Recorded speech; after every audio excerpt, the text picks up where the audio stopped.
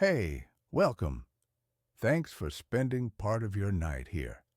Your support allows me to keep sharing stories meant for quiet moments like this. This video was made to help you relax and fall asleep naturally, without rush or distraction. Like and subscribe only if these stories are something you truly enjoy. Before you settle in, leave a comment with where you're listening from and the time it is for you. It's comforting knowing we're all out there together. Now, dim the lights, slow down, and let's begin tonight's stories. Story 1. I streamed myself sleeping. Someone knocked on my door while I was watching. The idea was born, as most of my bad ideas are, from a potent cocktail of boredom, narcissism, and the relentless gnawing need for content.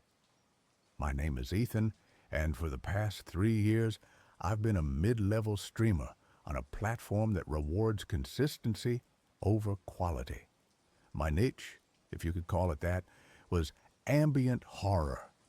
I'd play obscure, atmospheric horror games, narrate creepypastas in a low, sonorous voice, or simply host long, quiet streams from my dimly lit apartment, allowing the natural, unsettling sounds of my pre-war building to become the star of the show. My audience was small but loyal, a collection of fellow insomniacs and weirdos who found a strange communal comfort in our shared digital loneliness. The concept was deceptively simple: a 24/7, uninterrupted live stream of me sleeping. I called it the Somnus Project. The tagline I came up with was, "What happens when we're not watching?" It was a nod to the paranormal, a wink to my horror-loving audience, but in reality, it was a gimmick, a high-concept, low-effort way to keep my channel active, to hoover up a few extra donations while I was literally unconscious. Setting it up was easy. I mounted a wide-angle, night vision-capable webcam on a tripod in the corner of my bedroom, positioning it to capture my bed and most of the room. I set up a dedicated laptop to handle the stream, its screen a glowing, hypnotic eye in the darkness. On the first night, I went through my usual pre-stream ritual, talking to the chat, which was buzzing with a mixture of curiosity and mockery. "Bro is literally gonna get paid to sleep," one user typed. "What if he snores?" another asked. "Hope a ghost shows up, LOL," wrote a third. I laughed it off, signed off with my usual, "Stay safe in the shadows," and went to bed. I fell asleep to the quiet hum of the laptop and the knowledge that a few hundred strangers were watching me drool on my pillow. It was a profoundly weird, quintessentially 21st century feeling. The first few days were a bust, paranormal-wise. I snored, I tossed and turned. I once mumbled something about a missing spreadsheet in my sleep. The stream was, as expected, mind-numbingly boring, but my viewership numbers were up. People would leave the stream on in the background, a kind of bizarre human white noise machine. The donations trickled in, small amounts with messages like, "For your electric bill, Sleep King," or "Hope you're having sweet dreams." It was working. I would spend my waking hours in my living room, which doubled as my office, editing videos, answering emails, and of course watching the stream. It was a strange, out-of-body experience to be sitting on my sofa, drinking coffee, while simultaneously watching a live feed of my own empty, unmade bed. The bedroom door was always visible in the shot. It was a heavy, solid oak door, and I had a habit of closing it firmly every night. The first anomaly occurred on the fourth night. I was up late reviewing the VOD, video on demand, from the previous night, looking for any highlights I could clip for social media. A particularly loud snore, a funny sleep mumble. I was fast forwarding through the long static hours of darkness when I saw it. At exactly 3:13 a.m., the bedroom door, which I had distinctly remembered closing, slowly, silently, crept open. I stopped the playback, my heart giving a sudden hard thump against my ribs. I rewound it and watched again, in real time. The movement was almost imperceptible. A thin black sliver appeared between the door and the frame, widening by a millimeter every few seconds until the door was opened by a good 6 inches. There was no sound, no creak of hinges. It was like the door was made of smoke. It stayed open for the rest of the night. My blood ran cold. My building was old, the floors uneven. It was possible, I told myself, that the door hadn't been properly latched and had swung open on its own. A draft, perhaps. It was a rational, logical explanation, and I clung to it like a life raft. But I had never known that door to swing open on its own before. It was a heavy, well-fitted door. That night, before I went to bed, I made a point of not just closing the door, but locking it. I even gave the knob a hard jiggle on camera for the chat to see. "Just making sure we don't have any drafts tonight, guys," I said with a nervous laugh. I watched the VOD the next day. The door had stayed closed. I felt a wave of relief, followed by a pang of disappointment. A small, content, hungry part of me had been hoping for a ghost. But the next night, something else happened. Something I couldn't explain away with drafts or uneven floors. I was watching the VOD from the night before. At 2:47 a.m., one of the books on my bedside table, a heavy hardback copy of House of Leaves, slid off the table and fell to the floor with a soft, muffled thud. I hadn't even noticed it when I woke up. I had just picked it up and put it back without a second thought. But watching it on the replay, it was unnerving. It didn't just tip over, it slid, as if pushed by an invisible hand, moving a good 2 inches horizontally before it fell. The chat, which was watching the VOD along with me, went wild. "You WTIF, was that? Okay, that's not a draft. Demon, confirmed." I was skeptical, but I was also a streamer. I knew content when I saw it. I clipped the video of the fallen book and the opening door and posted them online. The clips got more views than anything I had ever produced. My follower count started to climb.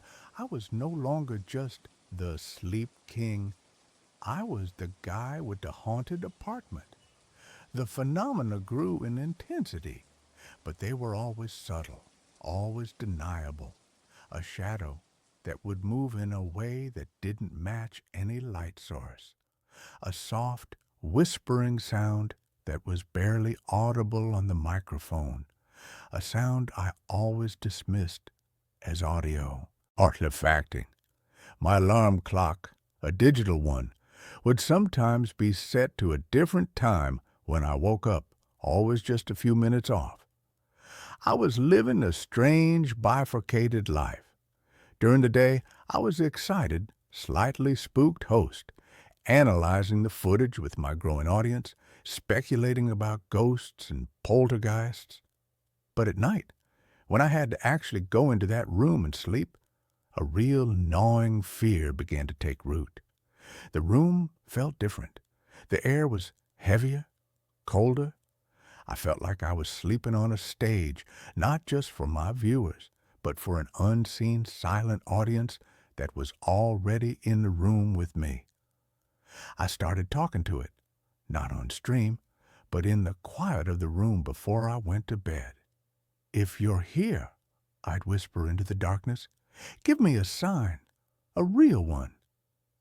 It was a stupid, horror movie trope thing to do, but I couldn't help myself.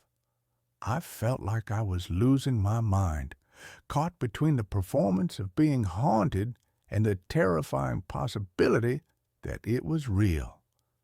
The real sign came on a Tuesday, 2 weeks into the Somnus Project.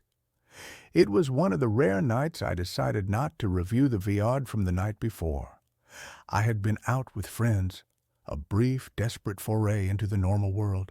I came home late, exhausted. I glanced at the stream on my phone. My bed was empty, the room silent. I went to bed, closed and locked the door, and fell into a deep, dreamless sleep. The next morning, I woke up feeling watched. It was a palpable, physical sensation, like the feeling of static electricity on your skin. I sat up in bed. Everything seemed normal. The door was still closed. The books were on the table, but the air was thick with a kind of resonant, humming silence. I went into the living room and pulled up the stream on my main monitor. I wasn't going to review the whole VOD. I was just going to check on something. A new paranoid ritual I had developed.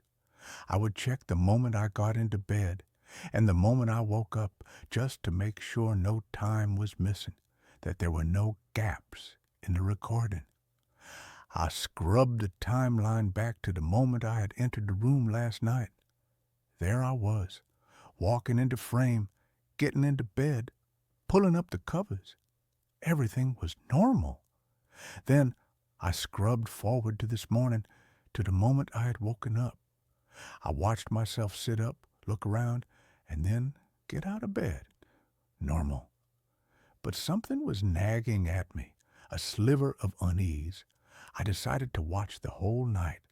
On 2x speed, the hours flew by in a blur of me tossing and turning in the ghostly green-tinged glow of the night vision. The digital clock in the corner of the stream ticked by. 2 hours a.m., 3 hours a.m., 4 hours a.m. Nothing. And then, at 4:22 a.m., it happened.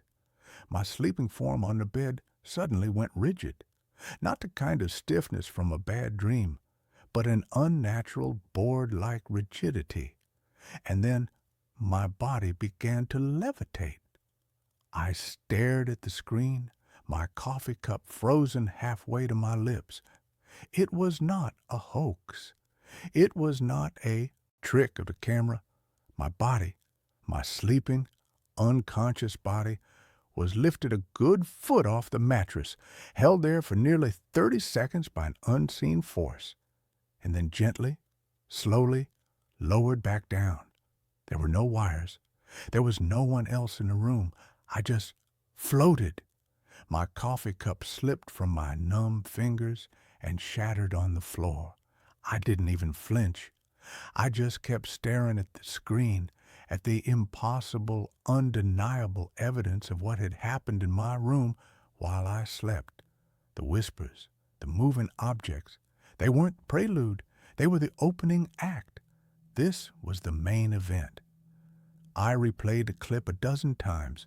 My mind, a frantic, drowning thing, tried to find a rational explanation, a dream, a hallucination. But I wasn't asleep when I was watching this. This was a recording. It was real. The thing in my apartment wasn't just moving my books, it was moving me. My first impulse was to end the stream, to pack a bag and leave, to burn the apartment to the ground. But the second impulse, the one that had been conditioned by years of chasing views and engagement, was different. This was the Holy Grail. This was the kind of footage that could make a career. This was the ghost I had been hoping for, even though its reality was 1,000 times more terrifying than I had ever imagined. Against every instinct of self-preservation I possessed, I clipped the levitation video. I posted it to my social media with a single, trembling, all-caps caption. I need help. This is not a joke. My channel exploded. The clip went viral, ricocheting across the internet. It was debated on Reddit, analyzed on YouTube, and even picked up by a few mainstream paranormal news sites. My viewer count skyrocketed from a few hundred to tens of thousands. I was no longer a mid-level streamer. I was a global phenomenon. I was the levitating man. The world was divided. Half believed it was one of the most convincing pieces of paranormal evidence ever captured. The other half believed I was a master hoaxer, a digital magician who had somehow pulled off the perfect illusion. The debate only fueled the fire. I was a prisoner in my own home. I was too terrified to sleep in the bedroom, but I was also too terrified to end the stream. I had created a monster, and now I had to keep feeding it. I started sleeping on the sofa in the living room, leaving the bedroom empty, a stage for whatever entity had taken up residence there, and the activity increased. Now that it had an audience, it began to perform. The door would be thrown open with violent force. The books would fly off the shelves. One night, the word "get" was scrawled on a wall in what looked like ash or soot. The next night, the word "out" appeared beside it. My life became a 24/7 horror show, and I was both the star and the sole terrified audience member in the front row. My mental state was disintegrating. I was a raw nerve, jumping at every shadow, my hands in a perpetual shaky tremor. The money was pouring in, but I couldn't spend it. The fame was suffocating. I was the ringmaster of a circus I could not control. And then came last night. I had been awake for nearly 48 hours, surviving on caffeine and raw fear. I couldn't bring myself to sleep, not even on the sofa. I was sitting in my computer chair, the warm glow of the monitor, my only companion, watching the live feed from the bedroom. The chat was a frantic, scrolling waterfall of text. Thousands of people from all over the world watching the empty, haunted room with me. For hours, there was nothing, just the quiet, malevolent stillness of the room. The "get out" on the wall seemed to pulse in the night vision. And then, at 3:13 a.m., the same time the door had first opened a lifetime ago, a new phenomenon began. A knock. A soft, hesitant, 3-beat knock. Knock, knock, knock. It was not coming from the bedroom. It was coming from my front door. I froze, my blood turning to ice. My apartment was on the 3rd floor. My neighbors were a quiet, elderly couple who were in bed by 9. No one ever knocked on my door this late.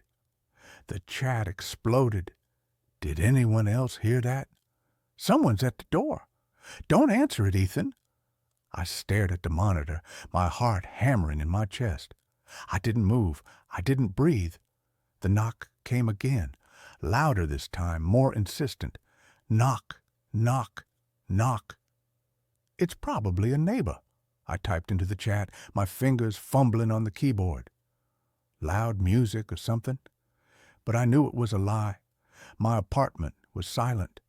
And then I looked at the live stream feed from my bedroom, and what I saw made the world dissolve into a roaring, static-filled void in my ears.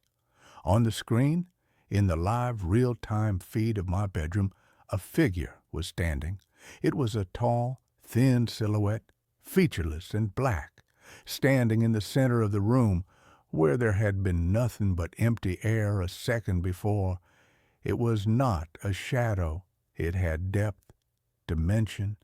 It was a hole in the shape of a man, a void that seemed to suck the very light out of the room. It was perfectly still, and it was facing the camera. I couldn't scream. The sound was trapped in my throat, a hard, painful knot of pure, undiluted terror. The thing on my screen was not a ghost. It was not a poltergeist. It was something else, something that had been drawn to the attention, to the energy of thousands of people, all focused on this one small room. I had not just opened a door for a ghost. I had opened a portal, and something had stepped through. Knock, knock, knock. The knocking at my front door was louder now, a frantic, angry pounding. It was in sync with the pulsing of the blood in my ears. I couldn't tear my eyes away from the monitor. The figure in the bedroom slowly lifted an arm. Its hand was a blur of static, but it was pointed directly at the camera, pointed at me. And then the voice. It wasn't in the room. It wasn't on the stream. It was inside my head. A dry, rasping, impossibly ancient sound like the crumbling of a tombstone. You opened the door. Now let me in. The knocking on my front door was no longer a knock. It was a violent, splintering crash, as if someone was throwing their entire body against the wood. The heavy, solid oak was groaning, the frame vibrating. My mind finally broke free from its paralysis. I scrambled back from my desk, my chair tipping over and crashing to the floor. I looked wildly around my living room, my sanctuary, which now felt like a death trap. The bedroom was compromised. The front door was about to give way. I am writing this now frantically on my phone, huddled in the one place I have left to hide, the small windowless bathroom. I have barricaded the door with a laundry hamper, a pathetic, flimsy defense against the impossible. The pounding on the front door has stopped, but the silence that followed is so much worse. I can hear footsteps, soft, dragging footsteps just outside the bathroom door, and a low, whispering sound, a sibilant, multi-toned whisper that seems to be coming from all directions at once. It's the sound from the stream, the sound I had dismissed as an audio glitch. It is not a glitch. It is the sound of its voice. My phone is my only light. I have the live stream of my bedroom still open on the screen. The figure is gone. The room is empty again. But that's not a comfort. It just means it's no longer in there. It's out here with me. The doorknob of the bathroom is turning. Slowly, silently, I am watching it happen. My own reflection, a pale, terrified ghost in the dark screen of my phone. My Somnus project was a success. I asked the question, what happens when we're not watching? And I got the answer. Something wakes up, and it watches you back. And then it comes to visit. I created a viral sensation. I have millions of viewers now, but the content is no longer mine to control. The show is being run by my new silent partner. I am the final act. The lock on the door just clicked. The whispering is getting louder. I think I know what the final clip is going to be. That's where this story ends. Let's continue with the next. I'm a paramedic. The body I picked up spoke my name. The rain wasn't just falling. It was a solid, percussive thing, an endless drum solo on the roof of the ambulance. Each drop that hit the windshield was fat and heavy, exploding in a starburst of light from the street lamps before the wipers smeared it away. It was the kind of night that bled into morning without ever truly getting light, a perpetual state of 3 a.m. gloom. My name is Alex, and for the past 8 years, the soundtrack to my life has been a siren, the rhythmic beep of a heart monitor, and the weary sigh of my partner Sarah after a particularly nasty call. We work the night shift in a city that never really sleeps but often dies in its bed. You get used to it. You have to. The horror, the grief, the sheer, sticky mess of human fragility. You build a callus over your soul, a thick, protective layer that allows you to intubate a dying man without your hands shaking and declare a stranger dead without your voice cracking. Tonight was a slow bleed, a fender bender, a drunk who'd fallen down a flight of stairs, a kid with a febrile seizure, the usual smorgasbord of urban misery. We were parked in our designated spot outside the ER. The smell of antiseptic wipes and stale coffee thickened the cab. Sarah was scrolling through her phone, the blue light making her face look hollow. I was staring out at the rain, letting the rhythmic squeak of the wipers lull me into a state of semi-consciousness. Then the radio crackled, a burst of static followed by the calm, disembodied voice of dispatch. Unit 73, respond to a wellness check. 1432 Blackwood Avenue. Repeat, 1432 Blackwood. Police are on scene. No answer at the door. Neighbor reports a foul odor. A wellness check with a foul odor. That was code. It meant we weren't going to be saving anyone. We were going to be dealing with the aftermath, the lonely, quiet end that nobody wants to think about. I keyed the mic. 73 responding. Sarah sighed, pocketing her phone. Blackwood Avenue? Isn't that out by the old mill district? The very same, I said, putting the ambulance in gear. The part of town the city forgot to pave. The drive was quiet. The rain intensified, and the world outside became a blurry watercolor of bleeding reds and yellows. Blackwood Avenue was a street of ghosts. The houses were old Victorians, most of them in a state of terminal decline, their paint peeling like sunburnt skin, their porches sagging like the jaws of old men. 1432 was the worst of the lot. It was set back from the road, partially consumed by an overgrown garden of weeds and thorny bushes that scraped against the side of the ambulance as I pulled into the driveway. A single police cruiser was parked at the curb, its lights off, making it look like an abandoned wreck.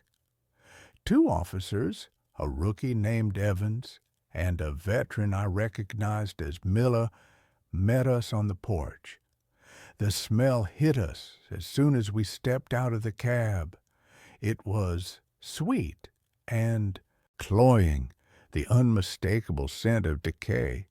It's a smell you never forget and one that clings to the inside of your nostrils for hours. He's in the living room, Miller said, his face impassive. Looks like he's been there a while. Name's Arthur Pendleton. Neighbor hadn't seen him in about a week. We donned our gloves and masks, the thin layer of latex and paper, a pathetic shield against the reality we were about to face. The front door was already ajar, splintered around the lock where the police had forced it open. Inside, the house was a time capsule. Dust motes danced in the beams of our flashlights, illuminating furniture draped in white sheets, yellowed wallpaper peeling at the seams, and stacks of old newspapers that reached the ceiling. It was the home of a man who had been alone for a very, very long time. He was in an armchair, facing a dead television. He was old, skeletal thin, his skin the color of old parchment and stretched tight over his bones. His eyes were closed and his mouth was slightly open, as if he had been in the middle of a sigh when his life had simply stopped. There were no signs of trauma, no indication of a struggle, just a quiet, lonely exit. It was a scene we'd witnessed 100 times before. The forgotten ones, the people who die and the world doesn't notice for a week. We did our work, the grim, necessary protocol. I checked for a pulse I knew I wouldn't find. Sarah listened for breath sounds that weren't there. We hooked him up to the monitor, a formality for the paperwork, and watched the flat, unwavering line march across the screen. Time of death was impossible to determine. We just wrote down the time we'd found him. "All right," I said, my voice muffled by the mask. "Let's get him on the gurney." We brought in the body bag and the gurney. It was always the worst part. The transition from a person, a former life, into cargo. We positioned ourselves on either side of the armchair. Sarah took his shoulders and I took his legs. The body was stiff, rigor mortis having come and gone, leaving a strange plastic-like flexibility in the limbs. "On three," I said. "1, 2, 3. We lifted. He was lighter than he looked, almost bird-like. As we maneuvered him out of the chair, his head lolled to the side, turning towards me. His thin, papery eyelids fluttered. I froze. It was a common phenomenon, a result of shifting post-mortem gases or muscle relaxation. I'd seen it before, but it was always unnerving. "You good?" Sarah asked, her voice strained from the weight. "Yeah," I grunted. "Just weird angle." We lowered him into the body bag. He was lying on his back, his face now pointing up at the ceiling. I reached for the zipper, my hand hovering over his chest. That's when it happened. His lips, dry and cracked like a sun-baked riverbed, pulled back from his teeth. A soft, airy sound escaped, a puff of putrid air that carried a single, impossible word. "Alex." It wasn't a shout. It wasn't even a full-voiced whisper. It was a rasp, a dry rustle of dead leaves, the sound of a voice that hadn't been used in a long, long time. But it was my name, unmistakably my name. My blood turned to ice water. Every hair on my arm stood on end. My breath caught in my throat, a sharp, painful hitch. I stared down at the dead man, at his still, silent mouth. Had I imagined it? The stress, the long night, the oppressive atmosphere of the house. My mind had to be playing tricks on me. "What was that?" Sarah's voice cut through my paralysis. My head snapped up. I looked at her, my eyes wide above my mask. "You heard that?" I whispered, my voice trembling. She was staring at the body, her face pale. I don't know. It sounded like the wind." But she didn't look convinced. She looked as scared as I felt. I looked back down at Arthur Pendleton. His face was placid again, a mask of serene decay. There was no sign that he had just shattered my understanding of reality.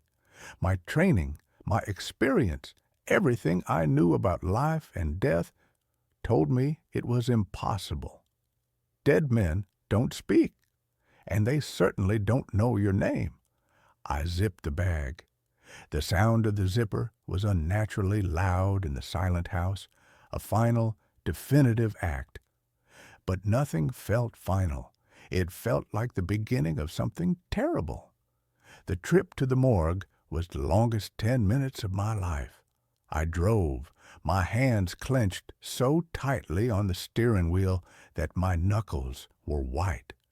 I kept my eyes glued to the road, but my mind was in the back of the ambulance with the black bag strapped to the gurney. Every bump, every turn sent a fresh jolt of fear through me. Was he moving back there? Was he trying to sit up?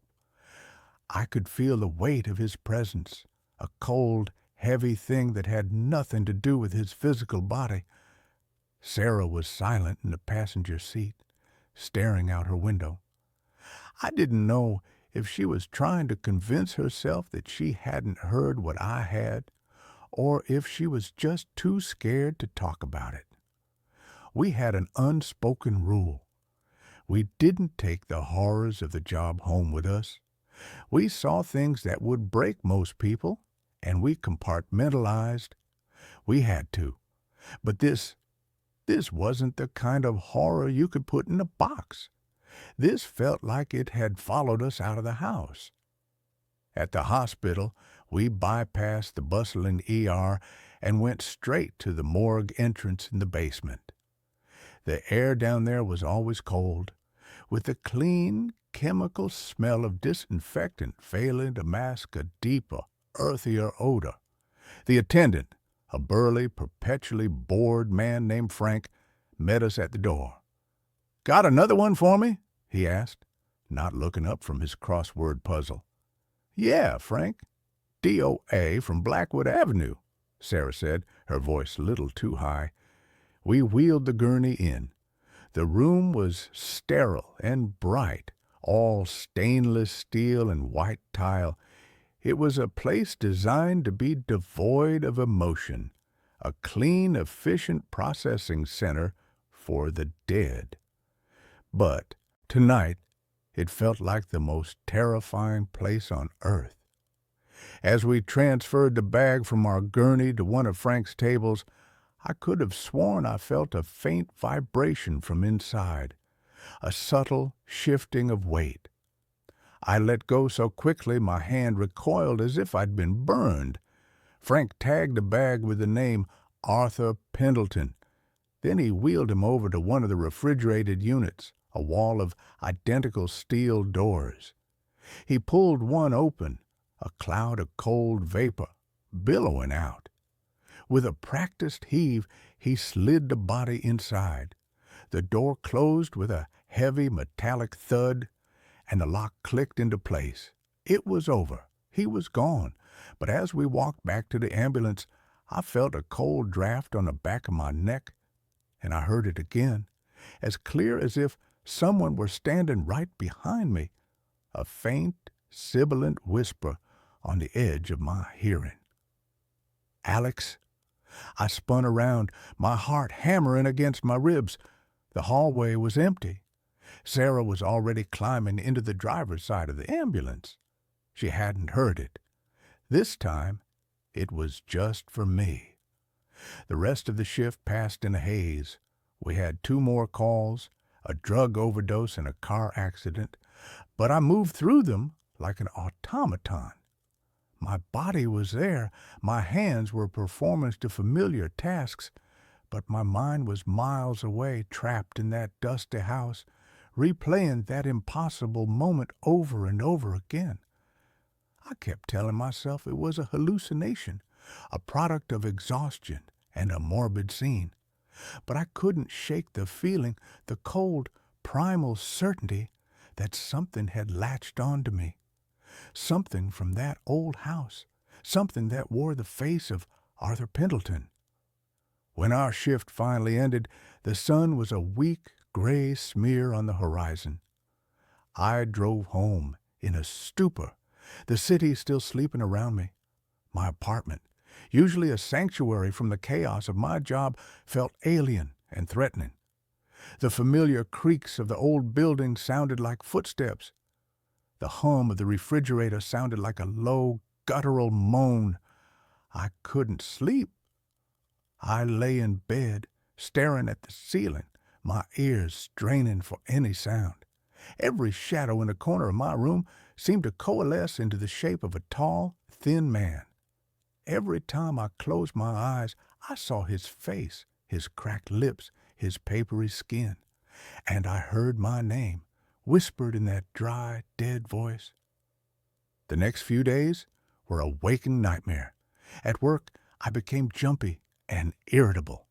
Every DOA call sent a spike of adrenaline and fear through my system. I found myself hesitating before touching the bodies, my hands trembling. Sarah noticed. "You've been on edge ever since that call on Blackwood," she said one night as we sat in the ambulance. "What's going on, Alex?" I wanted to tell her. I wanted to tell her that I was hearing things, that I felt like I was being watched, that I was convinced the dead man we'd picked up was haunting me. But how could I? She'd think I was losing my mind. She'd report me to our supervisor, and I'd be on administrative leave, forced into therapy. So I lied. "Just tired," I mumbled. "Haven't been sleeping well." She didn't press, but I could see the concern in her eyes. The wall of professional detachment between us was cracking. At home, things escalated. It started with small things. Objects would be slightly out of place. My keys on the wrong side of the table, a book I was reading open to a different page. Then came the sounds. The whispering became more frequent, no longer just on the edge of my hearing, but clear, distinct, and always, always my name. I started hearing footsteps in the hallway outside my apartment door, only to find no one there when I looked through the peephole. One night, I was in the bathroom washing my face. When I looked up into the mirror, he was there. For a split second, standing behind me was the gaunt figure of Arthur Pendleton. He was just a reflection, translucent and wavering, but his eyes were open, and they were staring right at me. I cried out and stumbled back, splashing water all over the floor. By the time I looked again, he was gone. That was when the denial finally shattered. This wasn't stress. This wasn't my imagination. This was real. I was being haunted. My rational mind, the part of me that was a paramedic, that dealt in facts and evidence, screamed for an explanation. I had to know who Arthur Pendleton was. What had he been in life that had allowed him to cling to me so tenaciously in death? Breaking protocol, I used my access to the hospital's record system. I pulled up the file from our call. Arthur Pendleton, age 87, no listed next of kin, no emergency contacts. He was a ghost even before he died. I dug deeper, cross-referencing his name and address in public records databases. I spent hours scrolling through digitized archives of old newspapers, property deeds, census records, and then I found it. A small article from a local newspaper dated 1958. The headline read, "Local Man Claims Contact with the Other Side." The article was about a young Arthur Pendleton who had caused a stir in the community by claiming to be a medium. He held seances in his house on Blackwood Avenue, claiming he could speak to the dead. He also spoke of a theory he called solic transference, the idea that a consciousness at the moment of death could imprint itself onto a receptive living person, a vessel, and continue to experience the world through them. The article dismissed him as a charlatan and a crank. But as I read his words, a cold dread washed over me. He wasn't just a forgotten old man. He was a man who had spent his life obsessed with cheating death. And I had been the first person to touch him when he finally succeeded. The knowledge didn't bring me peace. It brought terror. I wasn't just being haunted by a ghost. I was being targeted by a consciousness that wanted to use me. The activity in my apartment intensified dramatically. The whispers were now full sentences, fragmented and nonsensical, but in that same dry, rasping voice. "So cold? Let me in. I see with your eyes." One evening, I was heating up soup on the stove. I turned my back for a moment to grab a bowl, and when I turned back, every cabinet and drawer in my kitchen was wide open. Another night, I woke up to find all the faucets in my apartment turned on, the sound of rushing water filling the silence. The most terrifying incident happened with my television. I was watching a movie when the screen suddenly went to static. A face began to form in the swirling black and white dots. It was his face, Arthur Pendleton's face. His mouth opened, and a distorted electronic version of my own voice came out of the speakers. "Help me," it said in my voice. "He's trying to get in." I was losing my grip. I was afraid to be in my own home. I was afraid to go to sleep. My work suffered. I made a mistake on a call, gave the wrong dosage of a drug. Sarah caught it and corrected me, saving me from a potentially fatal error. That night, she cornered me in the hospital parking lot. "That's it, Alex," she said, her arms crossed. "I'm not letting you brush this off anymore. You almost killed someone tonight. You're not just tired, you're falling apart. Talk to me now." The dam broke. I told her everything about the whisper in the dead man's house, about hearing my name in the morgue, about the reflection in the mirror, the whispers, the television. I told her about the old newspaper article and Arthur Pendleton's insane theory. I expected her to recoil, to tell me I was crazy. But she just listened, her expression growing more and more grim. When I was finished, she was silent for a long time. "I heard it too, you know," she finally said, her voice barely a whisper. "In the house. I heard him say your name. I've been trying to convince myself I didn't, but I did." A wave of relief washed over me, so potent it almost brought me to my knees. I wasn't crazy. Someone else knew. I wasn't alone in this. But our shared knowledge made the situation infinitely more real and therefore more dangerous. The haunting was no longer just my problem. It was ours, and it was getting stronger. The next shift, we were responding to a call when the radio in the cab crackled. It was dispatch, but the voice was distorted, overlaid with a dry, rasping sound. "Unit 73, Alex, where are you going?" Sarah and I looked at each other, our faces ashen. Even dispatch called back, asking if we had a problem with our radio. Arthur was no longer confined to my apartment. He was following me, bleeding into the technology I used every day, using my own voice to taunt me. He was getting closer, trying to push me out and take my place.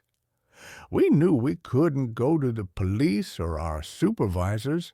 They would put us on psych leave so fast our heads would spin. We were on our own. We spent our days off in the library, researching the occult, spiritualism, anything we could find on Sulik transference or consciousness imprinting. Most of it was nonsense, but we found recurring themes, fragmented bits of lore about entities that anchor themselves to the living. The consensus was grim.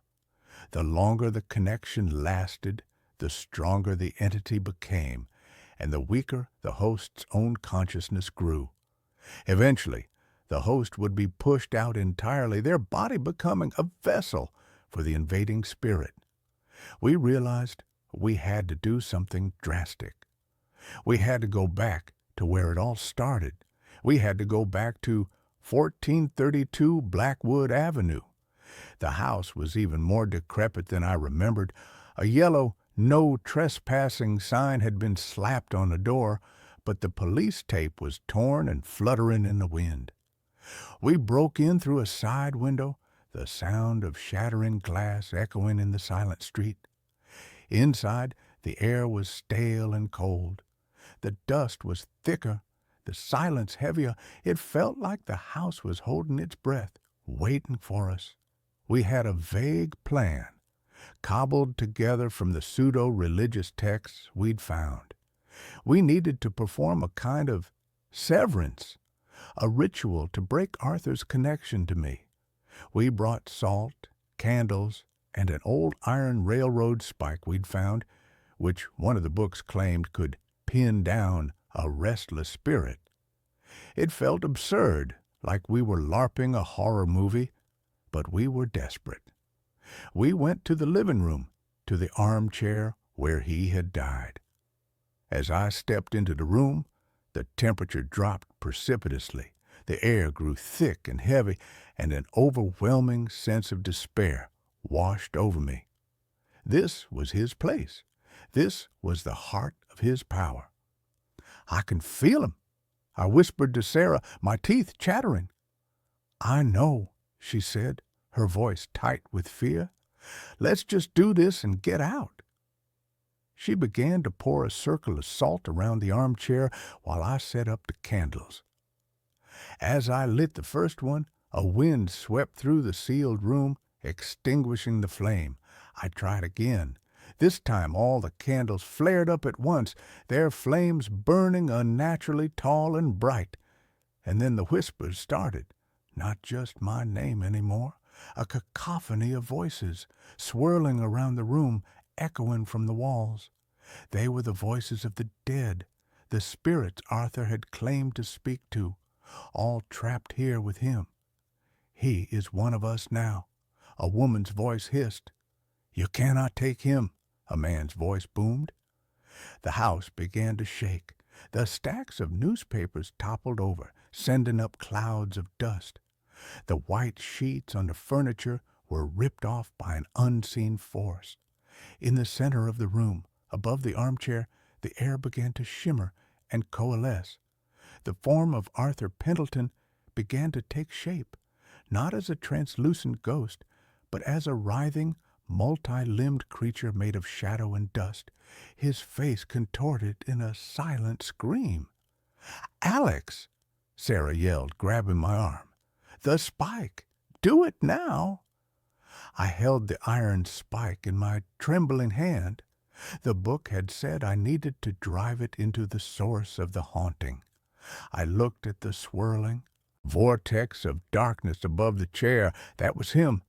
That was the thing that had been tormenting me. I took a step forward, and the entity focused on me. Its shadowy form lunged, not at my body, but at my mind. I felt a crushing pressure in my skull, a wave of cold, desolate energy that tried to scour my own thoughts away. I saw flashes of Arthur's life. A lonely boy in a big, empty house. A young man mocked for his beliefs. An old man sitting in a chair, waiting for death. Not with fear, but with anticipation, with a plan. He was trying to show me his loneliness, his pain, trying to make me understand, to make me give in. He flooded my mind with his own memories, and in that moment I understood his desperate, pathetic plan. He didn't want to just possess me. He wanted me to become him, to trade my life for his willingly. "No," I gasped, stumbling back. "Don't listen to him, Alex," Sarah shouted. "Fight him." I knew I couldn't overpower him. He was too strong here. But as his consciousness pressed in on mine, I felt something else. I felt his fear. He was terrified of oblivion, terrified of being alone in the dark. That was his weakness. I stopped fighting him directly. Instead of pushing back, I focused my mind. I thought about my own life. I thought about the first time I saved someone, a little girl who had been pulled from a swimming pool, her skin blue. I remembered the feeling of her heart starting to beat again under my hands. I thought about Sarah, the bond we shared, the countless hours we'd spent together, the unspoken trust between us. I thought about the sun on my face, the taste of coffee, the sound of rain on a window pane when I was safe in my bed. I flooded our shared mental space with the vibrancy, the warmth, the messy, beautiful chaos of being alive. The shadowy form recoiled, screeching, a sound that was both in the room and inside my head. My life, my connections, my will to live, it was like poison to him. "You are nothing but a memory," I shouted, my voice raw. "You are dead, and you will stay that way." I surged forward, pushing through the wall of cold, and plunged the iron spike deep into the cushions of the armchair, into the very spot where his body had sat. The moment the spike sank into the fabric, the entity let out a final, agonizing shriek that shattered the remaining windows in the house. The shadowy form imploded, collapsing in on itself, and the room was plunged into an abrupt, deafening silence. The candles went out. The shaking stopped. The oppressive cold vanished, replaced by the natural musty chill of the abandoned house. We stood there panting in the near darkness, surrounded by salt and shattered glass. It was over. I could feel it. The presence in my mind was gone. The cold spot on my soul had vanished. I was alone in my own head for the first time in weeks. We didn't stay to clean up. We scrambled out the broken window and ran, not stopping until we were back in the car, speeding away from Blackwood Avenue. We never spoke of what happened in that house. We didn't need to. We had faced the impossible together, and we had survived. I left my job a month later. I couldn't do it anymore. I couldn't walk into a stranger's house, not knowing what lingered there. I couldn't touch a dead body without a flicker of that old fear returning, the fear that it might open its eyes, that it might know my name. Sarah stayed on. She was stronger than me. We're still friends, but there's a distance between us now, a shared trauma that we can't ever truly move past. I moved to a new city, got a new job, a quiet, boring office job. I tried to build a new life, to forget the rasping voice and the face and the static. Most days I succeed, but sometimes, on a quiet night, when the wind is blowing just right, I'll hear a sound, a dry rustle of leaves that sounds almost like a whisper. And in those moments, I freeze and I listen, and I pray that I don't hear my name.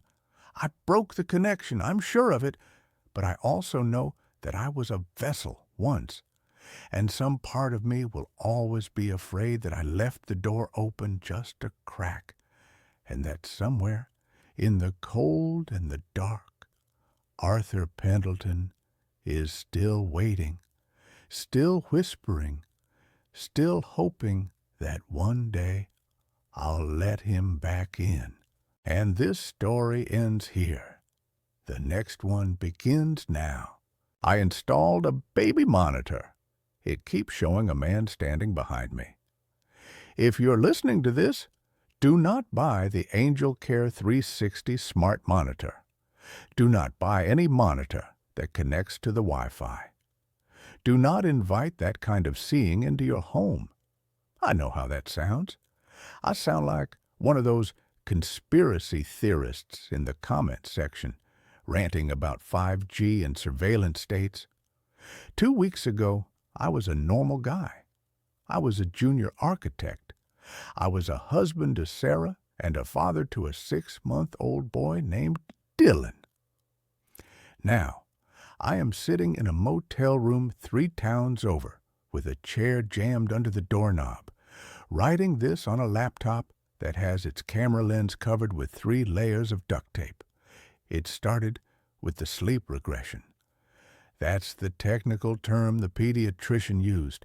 Dylan had been sleeping through the night, a miracle for which we were endlessly grateful. And then suddenly, he wasn't. He would scream. Not a hunger cry, not a wet diaper cry. It was a terror scream. It was the sound of a human being, however small, realizing they are in mortal danger. Sarah was falling apart. I was falling apart. We were hallucinations level tired. We had an old audio monitor, a cheap plastic thing that hissed like a nest of snakes, but Sarah said it wasn't enough. She needed to see him.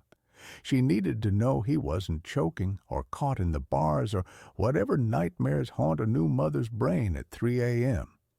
So I bought the Angel Care 360. It was expensive. It had night vision, motion tracking, temperature alerts, and 2-way audio. It linked to an app on our phone so we could check in from work or the grocery store. I installed it on the high shelf in the corner of the nursery overlooking the crib. The view was panoramic. The resolution was crystal clear, even in pitch blackness. The first 3 nights were uneventful. We stared at the screen like zombies, watching the green-tinted rise and fall of Dylan's chest, hypnotized by the peace of it. On Thursday, I was working late in my home office downstairs. It was around 11 p.m. Sarah had gone to bed early. I had the app open on my iPad, propped up next to my monitor, keeping one eye on the blueprints I was reviewing and one eye on the kid. The office was quiet, just the hum of the hard drive and the settling of the house boards. I glanced at the iPad. Dylan was asleep. But the camera was moving. The Angel Care 360 has a feature where it tracks motion. If the baby rolls over, the lens pans to follow him. But Dylan was stone still. The camera, however, was slowly, mechanically panning to the left. It moved away from the crib. It moved past the changing table. It stopped on the rocking chair in the far corner of the room. The chair was empty. It was just a wooden rocker with a knitted afghan thrown over the back. But the camera stayed there. The little green autofocus square popped up on the screen, locking onto the empty chair. It pulsed, in and out, focusing. I tapped the screen to manually move the camera back to the crib. It wouldn't respond. The app flashed a message. Subject tracking active. Piece of junk, I muttered. I force-closed the app and reopened it. When the feed reloaded, the camera was facing the crib again. Dylan was fine. I chalked it up to a software bug. I'm a rational guy. Machines glitch. Sensors pick up dust motes. 2 nights later, I woke up to use the bathroom. I checked my phone out of habit. The feed loaded. The camera was panning again. It wasn't looking at the crib. It was looking at the door to the nursery. The door was closed. The camera zoomed in, actually zoomed. The digital motors whirring silently upstairs on the door handle. I watched, freezing in my bed, waiting for the handle to turn. I don't know why I was scared. I should have assumed it was Sarah checking on him, but Sarah was asleep next to me, her breathing heavy and rhythmic. The handle didn't move, but the camera held that focus for a solid minute before snapping back to the crib. The next morning, I checked the event logs. The app records motion events. There was a thumbnail for 2:14 a.m. I played the clip. In the video, the camera pans to the door. It zooms in. And then, just for a fraction of a second, maybe 3 frames of video, there is a distortion right in front of the door. The pixels garbled like bad reception, but the shape of the distortion wasn't random. It was vertical, tall. I showed Sarah. "It's just the Wi-Fi lagging," she said, though she looked uneasy. "Mark, don't obsess over it, as long as he's safe." But I couldn't let it go. I started watching the feed constantly. The turning point was Tuesday. I had come home early. Sarah was out with her sister. I put Dylan down for his nap and went to the kitchen to make a sandwich. I put my phone on the counter, the feed open. I was spreading mayonnaise when I saw it. On the screen, the nursery door opened. I dropped the knife. I hadn't heard the door open upstairs. I hadn't heard footsteps. I stared at the phone. The door swung inward slowly, and then a man walked into the room. He was tall, impossibly tall. He had to duck his head to get under the doorframe, and our doorframes are standard 6'8". He was wearing a suit that looked too big for him, the fabric hanging loosely off his shoulders.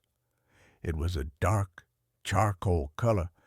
He walked with a strange, gliding gait, his knees not seemingly bending enough.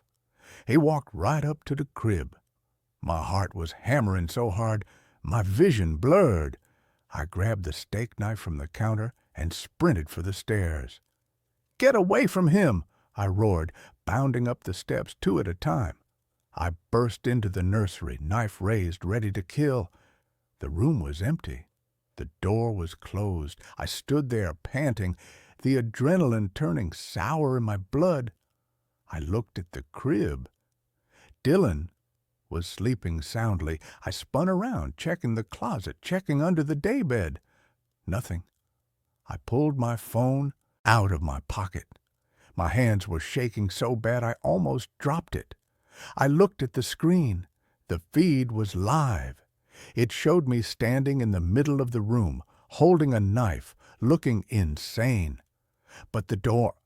In the video feed, the door was open. I looked at the real door. It was shut. I looked at the screen. Open. I walked over to the door and touched it. Solid wood. Latched. I looked at the phone. On the screen, my digital avatar was reaching out and touching thin air, because on the screen the door was wide open. And then I saw him. On the phone screen, standing in the dark hallway just beyond the open door, was the man. He was standing there just outside the threshold, watching me. I spun around to look at the hallway in real life. I ripped the door open. Empty hallway. Sunlight streaming in from the window at the end. Dust motes dancing. No 7-foot man in a suit. I looked back at the phone. On the screen, the hallway was dark, like it was nighttime. And the man was still there. He hadn't moved. He was looking at the camera. He was looking at me through the camera. His face, God, his face. It was blurred. Not digitally pixelated, but smeared. Like someone had painted a portrait of a face in oil paints and then dragged a thumb violently across the features before they dried. Where the eyes should have been, there were just deep, bruised indentations. I grabbed Dylan. I didn't care that I woke him up. I didn't care that he started screaming. I grabbed him, and I ran out of the house. I sat on the front lawn in the bright afternoon sun, clutching my son, waiting for Sarah to come home. I told her everything. I showed her the recording on the phone. She watched it. She saw me run in with the knife. She saw me staring at the door. "Mark," she said, her voice trembling, "the door is closed in the video." "What?" I snatched the phone back. I played it again. In the recording, she was right.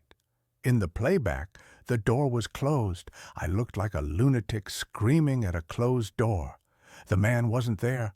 The dark hallway wasn't there. But I saw it. I screamed. I saw it live. "You need to sleep," Sarah said. She looked terrified of me. "You're having a breakdown." She made me take a sleeping pill. She made me sleep in the guest room. She kept Dylan in our room with the door locked. I didn't sleep. I lay in the dark, staring at the ceiling, questioning my sanity. Maybe she was right. The stress, the lack of sleep, the brain breaks eventually. I decided to prove it to myself. I needed to know I wasn't crazy. Yesterday morning, Sarah took Dylan to the park. I stayed behind. I went into the nursery. I took the camera down from the shelf. I brought it downstairs to the living room. I set the camera on the mantelpiece, facing the sofa. I sat on the sofa. I opened the app on my phone. I wanted to test the sensor. I wanted to see if I could trigger the glitch. I sat there for 20 minutes, staring at myself on the delay. I waved. The me on the screen waved a split second later. I made faces. Everything was normal. I felt a wave of relief. It was me. It was just exhaustion. I was about to close the app when the temperature sensor on the screen started dropping. The room temp was 72 degrees. The display in the corner of the app ticked down. 68, 60, 55, 48. I didn't feel cold. The living room was warm. Then the motion tracking box appeared, a green square. It didn't appear on me. It appeared in the air directly behind the sofa, behind my head. I watched the screen. The pixels behind my head started to darken. A shadow was forming. It wasn't casting on the wall. It was manifesting in the air. I didn't turn around. I couldn't. I was paralyzed by the image on the phone. The shadow coalesced. It formed the suit. The slumped, narrow shoulders. The long, gray neck. The man was standing behind the sofa. He was bending down. I watched on the screen as his smeared, featureless face lowered until it was inches from my right ear. I held my breath. I squeezed my eyes shut, waiting for a touch, a breath, something. There was nothing physically there. But on the phone audio, I had the volume up. I heard a sound. It was wet, a slow, rasping inhalation, like someone trying to breathe through a throat full of mud. Craw! I opened my eyes and looked at the screen. The man had moved. He wasn't by my ear anymore. He was looking at the camera. He raised a hand. His fingers were impossibly long, with too many joints. He pointed at the ceiling. Then he looked up at the ceiling. I knew what was directly above the living room, the nursery. I ran. I didn't verify. I didn't turn around. I grabbed my keys and I ran out the door. I called Sarah and told her to go to her mother's. I told her not to come home. I told her I found mold, gas leak, whatever lie she would believe. I checked into this motel. I've been watching the feed. I shouldn't, but I can't stop. I left the camera on the mantelpiece in the living room. For hours, nothing happened. Just the empty living room. But an hour ago, the camera moved. I didn't move it. It panned down. It fell off the mantelpiece, lens up. It showed the ceiling. Then I saw feet. Not shoe-clad feet. Bare feet. Pale gray, emaciated feet, walking across the living room ceiling, walking upside down, defying gravity, pacing back and forth like a caged animal. And then a face dropped into the frame. It hung from the ceiling, swinging slightly. It was the man. But this time, the smear was gone. He has eyes now. They are small and bright and human. They are my son's eyes. He looked into the lens, and he spoke. It came through the tiny speaker on my phone, tinny and distorted, but clear enough. He said, "Daddy." But it wasn't Dylan's voice. It was a voice that sounded like grinding stones. "Daddy, come home. We are waiting." I shut the laptop. I threw the phone in the toilet, but I can still hear it. I can hear the scratching in the walls of this motel room. I can hear the wet breathing under the door. Technology doesn't create ghosts. It just allows us to see what was always standing behind us. I have to go now. The light bulb just popped. And in the dark, the blue light of the smoke detector is blinking. It's blinking in a pattern. Look, behind you. And that's where this story ends. Let's move on to the next one. The new medication stops my nightmares. Now, something wants me asleep forever. I haven't slept in 72 hours. I'm currently sitting in my bathtub, wearing all of my clothes, with the cold water running over my legs. I have a safety pin jammed into the web of skin between my thumb and index finger. Every time my eyelids droop, every time the gray fog starts to roll in at the edges of my vision, I twist the pin. The pain is the only thing keeping me here. The pain is the only anchor I have left. If you're listening to this, if you're one of the people who saw my initial vlog about the clinical trial, consider this a retraction, a warning. Do not take the pills. Do not go to the Somnus Institute. If you have the bottle with the blue label and the white child-proof cap, flush it. Flush it right now. My name is Julian, and I was a chronic parasomniac. That's the polite medical term. The reality is that for the last 10 years, sleep has been a torture chamber. I didn't just have bad dreams. I had night terrors that were so visceral, so physically demanding, that I would wake up with scratches on my face and blood in my mouth. I dreamt of drowning in oil. I dreamt of being dissected by faceless surgeons while paralyzed. I tried everything. Melatonin, valerian root, prescription Ambien therapy, hypnosis. Nothing worked. The Ambien just made me forget the screaming, but my neighbors didn't forget. I was on the verge of eviction and losing my job as a data entry clerk because I couldn't focus on the screen without hallucinating spiders. Then I found the ad.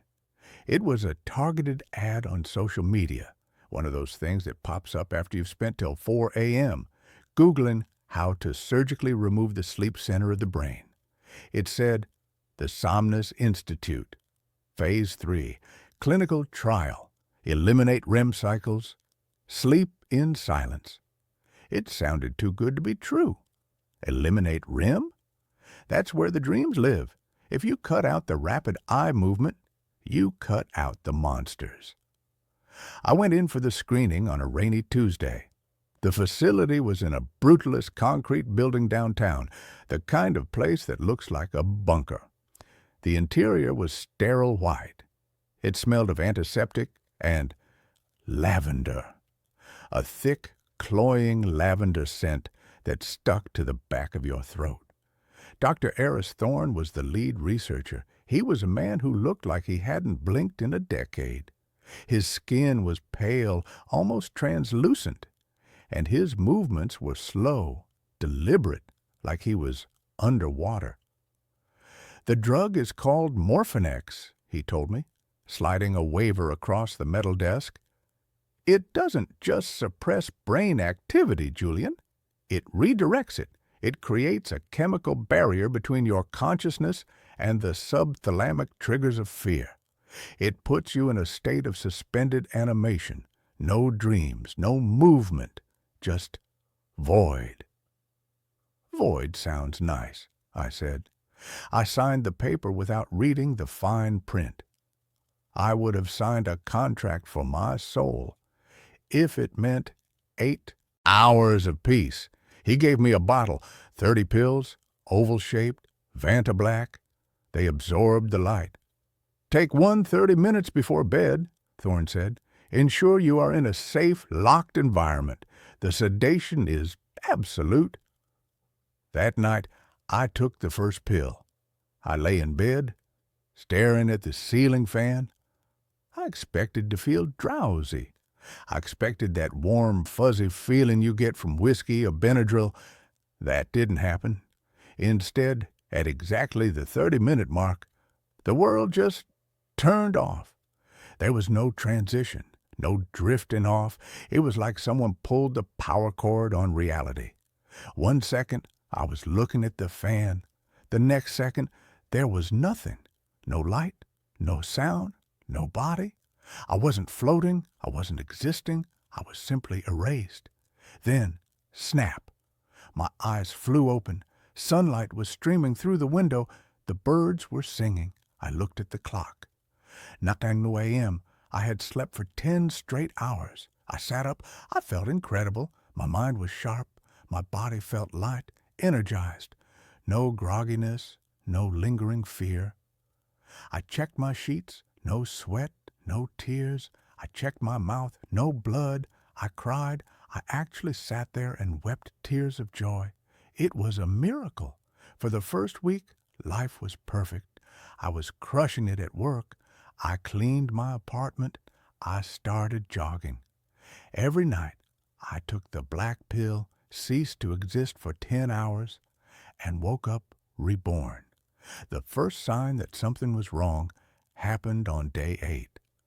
I woke up, but I didn't open my eyes immediately. I was lingering in that warm, comfortable state between sleep and wakefulness. I felt a weight on the bed. It wasn't heavy. It was a subtle depression in the mattress, right beside my hip, like someone was sitting there watching me. I snapped my eyes open. The room was empty. The depression in the mattress slowly rose back up as I watched. I dismissed it. Hypnopompic hallucination, a residual trick of the brain. I got up, made coffee, and went to work. But that night, I hesitated before taking the pill, just for a second. The memory of that weight on the bed gave me a shiver. But the fear of the old nightmares was stronger. I swallowed the pill. Click. Darkness. I woke up the next morning on the floor. I was lying on the hardwood 3 feet from my bed. I was curled in a fetal position, shivering. My bedroom window was wide open. It had been 40 degrees last night. I scrambled up, shutting the window. I checked my body.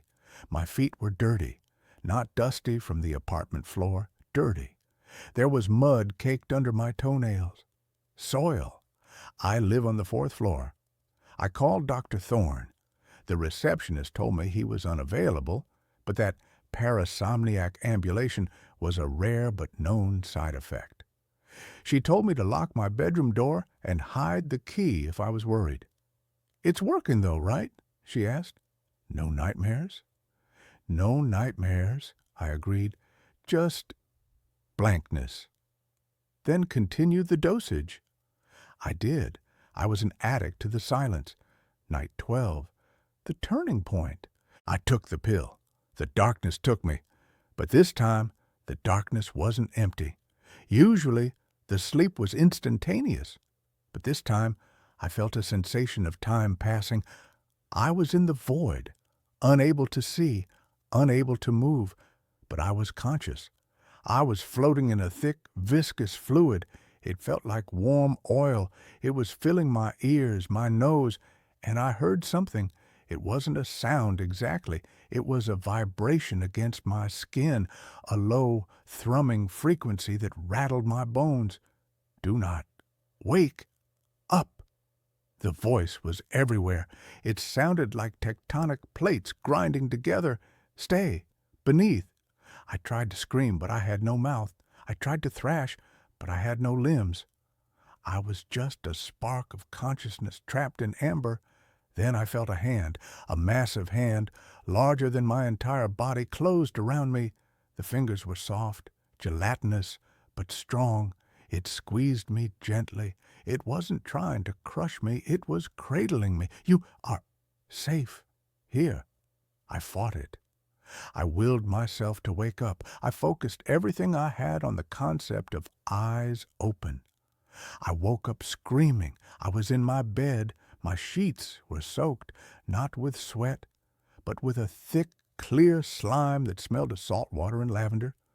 I sat up, hypoventilating. I looked at the clock. It was 4 p.m. I had been asleep for 18 hours. My phone had 40 missed calls from work. I had missed my shift. I had missed the entire day. I ran to the bathroom to wash the slime off. As I scrubbed my skin raw under the shower, I saw the bruise. It wrapped around my torso. 4 distinct, long finger marks. And a thumb. But the bruise was massive.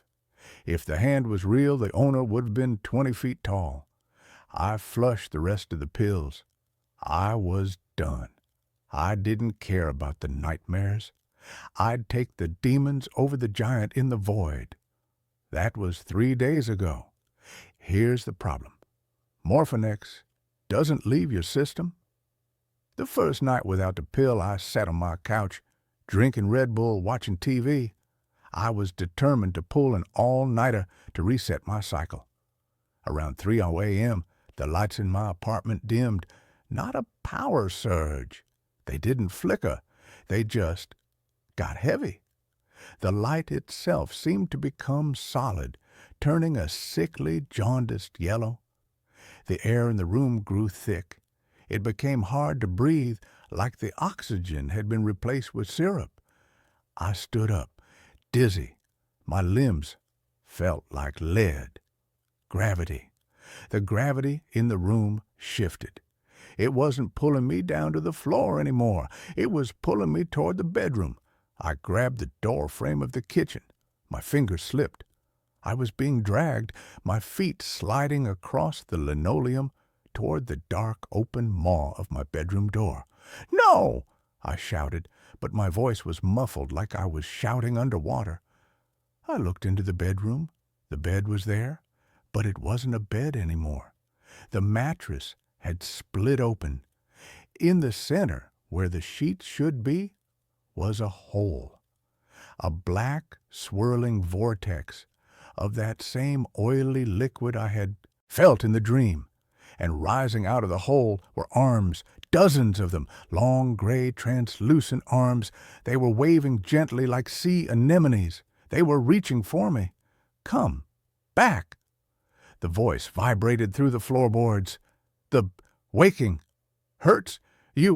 We heal. You." I grabbed a steak knife from the counter. I stabbed it into the doorframe to anchor myself. The pull was immense. It felt like a vacuum seal trying to suck me in.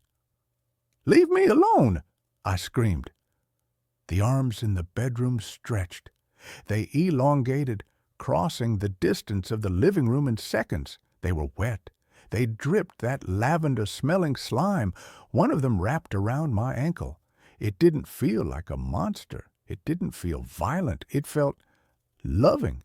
It felt like a mother picking up a child. It was warm. It was comforting. And that was the most terrifying part. A wave of euphoria hit me. My eyelids fluttered.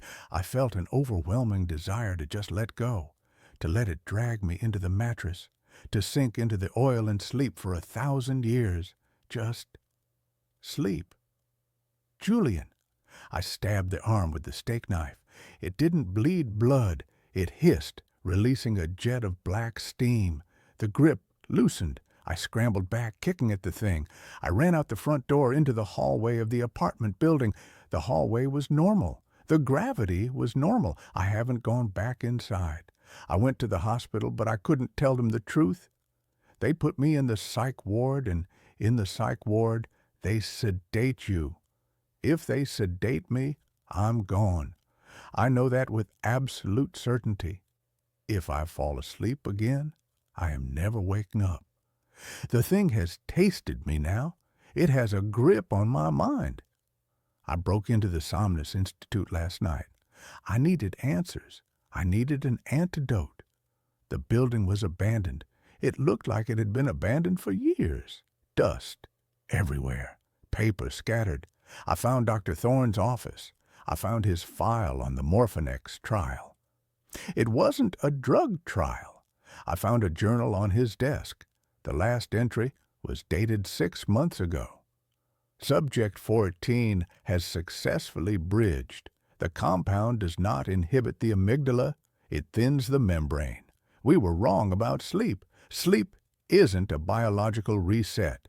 Sleep is a location. It is a dimension of entropy. We have been building a dam against it for millennia, waking up to keep the waters back. Morphinex breaks the dam. There was another note, scrawled in shaky handwriting in the margin. They are lonely. They are so huge and so lonely, they just want to hold us. I found Dr. Thorne in the next room. He was sitting in a chair. He was dead. But he didn't look dead. He looked preserved.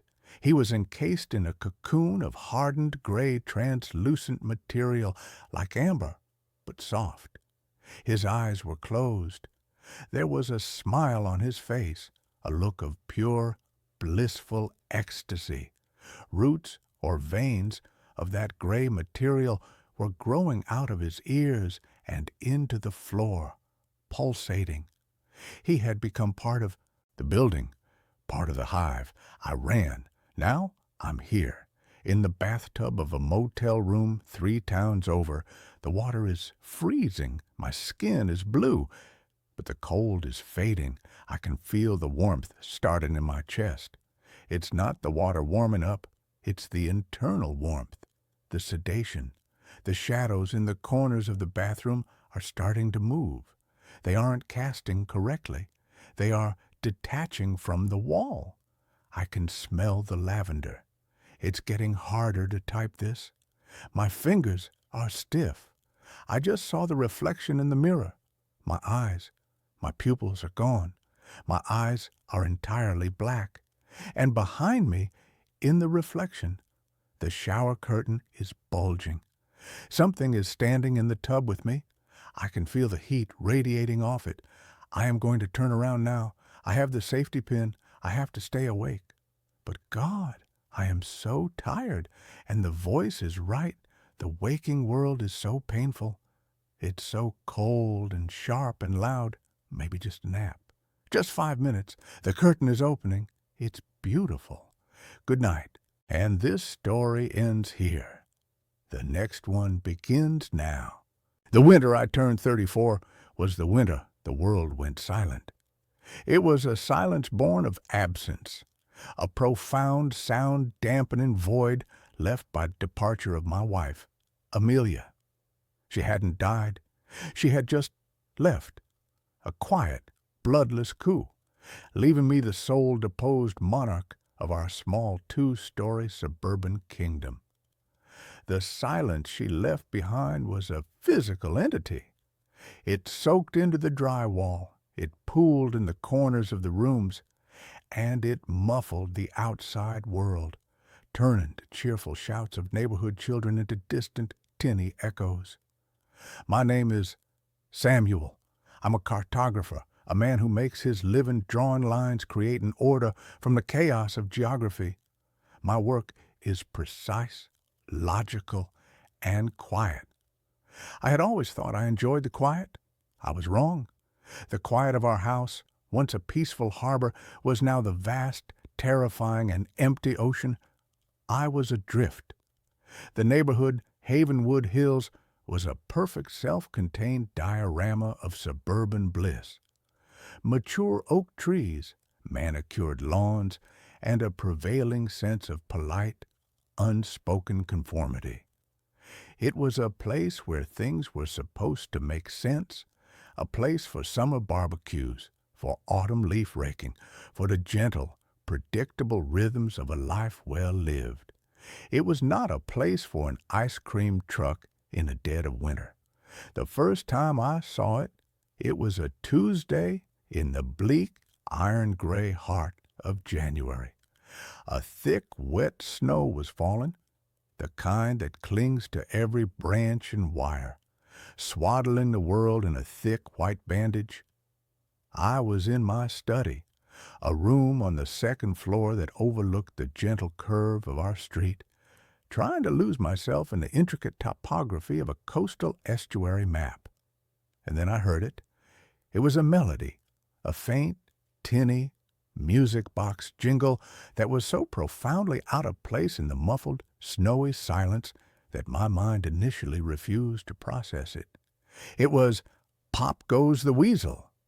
But it was wrong. It was slow, lugubrious, each note slightly off-key, as if the music box that was playing it was very old and very, very tired. The sound grew slowly, agonizingly, louder. I went to the window, my brow furrowed in confusion. And there it was, creeping down the center of the snow-covered street at a pace that was more funereal than festive, was an ice cream truck. It was a relic, a ghost from a bygone era, a vintage 1960s model with rounded, friendly-looking fenders and a high, curved roof. The paint was peeling in long pastel strips of what had once been cheerful pink and white, revealing a layer of rust that was the color of old, dried blood. On the side, in a faded, looping, and vaguely sinister script, were the words, "Jolly Jack's Joyful Gems." The cartoon caricature of Jolly Jack was the stuff of nightmares, a winking, ruddy-cheeked clown whose smile was too wide, whose eyes were just two black, empty circles. The truck moved with a strange, unnatural silence, the only sound the slow, melancholy dirge of its song. It left no tracks in the fresh snow. My first thought was that it was a prank, some art school prankster with a vintage truck and a twisted sense of humor. But as it drew nearer, I saw the other residents of Havenwood Hills begin to emerge from their warm, bright houses. They moved with a slow, shambling gait, their faces slack, their eyes empty and unfocused. They were dressed in their indoor clothes, pajamas, bathrobes, slippers, oblivious to the biting cold and the falling snow. They were like sleepwalkers, drawn from their homes by the truck's sad, hypnotic song. My neighbor, Mr. Henderson, a man who wouldn't step outside without his tweed jacket, was standing in his driveway in a thin silk dressing gown, a light dusting of snow already gathering on his bald head. The truck stopped directly in front of my house. A small sliding window on its side opened with a soft, scraping sound. A figure leaned out. It was a silhouette, a shape in the deep, shadowy interior of the truck. I couldn't make out a face, just the impression of a tall, thin man in an old-fashioned soda jerk hat. A single, pale, long-fingered hand rested on the counter. The neighbors formed a silent, orderly queue. One by one, they would step up to the window, murmur something, and the pale hand would dispense not an ice cream cone, but a small white paper-wrapped block. They would hand over no money. They would simply take the block, turn, and shuffle back to their houses, their faces still wearing the same blank, vacant expression. I watched, my own face pressed against the cold glass of the window, until the last neighbor had been served. The sliding window scraped shut. The slow, sad music began its funereal march once more, and the truck continued its crawl down the street, disappearing into the swirling snow, leaving the pristine, trackless white street behind it. The next day, I tried to talk to Mr. Henderson as he was collecting his mail. "Did you see that ice cream truck yesterday?" I asked, my voice a little too loud, a little too eager. He looked at me. His eyes, which were usually so full of a wry, intelligent humor, seemed clouded, distant. "Truck?" he said, his brow furrowed in genuine confusion. "I don't think so, son. Not in this weather." He turned and walked back to his house, leaving me standing in the cold, the seeds of a profound and terrible dread beginning to sprout in my gut. The truck returned the next day, at the same time, in the twilight hour as the world turned from gray to black, and the next. It became a part of the winter landscape, a daily, impossible ritual. And every day my neighbors would perform their silent, somnambulistic pilgrimage. After a week of this, I began to notice a change in the neighborhood, a subtle, creeping decay. The Christmas lights, which had been left up in a cheerful, defiant stand against the winter gloom, were no longer being turned on. The lawns, once so meticulously kept, were becoming shaggy and unkempt beneath. The snow, the people themselves, seemed faded.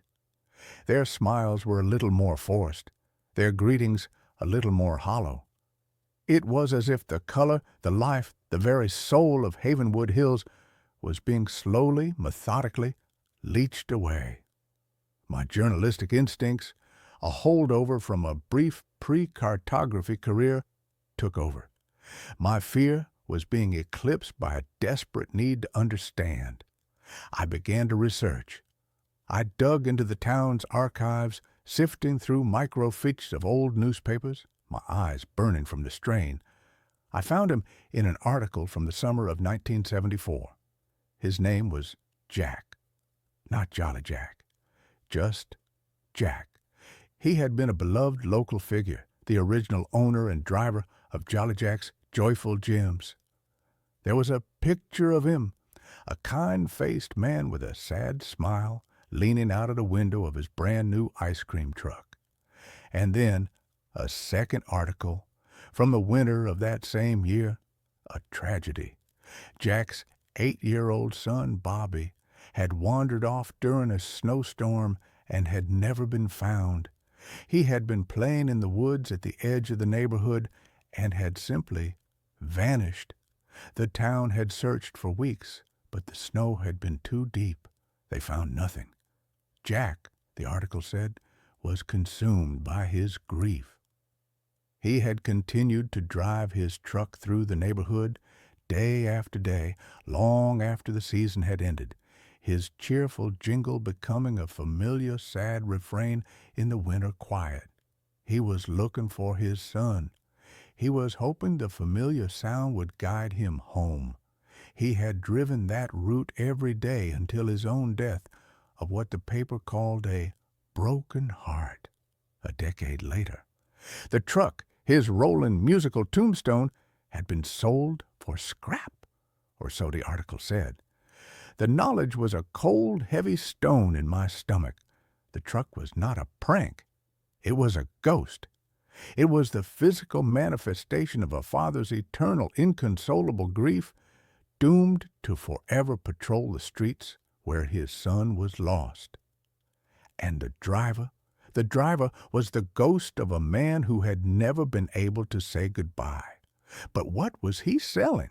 What were those little white blocks? I knew I had to get closer. The next evening, as the first sad notes of "Pop Goes the Weasel" drifted through the falling snow, I put on my coat and went outside. The cold was a physical shock, a sharp, clean slap in the face. I joined a silent, shuffling line of my neighbors. Standing among them was like standing in a graveyard. Their eyes were vacant, their breathing shallow. The air around them felt thin, depleted. When it was my turn, I stepped up to the window. The inside of the truck was a deep, impossible darkness, and the cold that emanated from it was not the cold of winter, but the deep, cellular, ancient cold of the grave. The pale, long-fingered hand of the driver rested on the counter. His face was a blur of shadow beneath his hat. "What would you like?" a voice whispered. It was not a real voice. It was a dry, rasping sound like dead leaves skittering across pavement. I looked at the menu, a small hand-painted board inside the truck. The flavors were not chocolate or vanilla or strawberry. They were written in the same looping, faded script as the side of the truck. And they were a carefree summer afternoon, the pride of a first success, Christmas morning, age 6, a mother's embrace. I stared at the words, my mind reeling. This was not ice cream. This was something else. "What are they?" I whispered, my voice trembling. "Memories," the driver rasped. "Just a little taste, to help you forget the cold." My eyes scanned the list again, and my heart stopped. At the bottom of the board, one flavor was written in a slightly different, more recent hand. Amelia's laugh, a sound, a memory, a feeling that I had been chasing in my dreams for 6 agonizing months. The sound that had been the anchor of my life. The thought of hearing it again, of feeling the warmth of it, was a siren song so powerful, so seductive, that it drowned out all the alarm bells that were screaming in my head. "I'll have that one," I said, my voice a choked, desperate thing. The pale hand disappeared into the darkness and reemerged with one of the small paper-wrapped blocks. As I reached for it, his cold, dry fingers brushed against my own. It felt like touching a statue. I took the block. It was cold, but it wasn't the cold of ice. It was the cold of absence.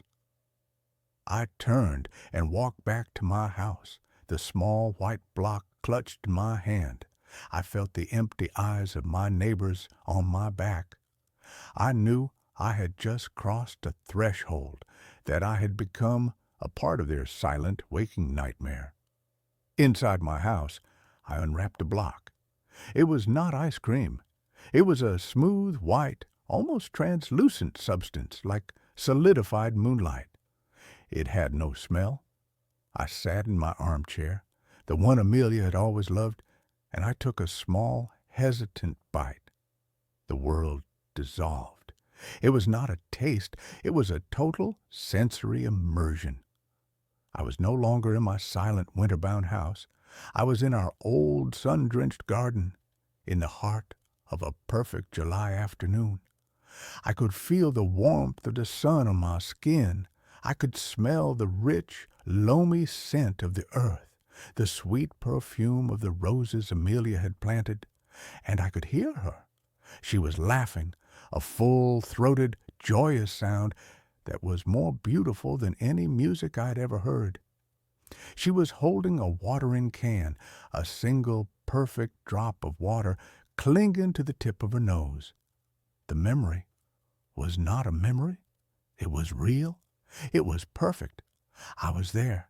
The experience lasted for what felt like an eternity, and for what was probably only 30 seconds.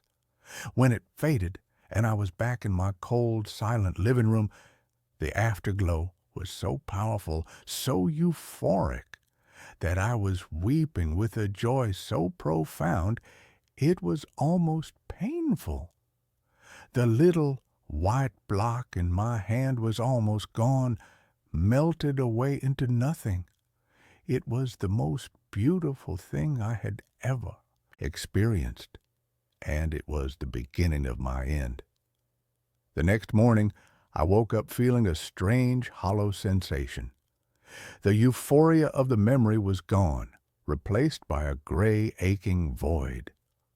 I went to make coffee, and I found myself staring at the coffee maker, a simple drip machine we had owned for years, and I couldn't remember how to use it. The knowledge was just gone.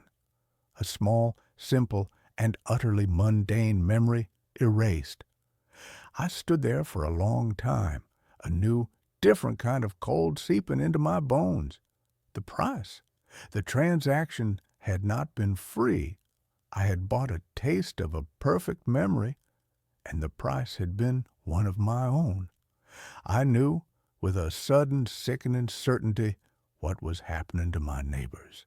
They were trading their lives piece by piece, memory by mundane memory, for the euphoric, nostalgic poison of the ice cream truck. They were hollowing themselves out, becoming empty, silent vessels, their pasts consumed, leaving only the blank, placid present. I should have stopped. I should have thrown the rest of the block away and boarded up my windows and never gone outside again.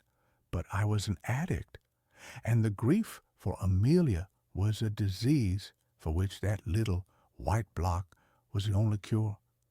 I went back the next night, and the next. I traded the memory of my first grade teacher's name for the feeling of Amelia's hand in mine on our first date. I traded the memory of how to tie a Windsor knot for the smell of her hair on our wedding day. I was systematically dismantling my own history, one cherished, perfect, and utterly false memory at a time. My own life was becoming a blur, a collection of disconnected moments, and the only things that felt real were the ones I was buying from the ghost in the truck. My world grew smaller. I stopped working. The lines on my maps became meaningless squiggles.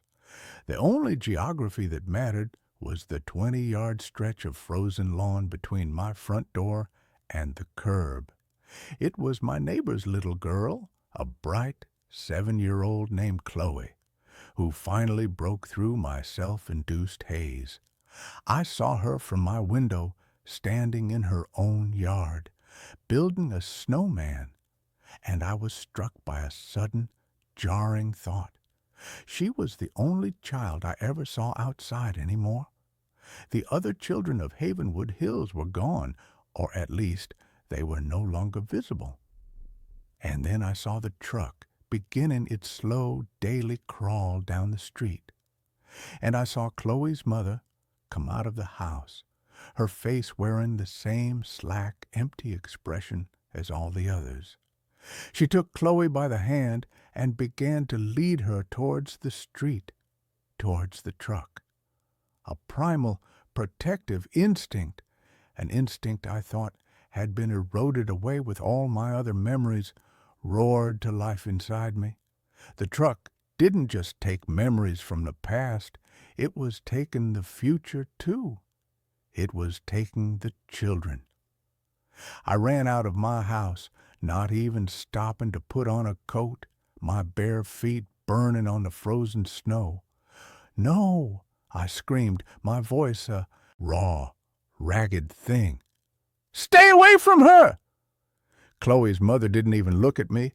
She just continued her slow, inexorable march towards the siren song of the truck.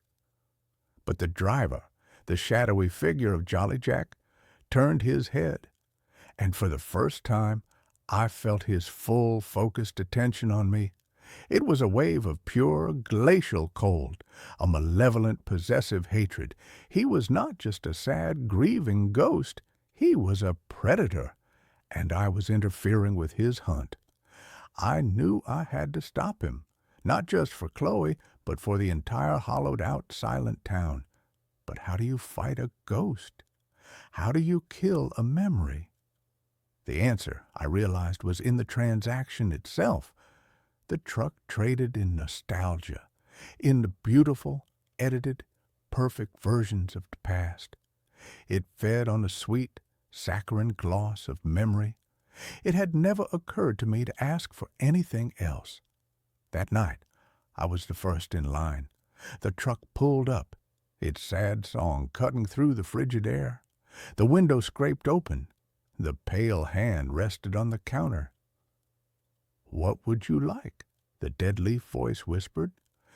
I looked the shadowy figure in the eye. "I want a new flavor," I said, my own voice steady, resonant with a purpose I hadn't felt in years. The figure was still. The hand did not move.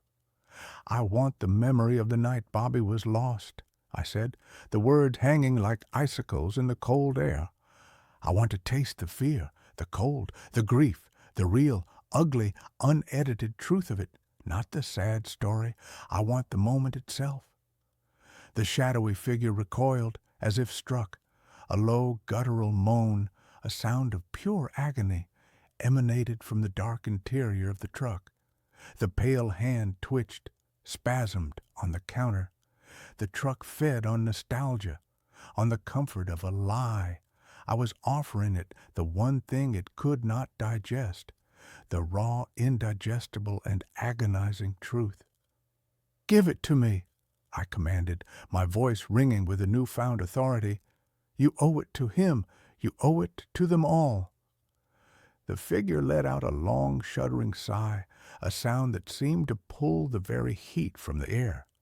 The pale hand disappeared and re-emerged with a block. But this one was not white. It was a dark, swirling, angry gray, and it seemed to throb with a cold, internal light. I took it. It was so cold it burned my hand.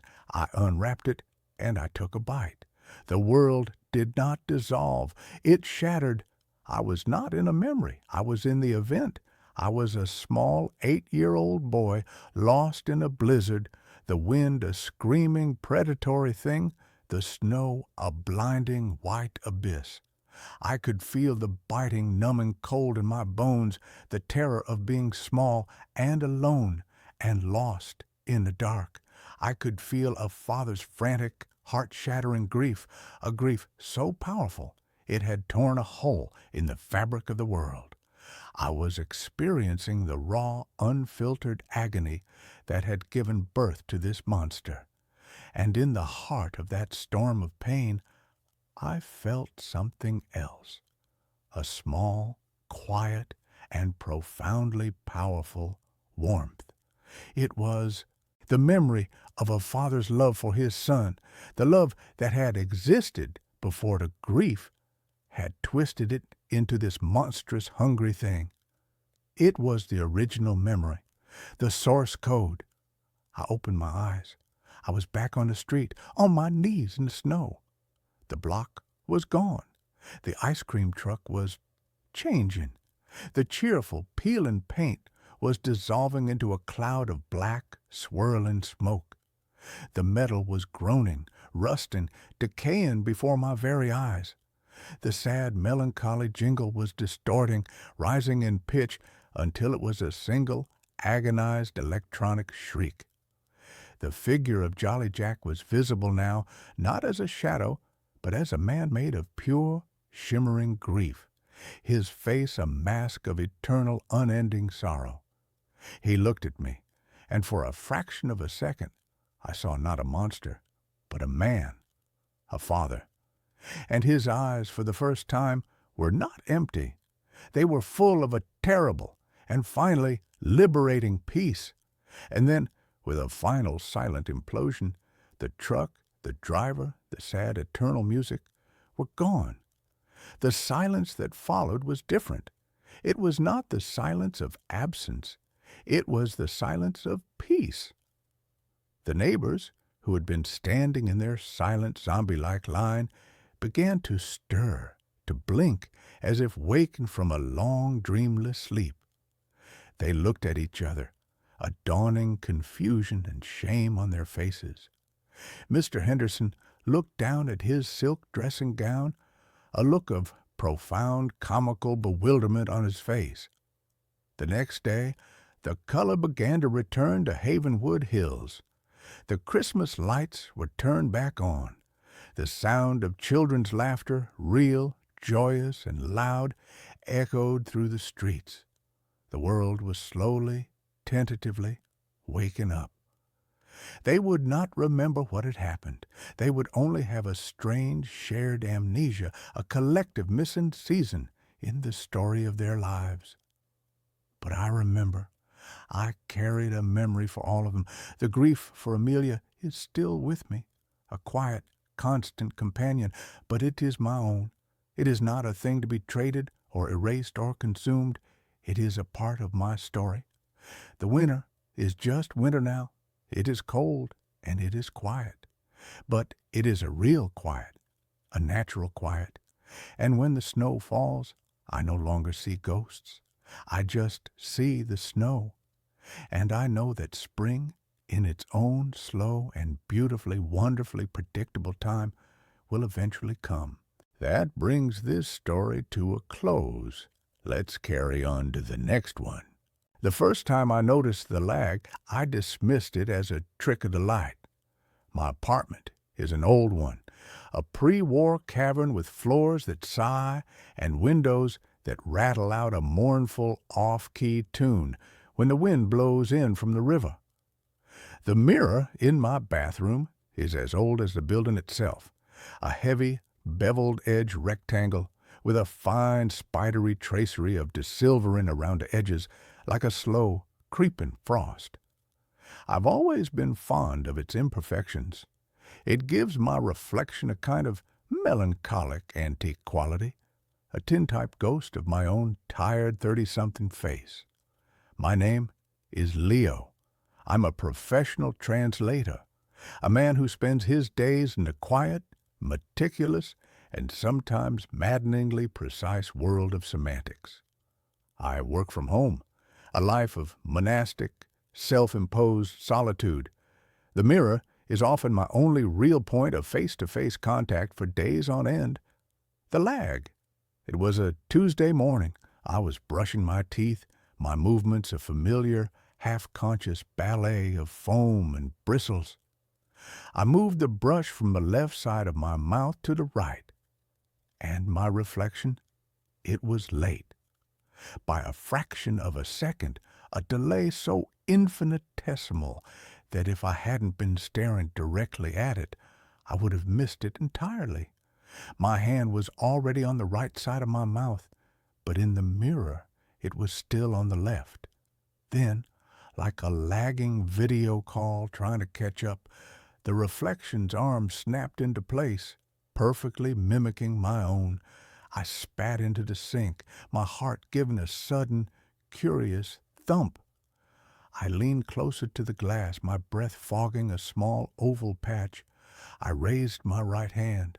The reflection raised its right hand. I wiggled my fingers.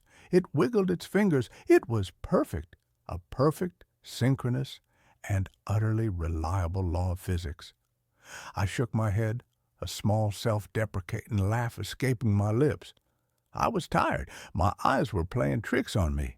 I had been translating a particularly dense and deeply tedious German philosophical text for 12 hours straight. My brain was clearly misfiring. But the next morning, it happened again. This time, I was combing my hair. I lifted the comb to my head, and the reflection was a beat behind. A tiny, almost imperceptible, but undeniably present delay. It was like watching a movie where the sound was a few frames out of sync with the picture. The dissonance was subtle, but deeply, profoundly unnerving. My rational mind, the part of me that translates legal documents and abhors ambiguity, immediately began to construct a list of logical explanations. It was a neurological issue, a mild, undiagnosed form of visual processing disorder, a side effect of my chronic low-level caffeine addiction. I made an appointment with an optometrist. I cut back on coffee, but the lag continued, and it began to get worse. The fraction of a second became a full second, then two. I would turn my head, and my reflection would hold its position for a long, pregnant, and deeply unsettling moment, before it, too, would turn, its movement a little too smooth, a little too fluid, as if to make up for its tardiness. My morning routine became a ritual of slow-motion, paranoid dread. I would stand before the mirror, my heart pounding, performing a series of simple, deliberate movements, a terrified conductor trying to lead an orchestra that was perpetually and deliberately out of time. I began to notice other changes. The reflection was no longer just late. It was different. The dark, tired circles under my eyes, a permanent fixture of my own face, were fainter on the reflection.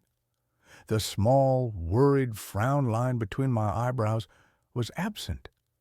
The reflection looked better, more rested, more confident. It was me, but it was a version of me that had been getting a full, uninterrupted 8 hours of sleep.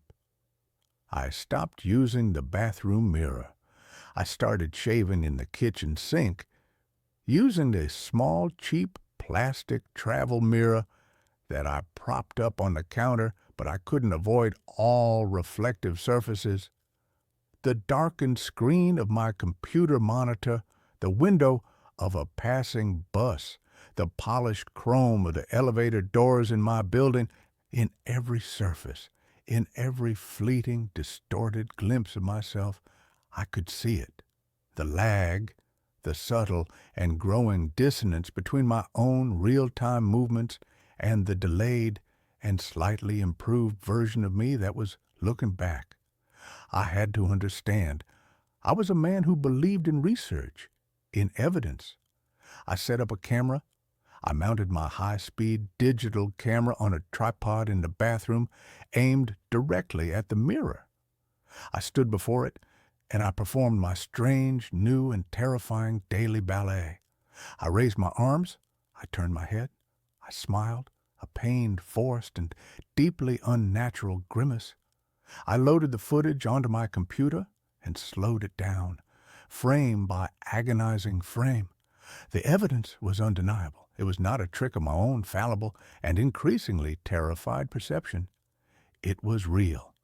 Frame 1. My arm begins to rise. The reflection remains still. Frame 2.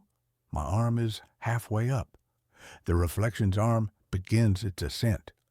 The lag was consistently and quantifiably 24 frames, a single, solid, and scientifically proven second of impossible, reality-bending delay. And then I saw something else. something that made the blood in my veins turn to a slush of pure icy terror. As I was lowering my arm for a single, solitary frame, just before the reflection began its own delayed descent, it smiled. My own face in the foreground of the shot was a mask of tense, worried concentration. But the face in the mirror, for 1/24th of a second, was wearing a slow, easy, and deeply, deeply malevolent grin. My apartment, my quiet, solitary, and safe little world, was no longer my own. It was a shared space.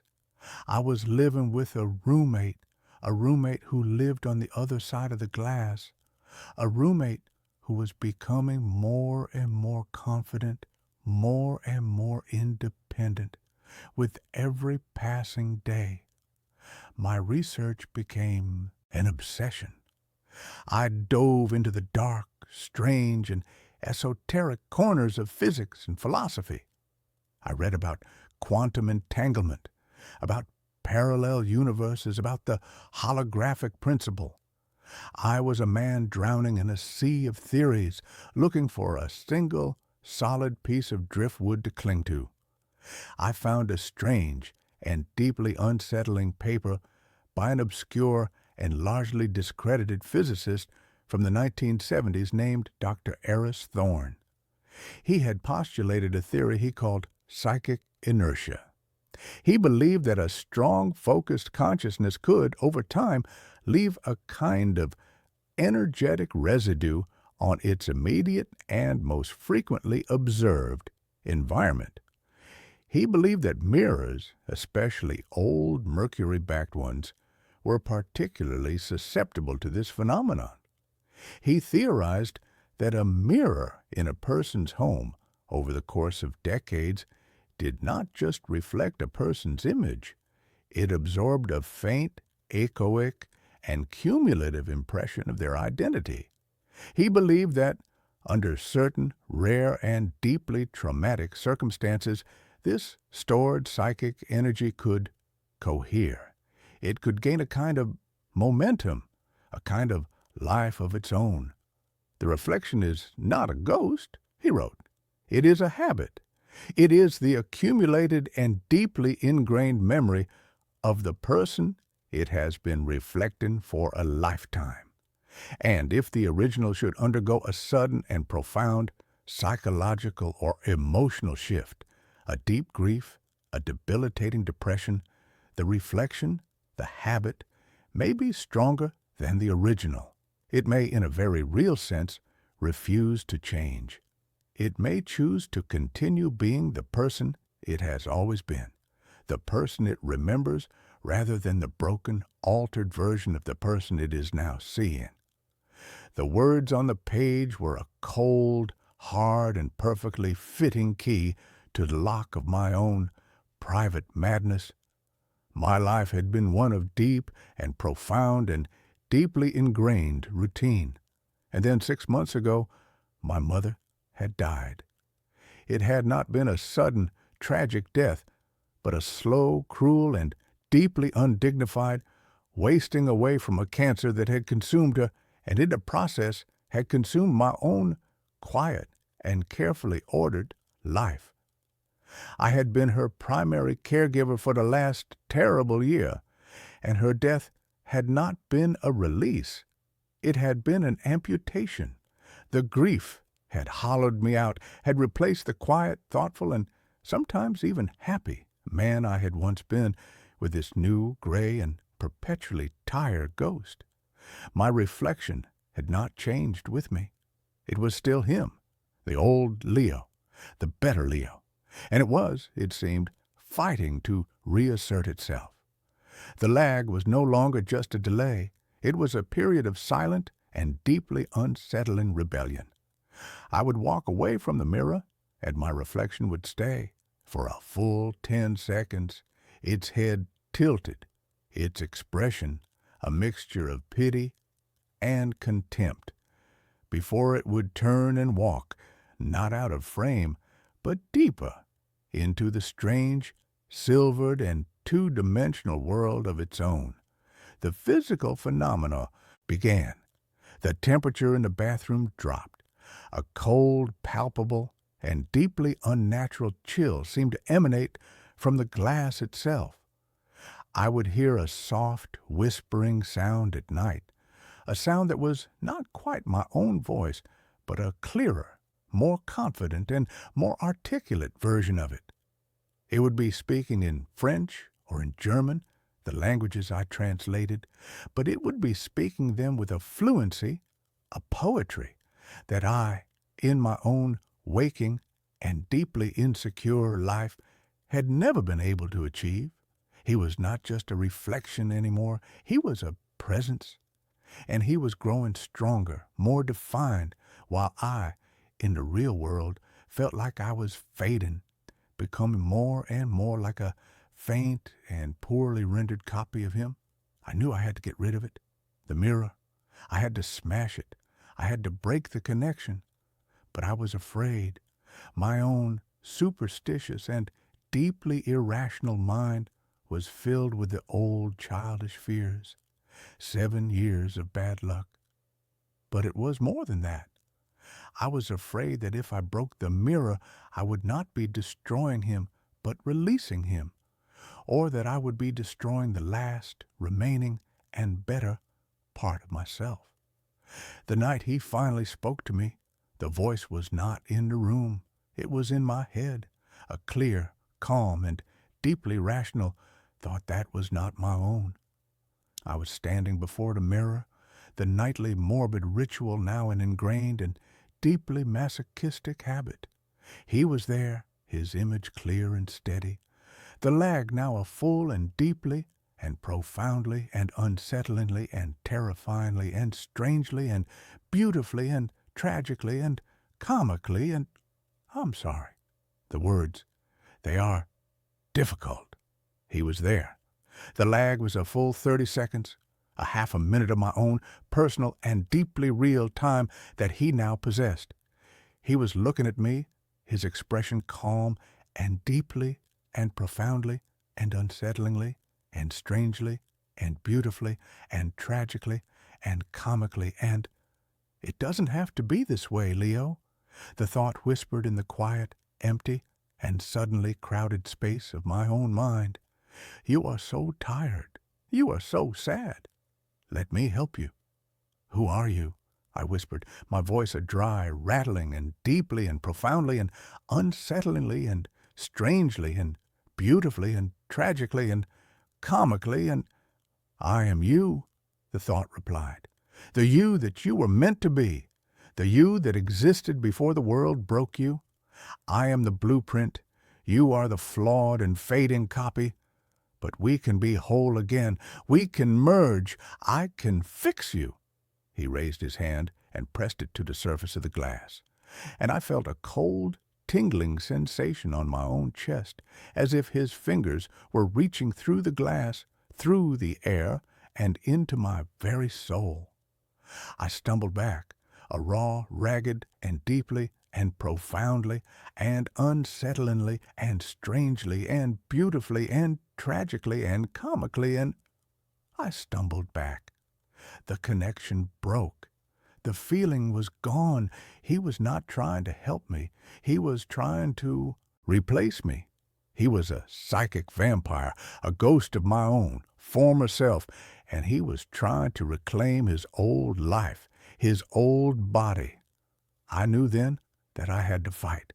I had to do what I should have done weeks ago. I went to the garage. I found a hammer, a heavy steel, and deeply and profoundly and unsettlingly and strangely and beautifully and tragically and comically, and it was a hammer. I walked back to the bathroom. He was there in the mirror waiting for me, and he was smiling. He knew what I was about to do, and he was not afraid. "You can't destroy me without destroying yourself," he thought, his voice a calm and deeply and profoundly and unsettlingly and strangely and beautifully and tragically and comically, and it was a confident voice. "I am your past. I am your strength. I am all the good and strong and unbroken parts of you. You are nothing without me.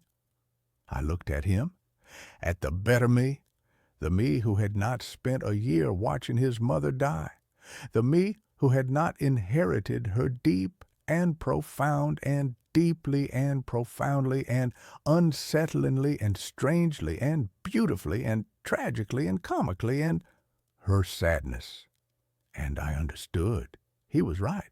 He was all the parts of me that had not been touched by the grief, by the pain, by the messy and beautiful and heartbreaking and real and deeply and profoundly and unsettlingly and strangely and beautifully and tragically and comically and the real parts of life.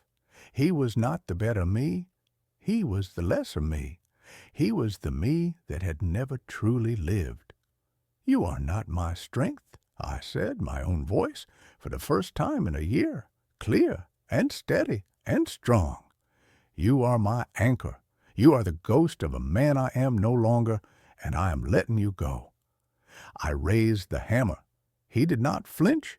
He just smiled, a sad and deeply and profoundly and unsettlingly and strangely and beautifully and tragically and comically, and it was a pitying smile.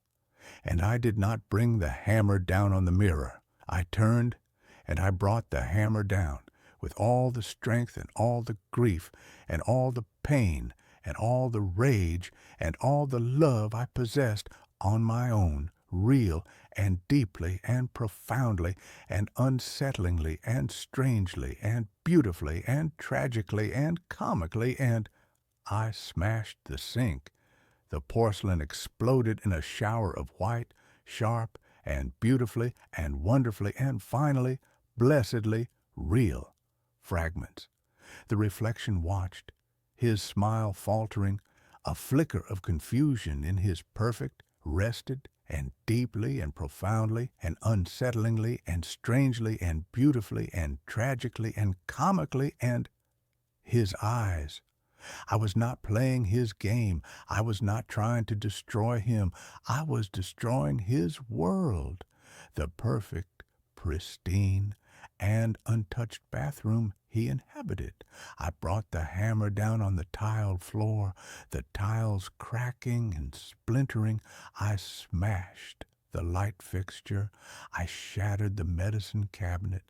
I was a whirlwind of creative and deeply and profoundly and unsettlingly and strangely and beautifully and tragically and comically and a destructive force. I was a man not just accepting his own broken and messy reality, but embracing it. I was making my world as broken and as real and as beautifully and wonderfully and finally, blessedly, imperfect as I was.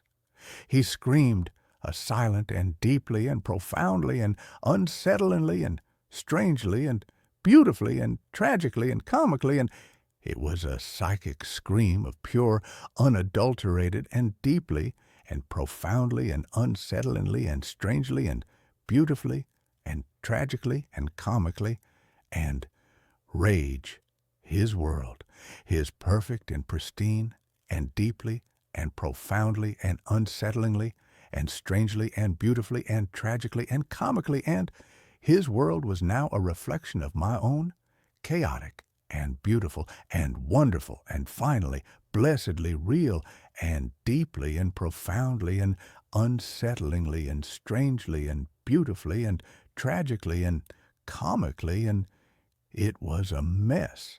The lag began to disappear. The dissonance was gone.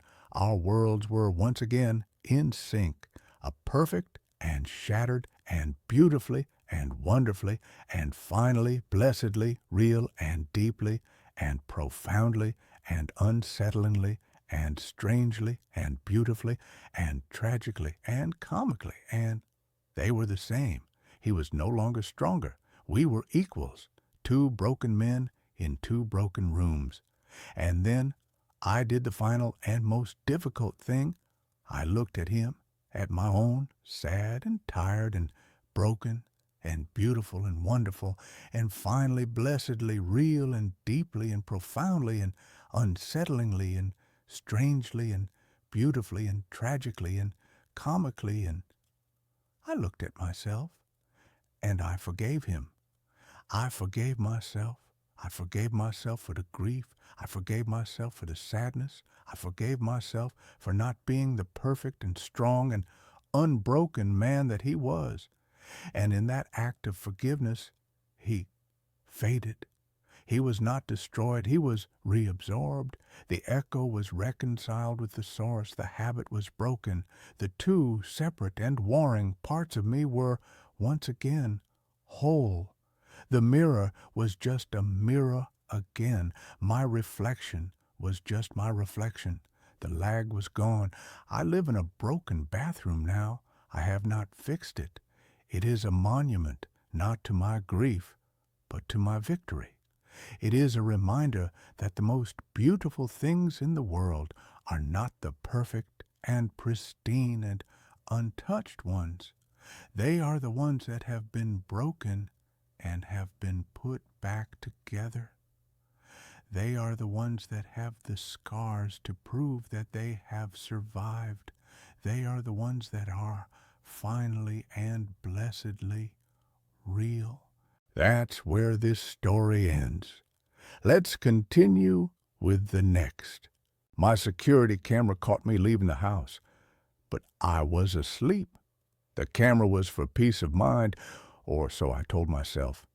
In reality, it was a monument to anxiety, a sleek, white plastic obelisk mounted above my front door. Its single, unblinking black eye, a silent testament to my inability to trust the world. My name is David, and I'm a high school history teacher, a man whose professional life is a careful, chronological ordering of past events. My personal life, however, had recently become a chaotic, untethered mess. My wife, Jessica, had left 3 months ago. The split was amicable, a polite, heartbreaking erosion rather than a sudden, violent break. But her absence had left a void in our suburban 2-story home, a silence that felt less like peace and more like a vacuum. The security camera, with its motion alerts and its 24/7 cloud recording, was my pathetic attempt to fill that silence with data, to replace the comforting presence of another person with the cold digital certainty of surveillance. For the first few weeks, the camera was a source of mundane, almost comical reassurance. It captured the mailman's daily, sighing approach, a stray cat's nightly prowl across the porch, and a group of teenagers who, in a stunning act of suburban rebellion, had stolen a decorative garden gnome from my prize-winning petunias. It was boring, and that's what I wanted. It was proof that the world outside my door was predictable, manageable. The first impossible event occurred on a Wednesday. I had been up late, grading a mountain of painfully uninspired essays on the socio-economic causes of the French Revolution, and had fallen into a deep, exhausted sleep. I woke up the next morning feeling groggy, a familiar low-grade exhaustion that had become my constant companion. I was making coffee when my phone buzzed with a notification from the Secure Home app. Motion detected at front door, 3:17 a.m. I frowned. It was probably a raccoon or the wind rattling the hanging fern. I tapped on the notification, my thumb hovering over the delete button. The app loaded the recorded clip. The timestamp in the corner read 3:17:22 a.m. The night vision was crisp and clear, bathing my front porch in an eerie monochromatic glow. And then I saw it. The front door opened. A figure stepped out. The figure was me. I stared at the phone, my heart giving a single, hard, painful thump against my ribs. It was undeniably me. I was wearing the gray sweatpants and the old faded T-shirt I had worn to bed. My hair was a mess. My face, caught in the ghostly infrared light, was slack, my eyes half closed, as if I were in a trance. The figure of me pulled the door shut behind it, the click of the latch unnervingly loud in the silent clip. It walked down the porch steps, turned right, and disappeared out of the camera's frame, heading down the street into the darkness. My first thought was that I had been sleepwalking. It was the only logical, rational explanation. I had never sleepwalked before in my life, but stress, grief, they could trigger strange, new behaviors. It was unsettling, but it was explainable. I scrubbed through the rest of the night's recordings. At 4:54 a.m., another motion alert, another clip. It was me, again, walking back into the frame, up the steps, and letting myself back into the house, locking the door behind me. I had been gone for nearly an hour and a half. A cold, creeping unease began to settle in my stomach. Where had I gone? What had I done? I went to the front door and checked the lock. It was secure. I checked my keys. They were on the hook by the door where I always left them. My wallet and phone were on my nightstand. I checked my shoes. They were in the closet, dry and clean. The streets had been wet from a late-night shower. If I had been walking for over an hour, my bare feet would be... I lifted my right foot and looked at the sole. It was pink and clean, as if I had just stepped out of the shower. Not a speck of dirt, not a single blade of grass. The sleepwalking theory, which had been a flimsy shield to begin with, began to crack. That day at school, I was a ghost. I moved through the hallways, my mind a million miles away, replaying the silent black and white movie of my nocturnal excursion. My students, a tribe of perpetually bored teenagers, didn't seem to notice my distracted state. Their apathy was a small, welcome mercy. That night, I took precautions. I wedged a heavy rubber doorstop under my bedroom door. I even, feeling slightly ridiculous, tied a small brass bell to the doorknob. If I was going to go for a walk, I was going to wake myself up doing it. I went to sleep feeling a little more in control, a little more sane. The next morning, I woke up to silence. The bell was undisturbed. The doorstop was firmly in place. I felt a surge of relief. It had been a one-time stress-induced anomaly.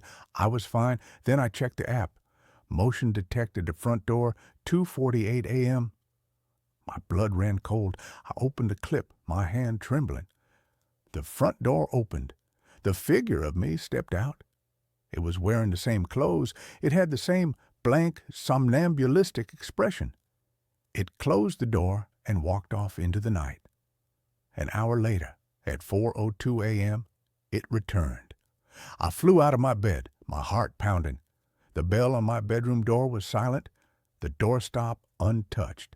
He hadn't come from my room. With a sense of dread so profound it felt like I was wading through molasses, I went downstairs. The house was quiet, still. The front door was locked. I began to search. I didn't know what for. A sign, an explanation.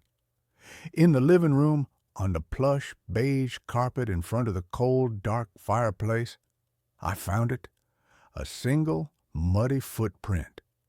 It was a man's footprint, about my size, but it was not from a bare foot. It was from a heavy work boot. I didn't own any work boots. The thing that was leaving my house at night, the thing that looked exactly like me, was not me. My life split into two distinct, terrifying realities.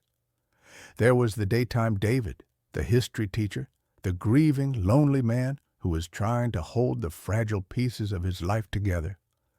And there was the nighttime David, a silent, nocturnal creature who had somehow stolen my face and was using my home as a base of operations. My anxiety, which had been a low, persistent hum, became a screaming, high-pitched siren in my mind. I became an obsessive detective, my own home, the scene of an impossible crime. I set up more cameras, one in the living room, facing the front door, one in the hallway at the top of the stairs. I needed to know where he was coming from, where he was hiding. The next night, I pretended to go to bed, but instead, I sat in the darkness of my room, the door cracked open, my phone in my hand, watching the live feeds from the new cameras. For hours, there was nothing but the silent, empty, monochromatic landscape of my own home.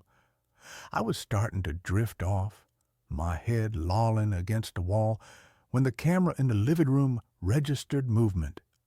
I sat bolt upright, my eyes glued to the screen. It wasn't coming from upstairs. It wasn't coming from the basement. It was coming from inside the living room, from the wall behind the sofa. I watched, my breath held tight in my chest as a section of the wall seemed to ripple, to shimmer like a heat haze on a summer road. And then he stepped out of it. He stepped directly out of the solid plaster wall as if he were walking through a curtain. It was me, but it wasn't me. His movements were different, fluid, economical, precise. He walked to the front door, unlocked it, and stepped out onto the porch, right into the view of the original camera. He was gone. I stared at the phone, my mind completely, utterly broken. I was not being haunted by a ghost. I was not being stalked by a doppelganger. I was sharing my house with a creature that could walk through walls, a creature that had chosen for some unknown, malevolent reason to wear my face. My investigation became more frantic, more desperate. I needed to know what was on the other side of that wall. It was the main wall of the living room, the one that backed onto the garage. The garage was my space, my workshop, filled with woodworking tools and half-finished projects that I hadn't had the heart to touch since Jessica had left. The next day, I went into the garage. The wall was solid, covered in pegboard where I hung my tools. There was no shimmering, no ripple, just solid, dependable wood and plaster. I took a hammer, and with a trembling hand, I knocked a hole in the plaster. I tore away the drywall with my bare hands, my fingers raw and bleeding, and I found nothing.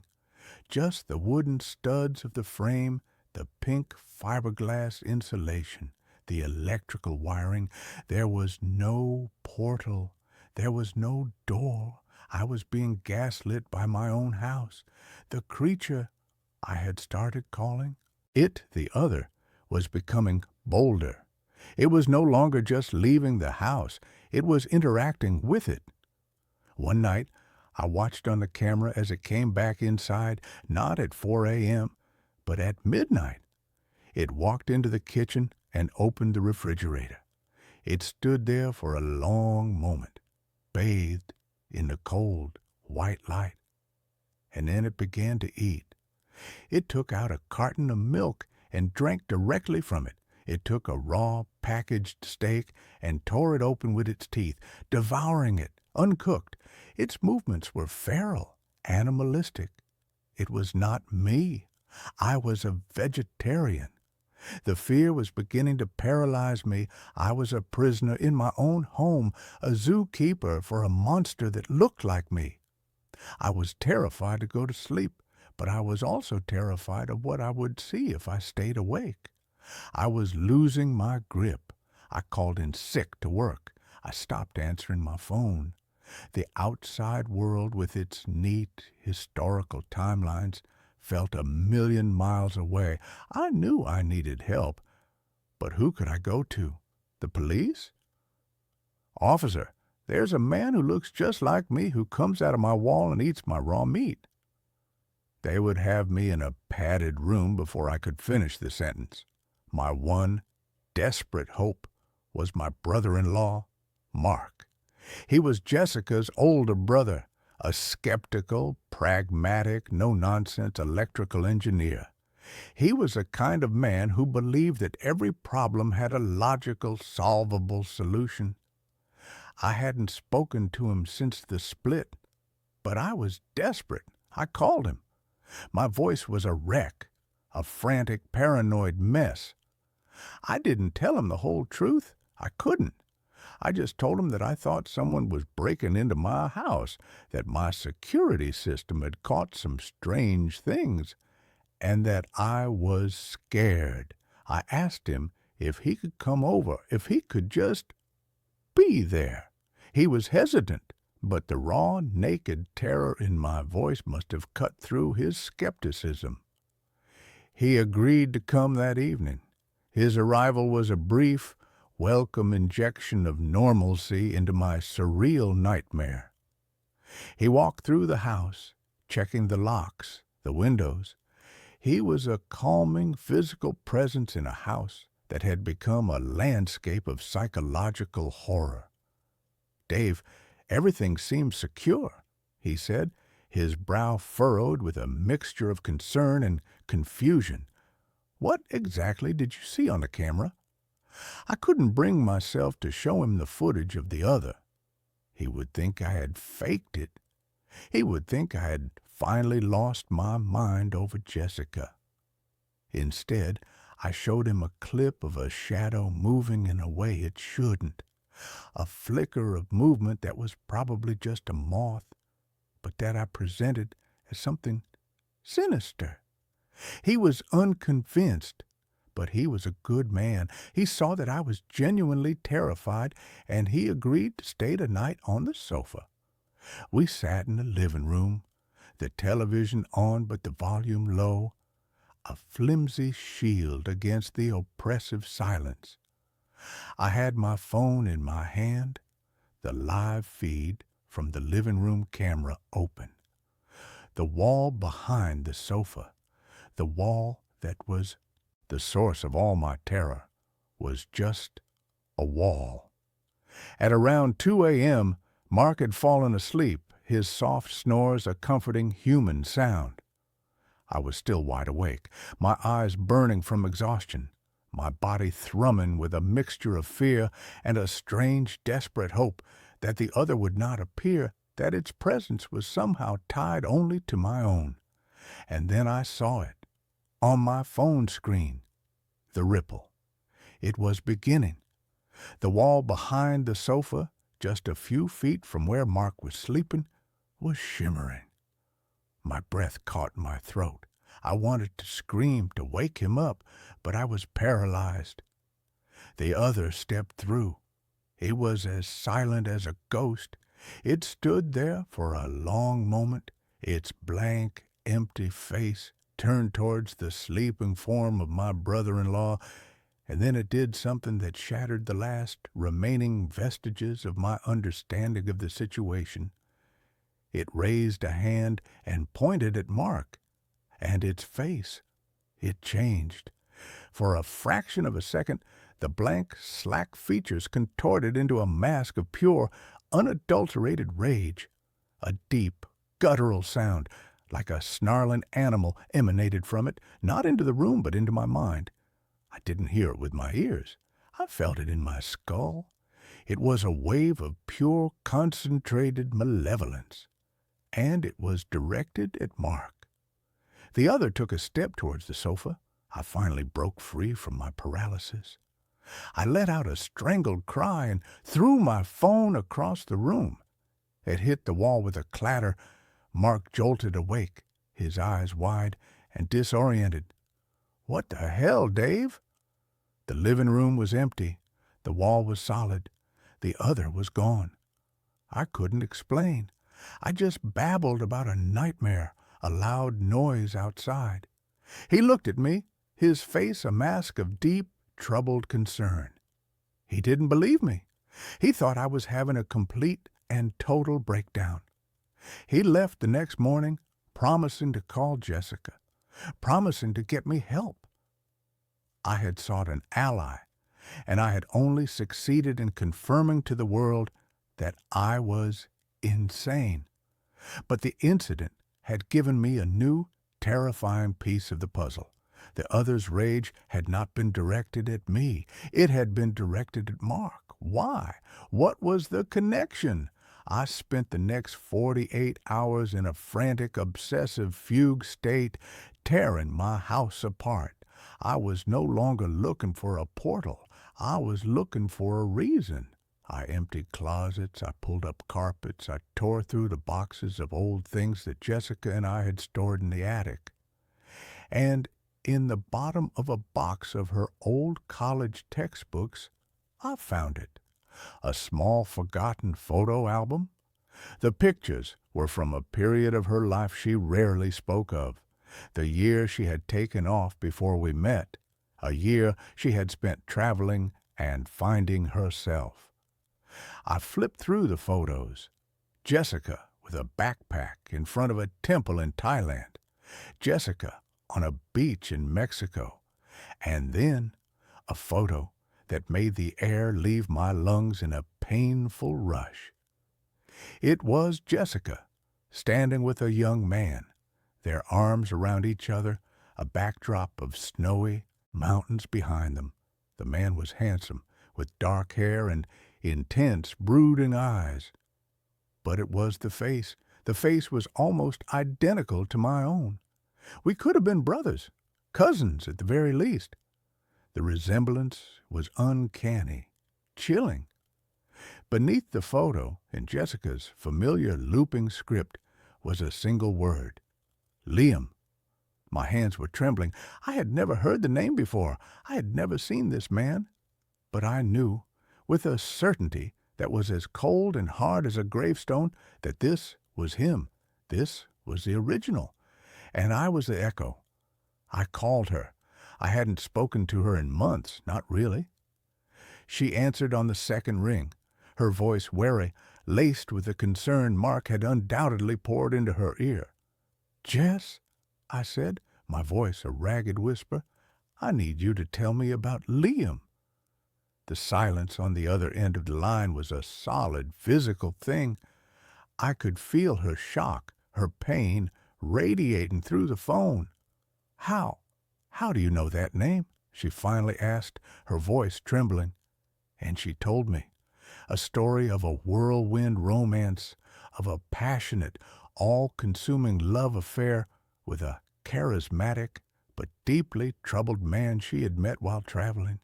A man who looked, by some bizarre cosmic coincidence, almost exactly like me. A man who had been a rock climber. My blood ran cold. She told me about their last climb together in the mountains of Patagonia, about a sudden violent storm, about a fall. Liam had been tied to her. He had been above her. He had fallen, and his weight had pulled her from her own hold. He had been dangling, unconscious, and she had been holding them both, her fingers screaming, her strength failing. To save herself, she had cut the rope. She had never told anyone. She had been rescued, suffering from exposure and hypothermia, and had told the authorities that the fall had severed the rope. It was a secret she had carried, a guilt that had haunted her for years. A guilt that had, I now realized, been the silent, cancerous thing at the heart of our own marriage. The reason she had never been able to fully let me in, the reason she had always looked at me with a faint, almost imperceptible shadow of sadness in her eyes. Every time she looked at me, she saw him. And Liam had not rested in peace. His ghost, his rage, his profound sense of betrayal had not stayed in the mountains of Patagonia. It had followed the one person it was still connected to. It had followed Jessica. It had followed her to our home, and it had found a vessel. Me, a man who looked like him, who slept in his bed, who lived the life he had been denied. The other was not a doppelganger. It was a ghost, a tormented, vengeful ghost that had, through some supernatural psychological alchemy, imprinted itself upon me. It was wearing my face, but the rage, the hunger, the methodical, silent comings and goings, they were his.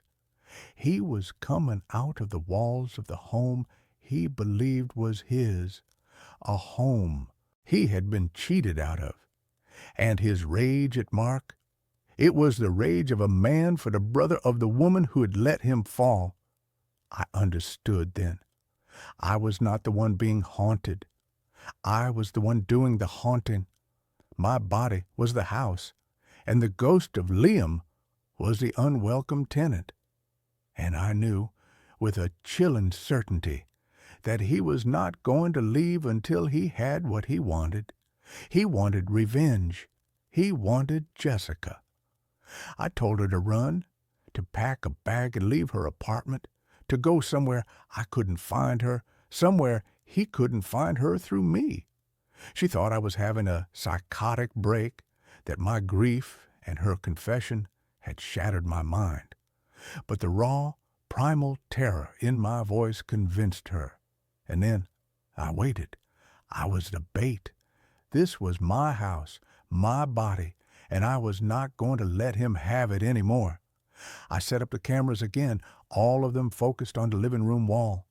I sat in a chair directly opposite, a single heavy iron fire poker in my lap. I was not going to sleep. I was going to wait for him to come out. And this time I was going to be ready. He came, as always, in the dead of night. The wall rippled. He stepped through. He looked at me sitting in the chair, and for the first time his blank face showed an emotion. Surprise. He had not expected me to be waiting. He had not expected me to be armed.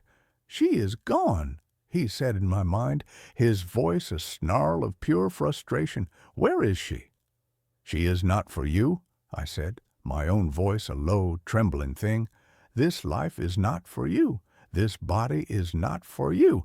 You are a memory, a ghost, and it's time for you to leave." He laughed, a dry, rasping sound that was full of a cold, ancient hatred. "You are me," he sneered, "a weaker, pathetic version. You live in my house. You sleep with my woman. You are just the shadow I cast." He lunged at me. He was impossibly fast. I swung the fire poker, but it passed right through his shimmering, insubstantial form. He was inside my head, a crushing, psychic pressure, a wave of pure, concentrated rage and pain. I saw the fall. I felt the rope go taut. I felt the cold, sharp shock of the blade severing the line. I felt the long, terrifying fall into the abyss. He was trying to overwrite me with his own death, to drown me in his own trauma. But I was not him. My own grief, my own pain, was my shield. I thought of Jessica, not as the woman he had lost, but as the woman I had found, the woman I had loved, the woman I had failed in my own different way. I thought of my own quiet, ordered life, the life he had so viciously invaded. "No," I gasped, my vision tunneling, the room dissolving into a swirl of his angry, chaotic memories. "I am not you." I did the only thing I could. I dropped the poker. I stopped fighting him on his terms. I stopped trying to be a warrior. I was a history teacher, and I knew that the only way to truly defeat a ghost is to understand its story, and then to let it go. I didn't push back against his memories. I accepted them. I let his pain, his rage, his betrayal wash over me.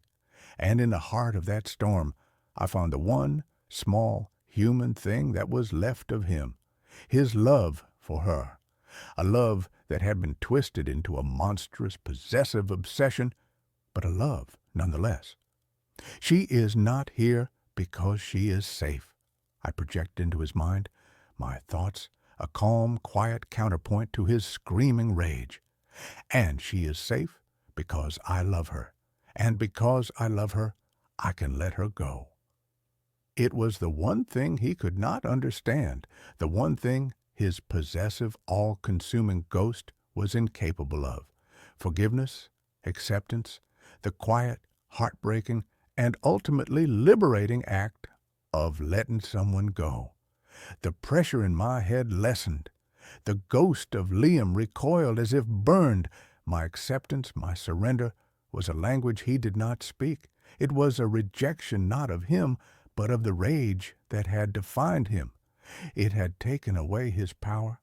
He flickered, his form wavering, becoming more translucent. He looked at me one last time, his face a mask of confusion, of a pain that was no longer angry but just sad. And then he was gone. The ripple in the wall faded. He was not defeated. He was just released. The house was quiet, but it was a different quiet, a clean quiet. The vacuum had been filled. The haunting was over. I sold the house. I couldn't stay there. It held too many ghosts, both his and my own. I moved to a small, anonymous apartment in a different city. I don't have a security camera anymore. I am learning to live with the quiet, to trust the silence. Jessica and I are talking. It's slow and it's painful. There are too many ghosts between us. I don't know if we can ever rebuild what we had, but we are trying. We are two survivors of a haunting, each in our own way. Sometimes late at night, when I catch my own reflection in a dark window, I see a flicker of him in my eyes, a shadow of the man I might have been, the man she had loved first. He is a part of my history now, a dark, complicated chapter. He was a man who fell from a great height and who tried to pull the whole world down with him. But I cut the rope. I let him fall, and in doing so, I finally learned how to stand on my own. And this story ends here. The next one begins now. My GPS keeps directing me to the same abandoned house. The voice in my car is a woman named Cal. I don't know if that's her real name or even if she's a real woman. She speaks with the placid, uninflected calm of someone who has never been late, never been lost, and never felt the cold, creeping dread of being somewhere you are not supposed to be. Cal is the default voice of the Wayfinder 5000, a slightly outdated but relentlessly reliable GPS unit, suction-cupped to my windshield. For the past 6 years, as a regional sales manager for a mid-level pharmaceutical company, Cal has been my co-pilot, my navigator, my silent synthetic companion on the lonely asphalt veins of the American Midwest. She has never been wrong until she started trying to kill me, or if not kill me, then something far, far worse. The first time it happened, I was on my way to a meeting in rural Wisconsin. I was cutting through a stretch of farmland so flat and featureless, it felt like a screensaver. My appointment was in a town called Prairie Ridge, a place that barely registered as a smudge on the map. According to Cal, I was 40 minutes away. "In 200 feet, turn left," she said, her voice as serene as a mountain lake. I glanced at the screen. The purple line of my route took a sharp 90-degree turn off the main highway and onto a thin gray line that the map didn't even bother to name. "Recalculating," I said aloud, a habit I'd picked up over thousands of miles of solo driving. I tapped the screen, looking for an alternate route. There was none. This was it. I slowed the car and made the turn. The road was gravel, loose and chattering under my tires. Overgrown cornfields pressed in on both sides, their dry stalks rustling with a sound like whispering snakes. After about a mile, the road degraded further, becoming little more than two dirt tracks with a spine of weeds growing down the middle. My sensible company-issued sedan was not built for this. "Are you sure about this, Cal?" I muttered. "In 1,000 feet, your destination will be on the right," she replied, oblivious to my concern. The cornfields fell away, and the trees began, ancient skeletal oaks that formed a dark, claustrophobic canopy over the road. And then I saw it. Set back from the road, half swallowed by a sea of thorny, overgrown bushes, was a house. It was an old farmhouse, the kind that might have been charming a century ago. Now it was a study in decay. The white paint had peeled away in long, leprous strips, revealing the gray, weathered wood beneath. The windows were dark, hollow eyes, most of them boarded up with mismatched planks. A single skeletal tree stood in the front yard, its dead branches reaching for the sky like the fingers of a drowning man. The place didn't just feel abandoned, it felt condemned, cursed. A deep, instinctual wrongness emanated from it, a silence that was heavier and more profound than the surrounding woods. "You have arrived at your destination," Cal announced cheerfully. I stopped the car, the engine a loud, intrusive rumble in the oppressive quiet. This was not Prairie Ridge. This was the middle of nowhere. A mapping error, a glitch in the satellite. I felt a surge of annoyance, mixed with a strange, inexplicable prickle of fear. I didn't get out of the car. I didn't want to breathe the air here. I just wanted to leave. I put the car in reverse and began the slow, careful process of backing down the narrow, rutted track. My eyes kept darting to the house in my rearview mirror. I could have sworn I saw a flicker of movement in one of the dark upstairs windows, like a curtain being drawn aside. But there were no curtains. There was only splintered wood and darkness. By the time I got back to the highway and re-entered Prairie Ridge as my destination, I was an hour late for my meeting. I managed to salvage the sale with a flurry of apologies and a steep discount. I blamed the GPS, laughing it off as a piece of junk technology. But the image of that house was burned into my mind. The dead tree, the boarded-up windows, the feeling of being watched by something old and malevolent. 2 weeks later, I was in eastern Ohio, on my way to a conference, a different state, a different highway, hundreds of miles away. I was making good time, listening to a podcast, my mind on the quarterly report I had to file.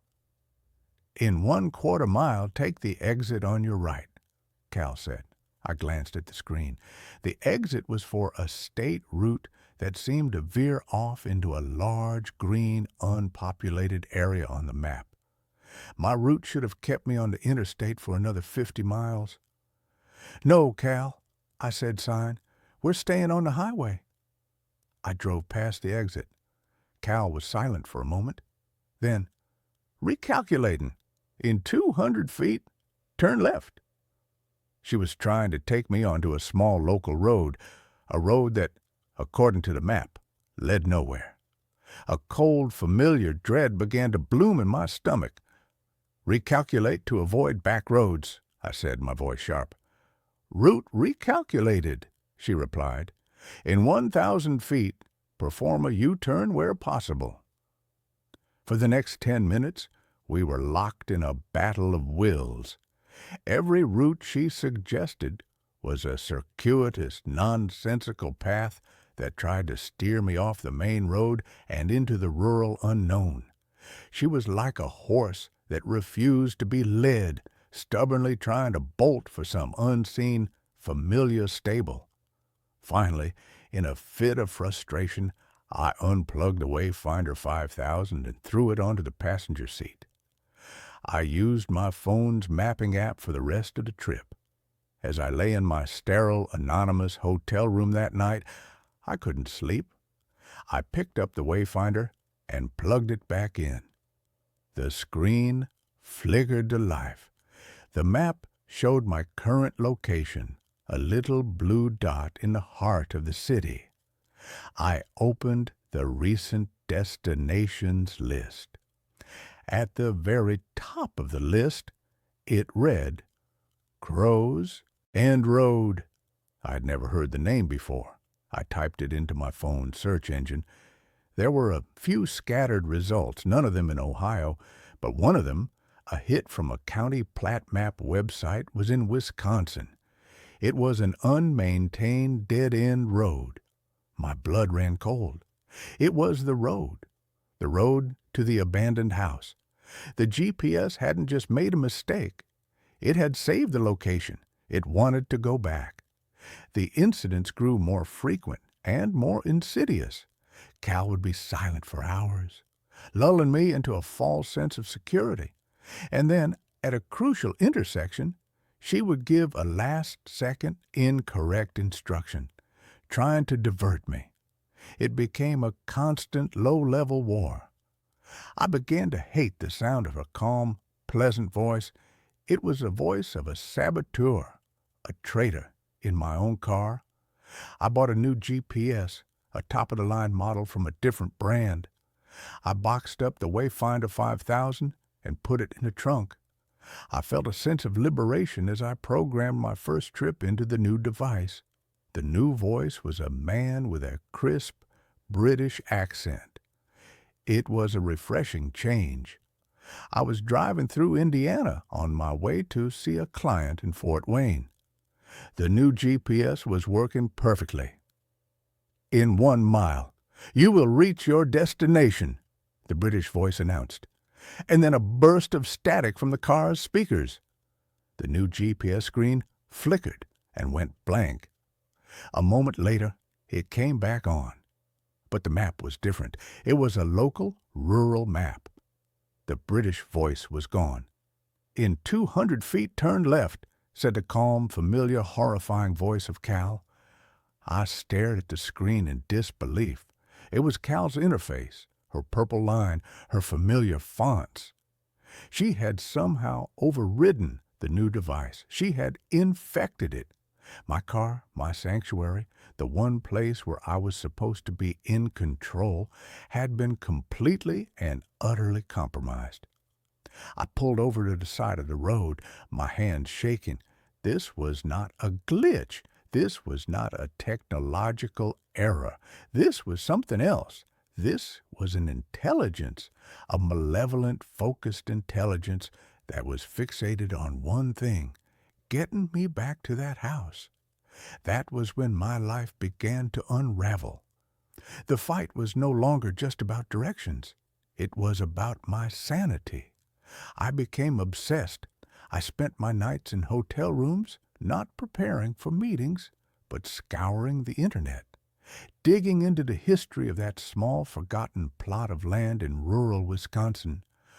The property on Crow's End Road, I discovered, had belonged to a family named the Whitakers. The last record of them was from a census of 1978. A husband, Silas, a wife, Mary, and a 6-year-old daughter named Lily. Then, in the fall of that same year, there was a fire. The official report, which I found in a digitized archive of the local newspaper, was brief and tragic. The fire had consumed the house. The cause was listed as undetermined. The bodies of Silas and Mary were found in the ashes. The daughter, Lily, was never found. She was presumed to have perished in the blaze, her small body consumed by the inferno.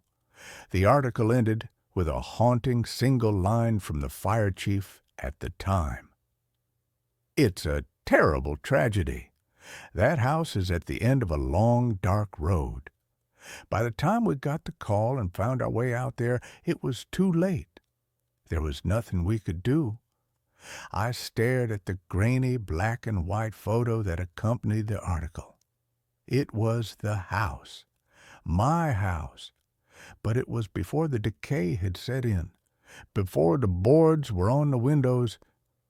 It was just an ordinary, slightly ramshackle farmhouse, and on the porch, so small and out of focus that she was almost a ghost, was a little girl in a white dress holding a doll, Lily. The knowledge didn't bring me peace. It brought a deeper, colder dread. The house wasn't just an abandoned building. It was a tomb, a place of profound, unresolved tragedy. And for some reason, its ghost had latched onto my GPS.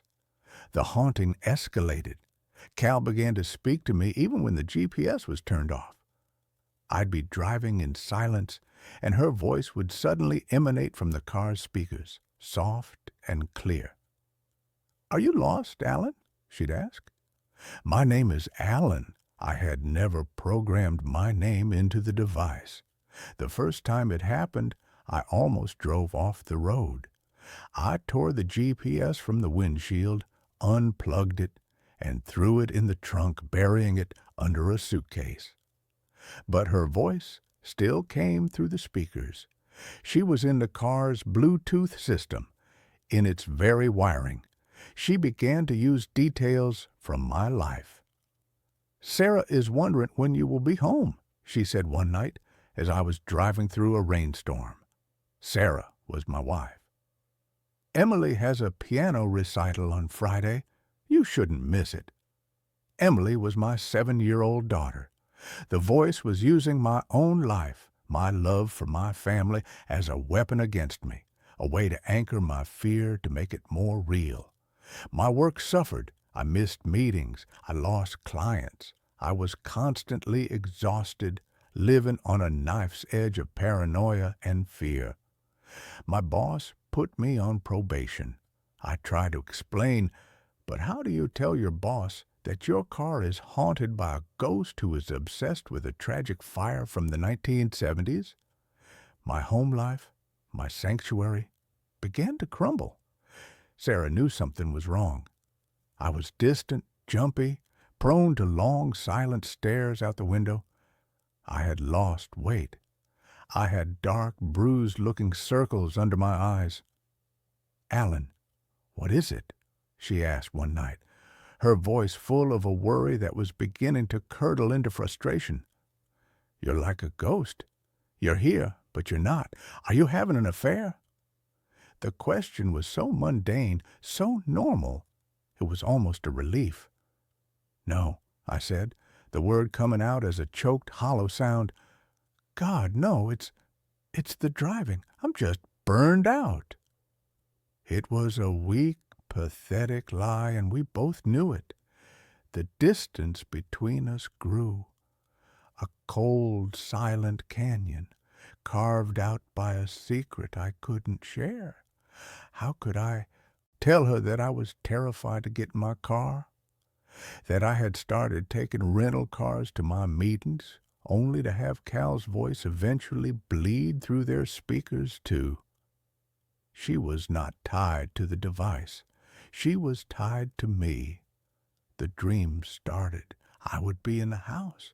It was no longer abandoned, but filled with a thick, acrid smoke that stung my eyes and choked my lungs. I could hear a child crying, a thin, terrified wail that seemed to come from the walls themselves. I would try to find her, stumbling through the smoke-filled rooms, my hands outstretched, but the layout of the house would shift and change, a maddening architectural nightmare. I would always wake up just as I reached the door to the nursery, my hand on the hot brass knob, the sound of the girls weeping on the other side. I knew I was approaching a breaking point. I was losing my job, my wife, my mind. I was a man being haunted into oblivion. I had two choices. I could let it destroy me, or I could confront it. I had to go back to the house. I had to go to Crow's End Road, not as a lost, accidental tourist, but as a man looking for an answer. I had to understand why this was happening to me, why I had been chosen. I told Sarah I was going on a weekend sales retreat. Another lie to add to the growing pile. I got in my car. This time, I didn't fight it. I plugged in the Wayfinder 5000. Its screen cracked from one of my more violent attempts to silence it. "Navigate to last destination," I said, my voice a resigned, trembling whisper. "Navigating to Crow's End Road," Cal replied, her voice sounding for the very first time something like satisfied. The drive was 5 hours. Cal was silent the entire way, a quiet, expectant presence. As I turned off the highway and onto the familiar gravel road, a thick, unnatural fog rolled in, blanketing the cornfields in a shroud of gray. The world grew silent, my car the only moving thing in a dead, quiet landscape. When I arrived, the house looked different. The decay was the same, but the wrongness I had felt before was now a palpable, physical presence. It was a low, humming vibration in the air, a pressure against my eardrums. It was the feeling of a place that was awake and waiting. I got out of the car. The air was cold and smelled of damp earth and something else. Smoke. A faint, phantom smell of old, cold smoke. I walked up the rotten, sagging steps of the porch. The front door was ajar, hanging from a single rusted hinge. I pushed it open and stepped inside. The interior was a wreck. Dust, as thick and soft as gray snow, covered everything. The furniture was draped in cobwebs that looked like funeral shrouds. In the center of the living room, there was a large, dark stain on the floorboards where the fire had burned hottest. My eyes were drawn to the staircase. It led up into a darkness that felt solid, absolute. The child's weeping from my dreams echoed in my memory. "Why am I here?" I shouted, my voice swallowed by the oppressive silence. "Are you lost, Alan?" The voice wasn't Cal's. It was in my head. A man's voice, rough and low, like stones grinding together. I spun around. The room was empty. "You're not supposed to be here," the voice whispered in my mind. "This is my house. She is my daughter." A cold, creeping terror, far worse than anything I had felt before, began to seep into my bones.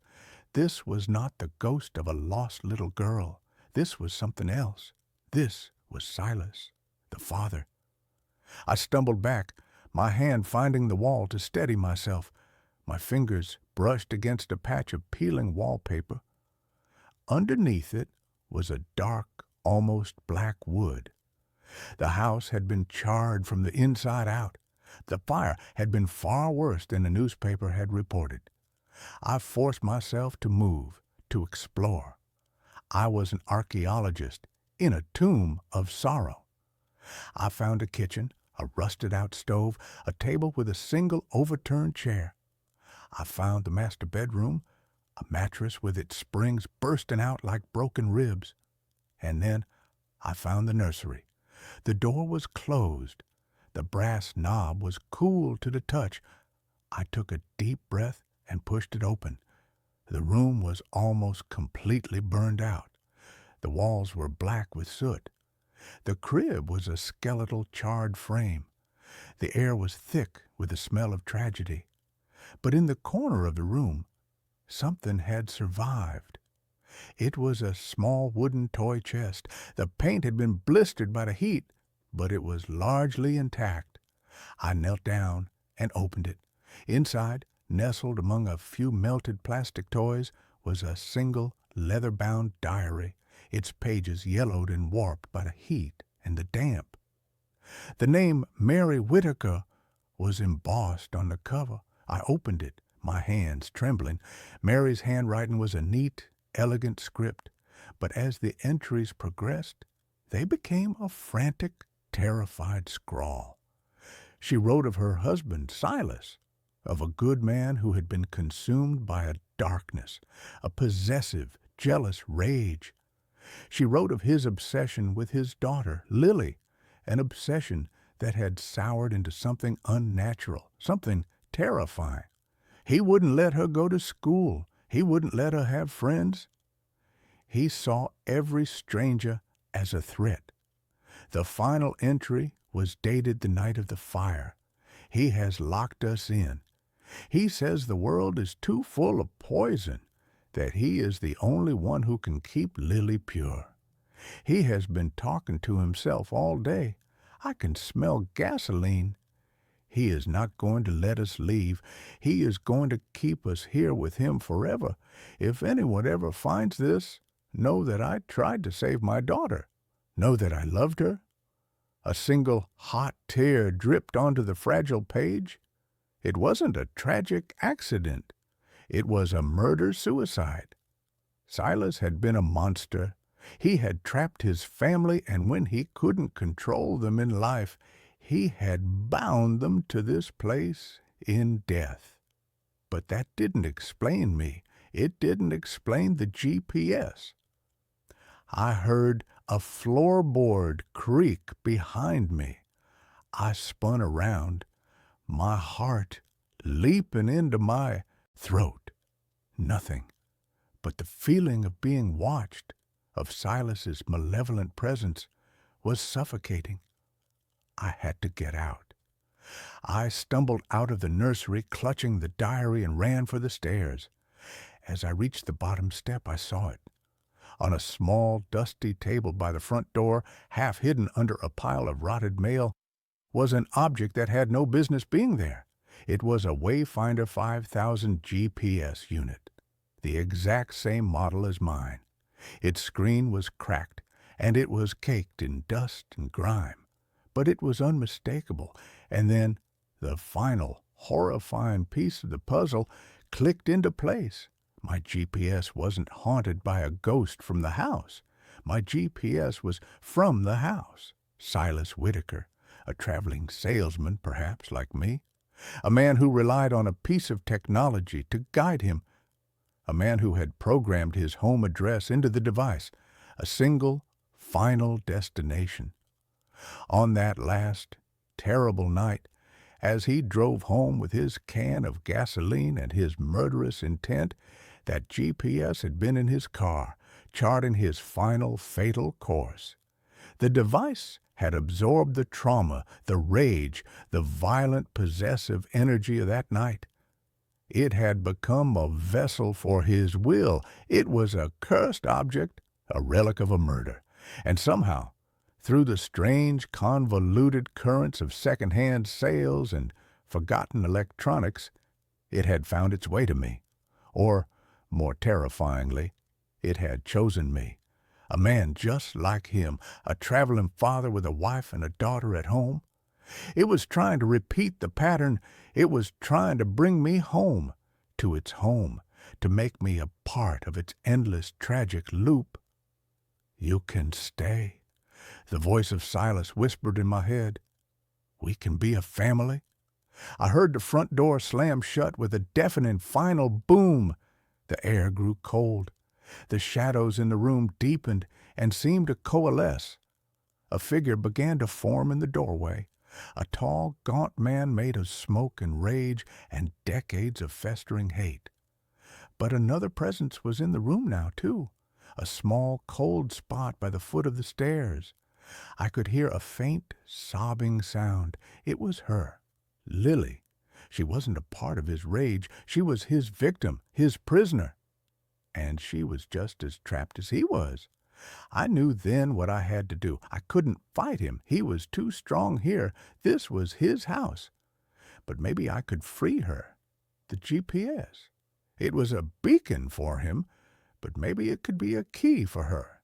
It was a map. It knew the way home, but it was stuck on its final terrible instruction. I had to give it a new one. I ran back to my car, the ghost of Silas shrieking with rage behind me, the force of his anger a physical battering wind. I fumbled for my keys, my hands slick with sweat. I got in the car and slammed the door, locking it. The windows began to frost over from the inside. A child's small spectral handprint appeared on the passenger side glass. I ripped my own wayfinder from the dashboard. I looked at the little girl's handprint. "It's okay," I whispered, my voice trembling. "I'm going to take you home. Not this home, a different one." My fingers flew across the screen of the GPS. I went into the settings, into the saved addresses. Under Home, it listed the coordinates for Crow's End Road. I deleted it. Then I typed in a new address. My address. The address where my wife and daughter were waiting. The address that, for the past few months, I had been too terrified to even think about. "Set destination to home," I said, my voice firm. The screen flickered. The ghost of Silas roared, and the car shook violently, as if in the grip of a giant, unseen hand. For a moment, the map showed the twisted, impossible route back to the farmhouse. But then something shifted. A new, clean, purple line appeared on the screen, leading away from this place of horror, leading back towards the highway, back towards the world of the living. "Navigating to home," Cal said. Her voice was different. The cold, synthetic edge was gone. It was just a voice now, a tool. The curse had been broken. The pressure on the car vanished. The frost on the windows melted away. The small, spectral handprint faded. I looked in my rearview mirror. The house on Crow's End Road was just a house again, a sad, rotting structure in a dying wood. The profound, malevolent wrongness was gone. I had not defeated the ghost of Silas Whitaker. I had simply taken away his map. I had stolen his ride. I drove away from that place and didn't look back. The 5-hour drive home was the quietest, most peaceful drive of my life. I threw the Wayfinder 5000 into a gas station trash can 100 miles away. When I walked through my front door, the smell of Sarah's cooking, the sound of Emily practicing a clumsy, beautiful song on the piano, it was the most sacred, wonderful sensory experience of my life. I held them both, my face buried in their hair, and I wept. They didn't understand why, not really, and I would never be able to tell them. I quit my job. I found a new one, a local one. I don't drive much anymore. My world has become smaller and infinitely more precious. I am a man who has looked into the abyss, a place where love becomes a cage and home becomes a tomb. I am a man who was chosen by a ghost to be his replacement. But I refused the role. I rewrote the map. I chose my own destination, and every morning, when I wake up in my own bed next to my wife, with the sound of my daughter padding down the hall, I know, with a gratitude that is as deep and as real as a prayer, that I have arrived. I am home. That's where this story ends. Let's continue with the next. The house was a repository of my father's silences. He had been a man built of quiet, thoughtful spaces, a linguist who spoke 7 languages but seemed to prefer the universal grammar of solitude. When he passed, he left me his only worldly possession of any real value. This house, a rambling 2-story salt box perched on a hill, overlooking a perpetually gray and melancholy sea. I, a freelance audio archivist, a man who made his living by cleaning the static from old recordings and coaxing the voices of the dead back into the digital light, came here to catalog the final, most profound of his silences. My name is Leo. For the first month, my life was a slow, methodical dance with dust motes and memories. I moved my professional life into his old study, a room on the ground floor that was the heart of his quiet kingdom. It was a beautiful, somber space, paneled in dark, almost black oak, with a large bay window that framed the turbulent slate-gray ocean like a living painting. The room was also, I quickly discovered, unnervingly soundproof. When I closed the heavy felt-lined door, the world outside, the sighing of the wind, the cry of the gulls, the rhythmic, percussive crash of the waves, vanished completely. The silence inside was absolute, a perfect, sterile vacuum. It was the ideal environment for my work, for listening to the delicate, fragile whispers of the past. It was during a late-night session, while meticulously restoring the audio from a set of 1940s wax-cylinder interviews, that I first heard them. I had my headphones on, my ears tuned to the subtle imperfections of the recording, filtering out the hiss and crackle. I paused the playback to make a note, and in the sudden, manufactured silence of the headphones, I heard it. It was a voice, a man's voice, faint and muffled, as if coming from a great distance. It was followed by the softer, melodic cadence of a woman's reply. It was a conversation, and it was coming from directly beneath my feet. My first rational thought was of my neighbors, a retired couple who lived a good quarter-mile down the winding coastal road. Sound, especially low frequencies, can travel in strange ways at night. But the quality of the sound was wrong. It wasn't the ambient, indistinct murmur of a distant television or a conversation from another house. It had a strange, contained, proximate quality. It sounded like it was happening in the cellar, right under the study floor. I took off my headphones. The voices were gone, swallowed by the profound sound-dampening effect of the room itself. I put the headphones back on, the foam cups creating a seal around my ears, and the voices returned, a river of faint, unintelligible whispers flowing just beneath the surface of the silence. The next day, I explored the cellar. It was a damp, stone-walled space that smelled of brine and old earth, filled with the usual detritus of a long life.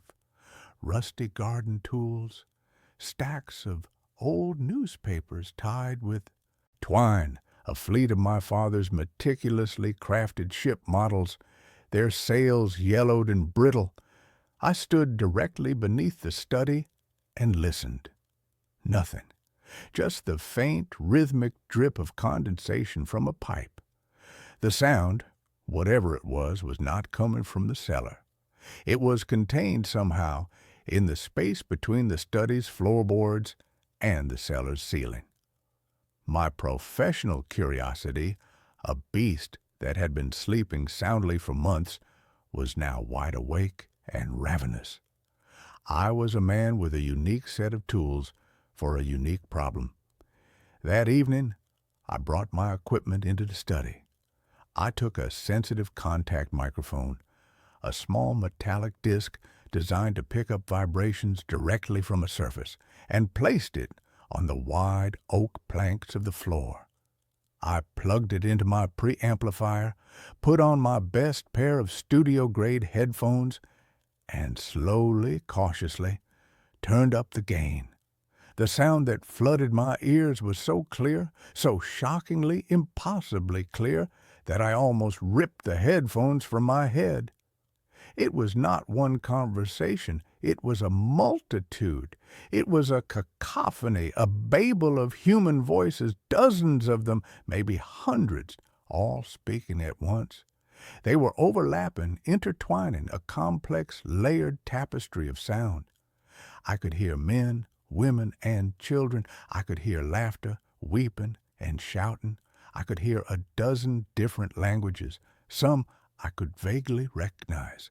A snatch of what sounded like Russian, a phrase that had the melodic lilt of Italian, and many more that were completely alien to me. I sat there, frozen in my chair, for what must have been an hour, an eavesdropper on a phantom city that was holding a perpetual chaotic party in my floor. It was not a recording. It was live. The conversations ebbed and flowed with a natural, unscripted rhythm. It was as if I had pressed a glass to the floor of my world and was hearing the muffled, chaotic sound of another entire world just on the other side. My first theory was a scientific one. I was picking up stray radio signals. The old, unshielded wiring in the house, combined with the specific atmospheric conditions of the coast, was acting as a massive, crude antenna, and my sensitive audio equipment was simply amplifying the effect. It was a plausible, if strange, explanation, but the more I listened, the less plausible it became. There was no music, there were no commercials, there was no station identification, and the sound had a strange, echoic, three-dimensional quality that no radio broadcast possessed. It felt real. It felt close. My investigation turned to my father. The soundproofing of the room, which I had initially seen as a professional convenience, now seemed like a deliberate, almost desperate act. He had not been trying to keep the outside world out. He had been trying to keep the inside world in. I began to search the study, no longer as a son sorting through his father's belongings, but as an investigator looking for clues. My father was a meticulous man. He kept journals.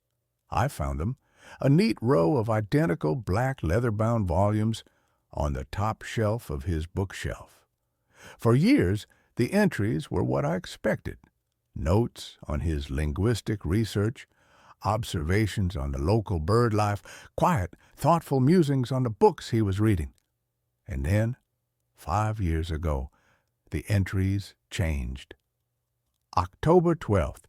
The phenomenon is growing stronger. The insulation I installed is no longer sufficient. I can hear them now even without the amplifier. They seem more agitated than usual. There is a recurring phrase in the dominant Slavic dialect. It translates roughly to, "The sky is thinning." My blood ran cold. He had heard them too. For years. This had been his secret, his obsession. I read on, my hands trembling, devouring his neat, precise script, a record of his own descent into the same acoustic rabbit hole. He had started, as I had, with the radio wave theory.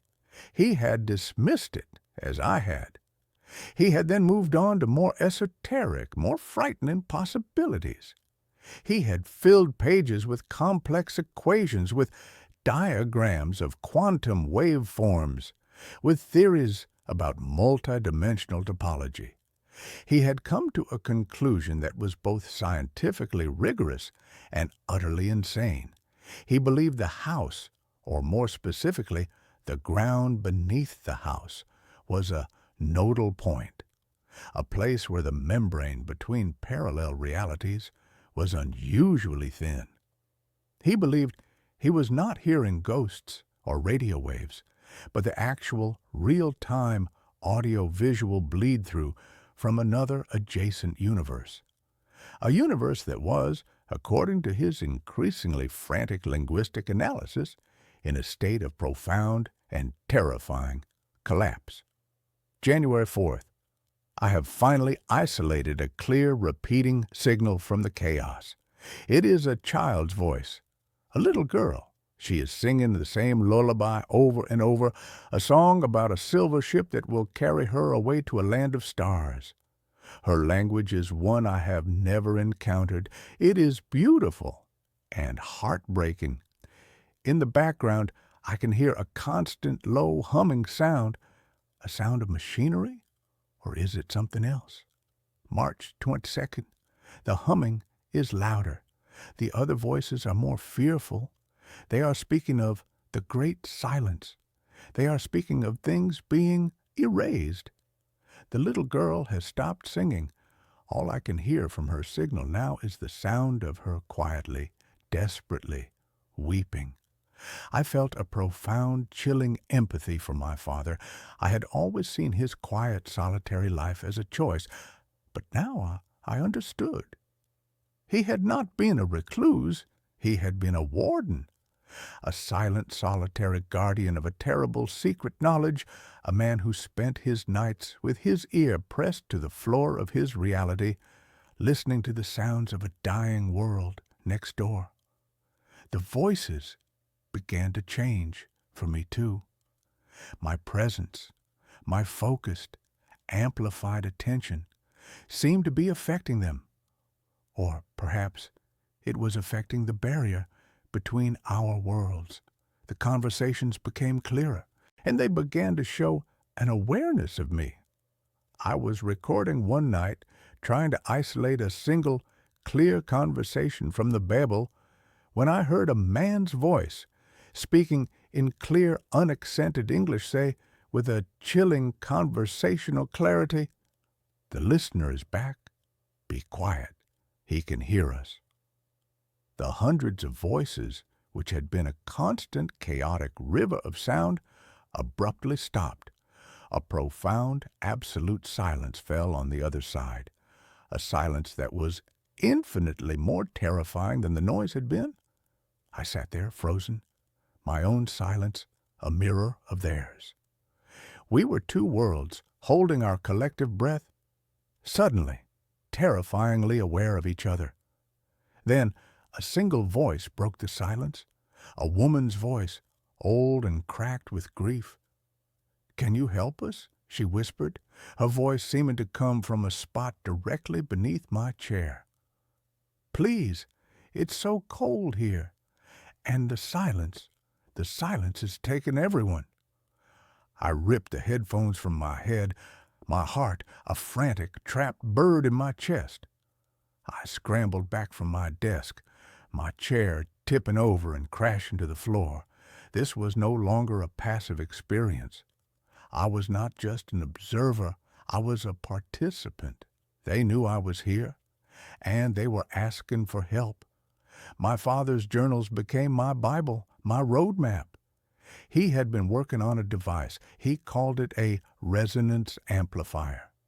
It was a complex array of copper wiring, quartz crystals, and old vacuum tubes, all connected to a central, gramophone-like brass horn. He had built it in the cellar, directly beneath the study. His notes on it were frantic, almost unhinged. He believed that just as he could hear them, they could, faintly, hear him. He believed that by creating a sympathetic resonance, he could establish a clearer, more stable channel. He wanted to speak to them. He wanted to understand. But his final entries were filled with a terrible new fear. August 9th.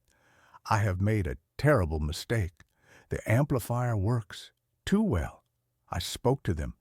I established a connection with a man who called himself a physicist.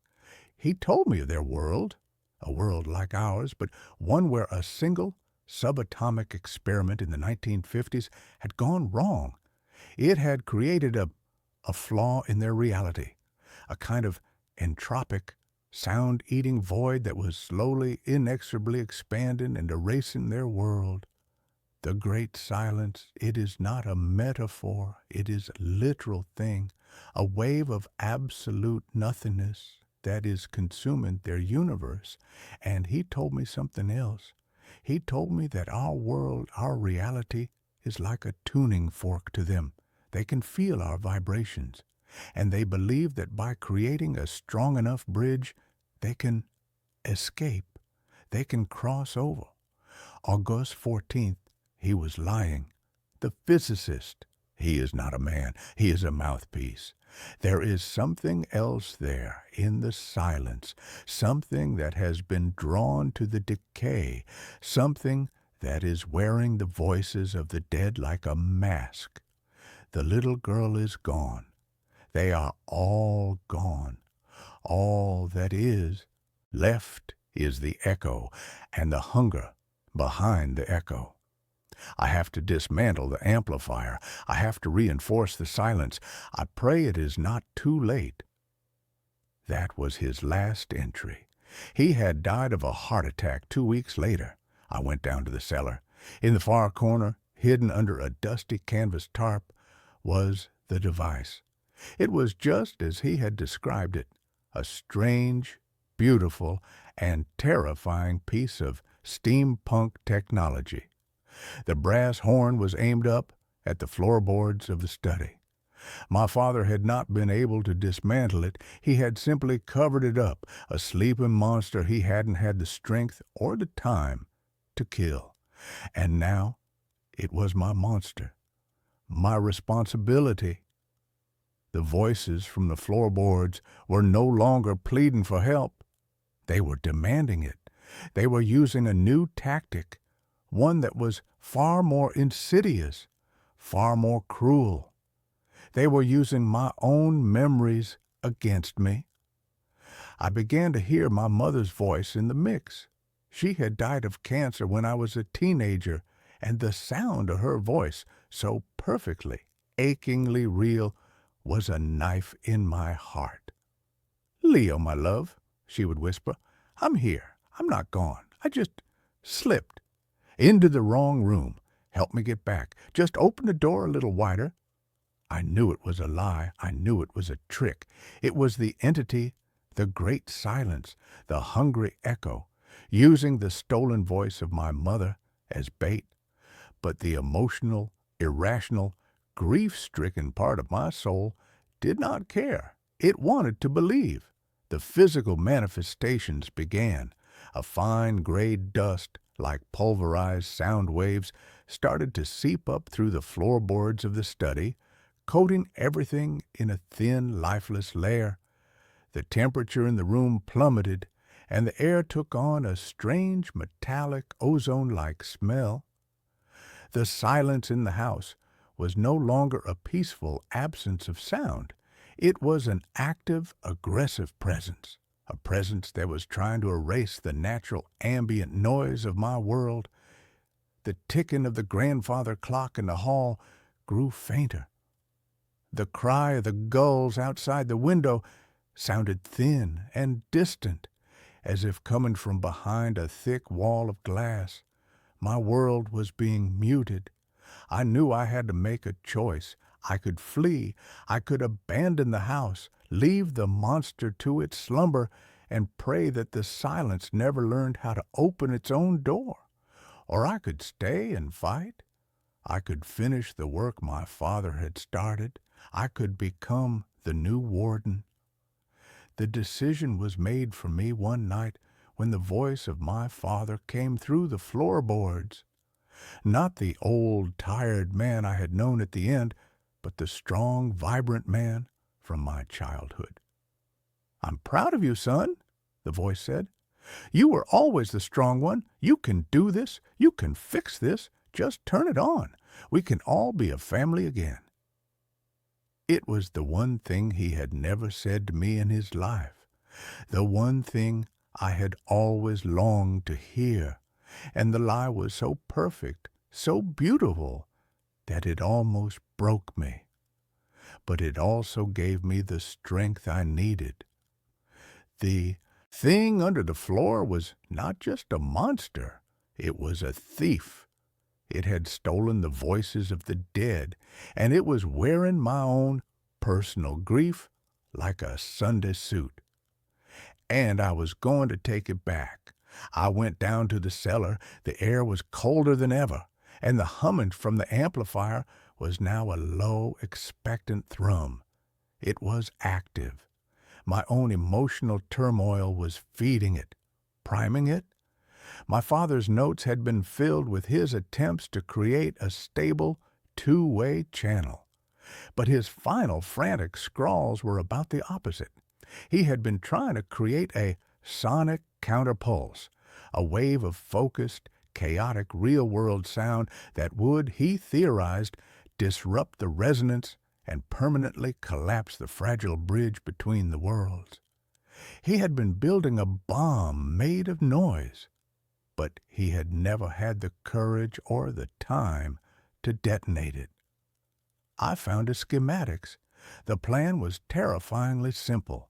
It required me to reverse the polarity of the main amplifier and then feed a single, powerful, complex audio signal into it, a signal that was the antithesis of the cold, entropic silence on the other side, a signal that was full of life, of chaos, of love, of pain, a signal that was as messy, as imperfect, and as real as the world I was trying to protect. I knew what I had to use. I went back up to the study and found the box of old family audio recordings I had been meaning to archive, the recordings my father had made of all of us. I found the one I was looking for, a cassette tape from the summer of 1995, a family barbecue. I threaded the tape into an old player and plugged it into the amplifier's input. I put on a pair of heavy, industrial-grade ear protectors. My hands trembled as I made the final adjustments, reversing the wires as my father's frantic diagrams instructed. The humming from the amplifier grew to a deafening, bone-jarring roar. The stone walls of the cellar seemed to vibrate.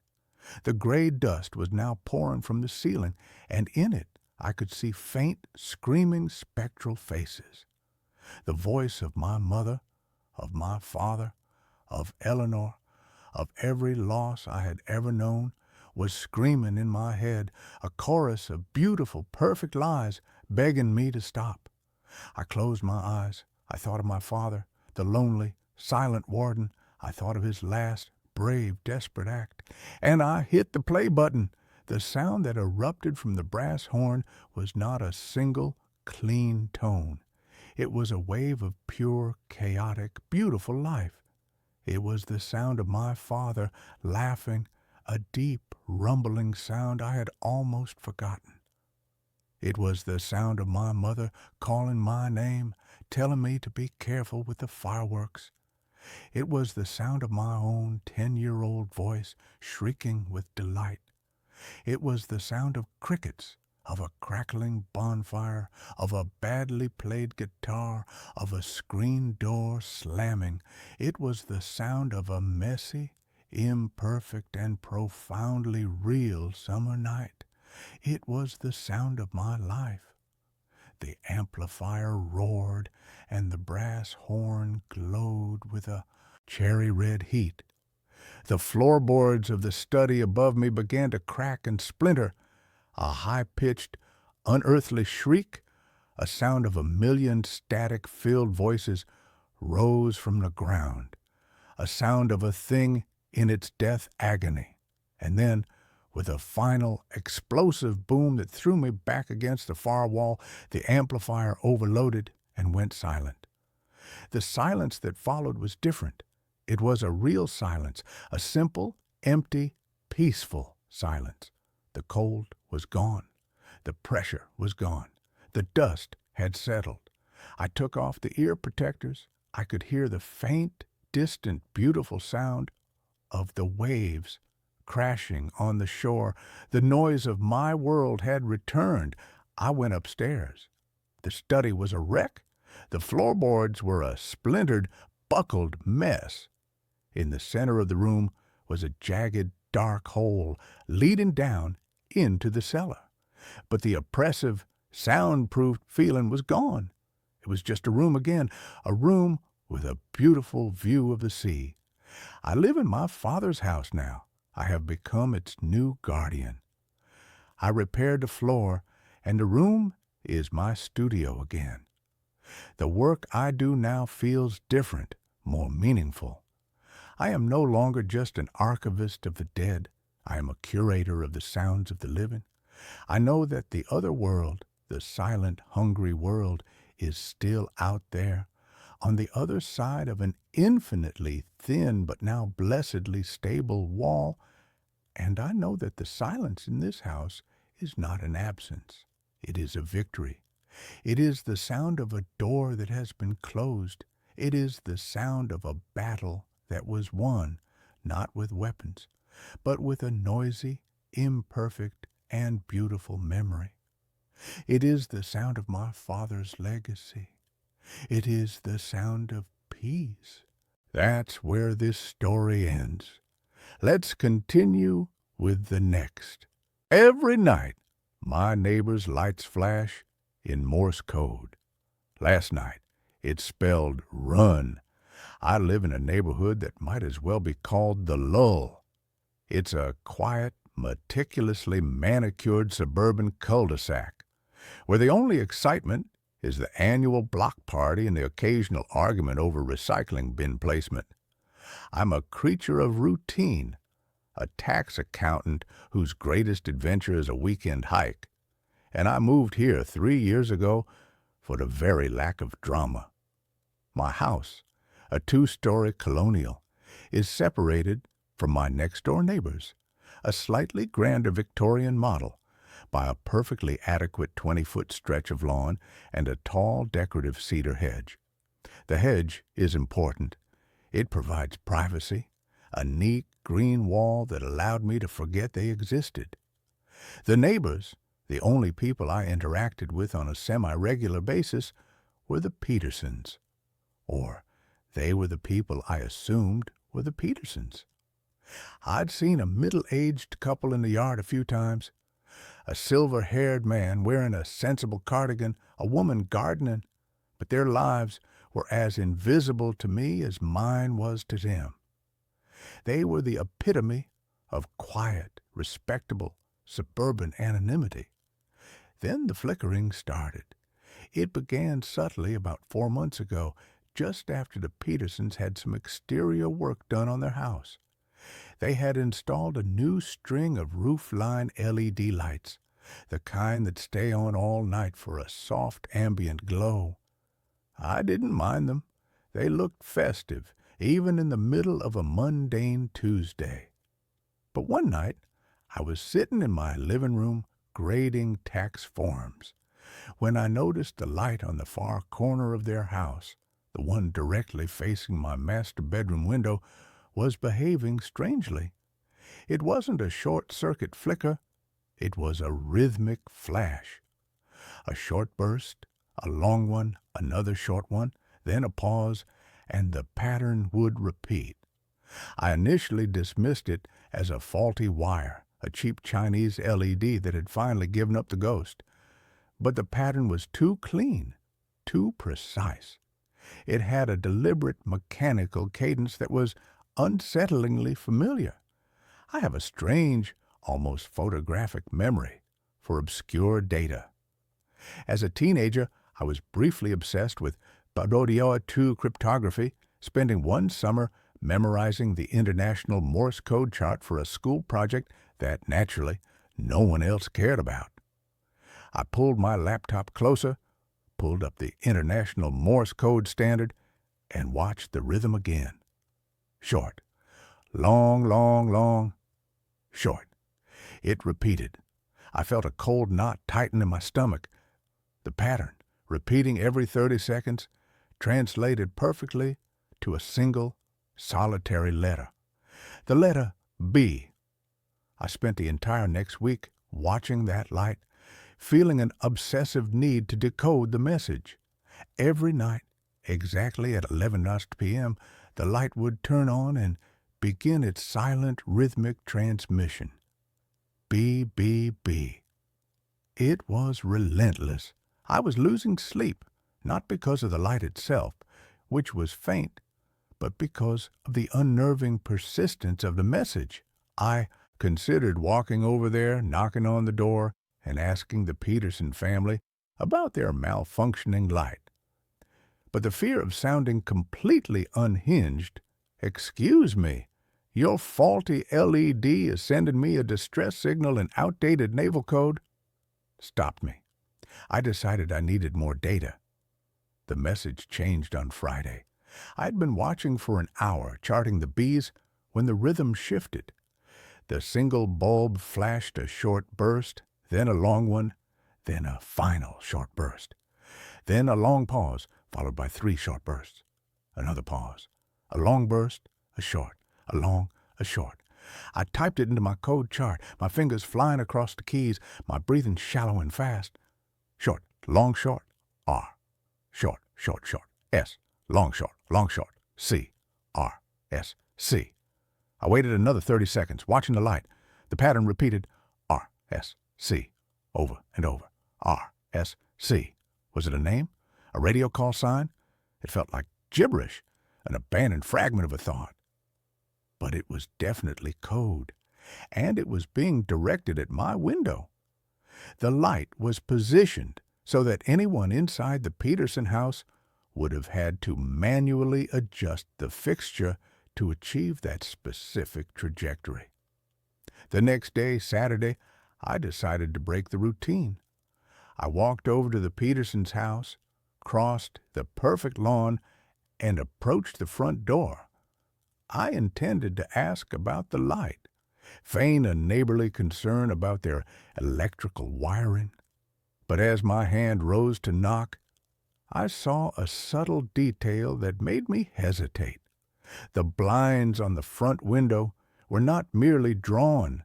They were taped shut from the inside with black electrician's tape, sealed against the frame so that not a single sliver of light or shadow could escape or enter. The house was not just quiet, it was inert, a crypt of respectable suburbia.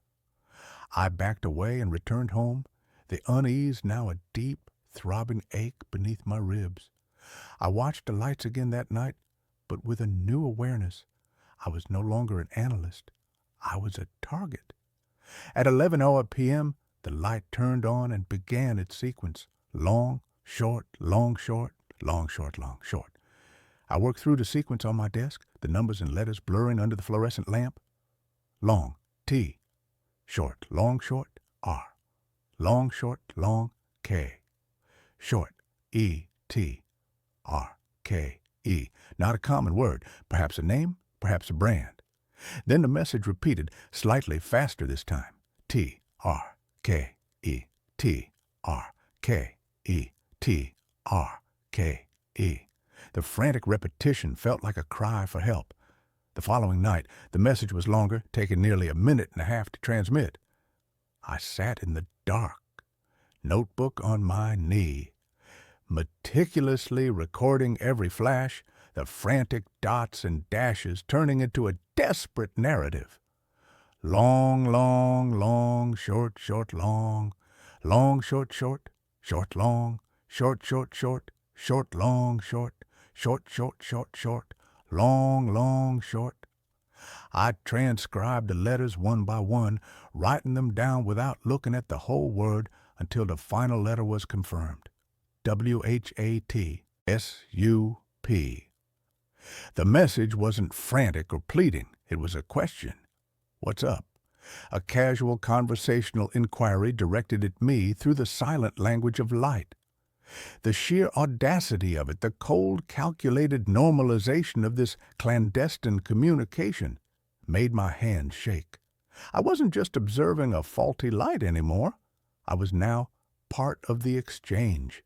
Someone inside that silent house knew I was watching, and they were initiating a dialogue. The question wasn't, "Who are you?" or "Are you watching?" It was, "What's up?" They were assuming I was already involved, a partner in this bizarre, covert correspondence. I couldn't sleep. The implication was paralyzing. If they knew I was watching, they must have placed the light, adjusted the direction, and started the conversation specifically for me. I needed to respond, to end this, to force the reality of the situation into the light of day. But how do you talk to a cryptic entity that communicates through light pollution and a dead language? I went into my attic and found an old, powerful camping floodlight I used for power outages.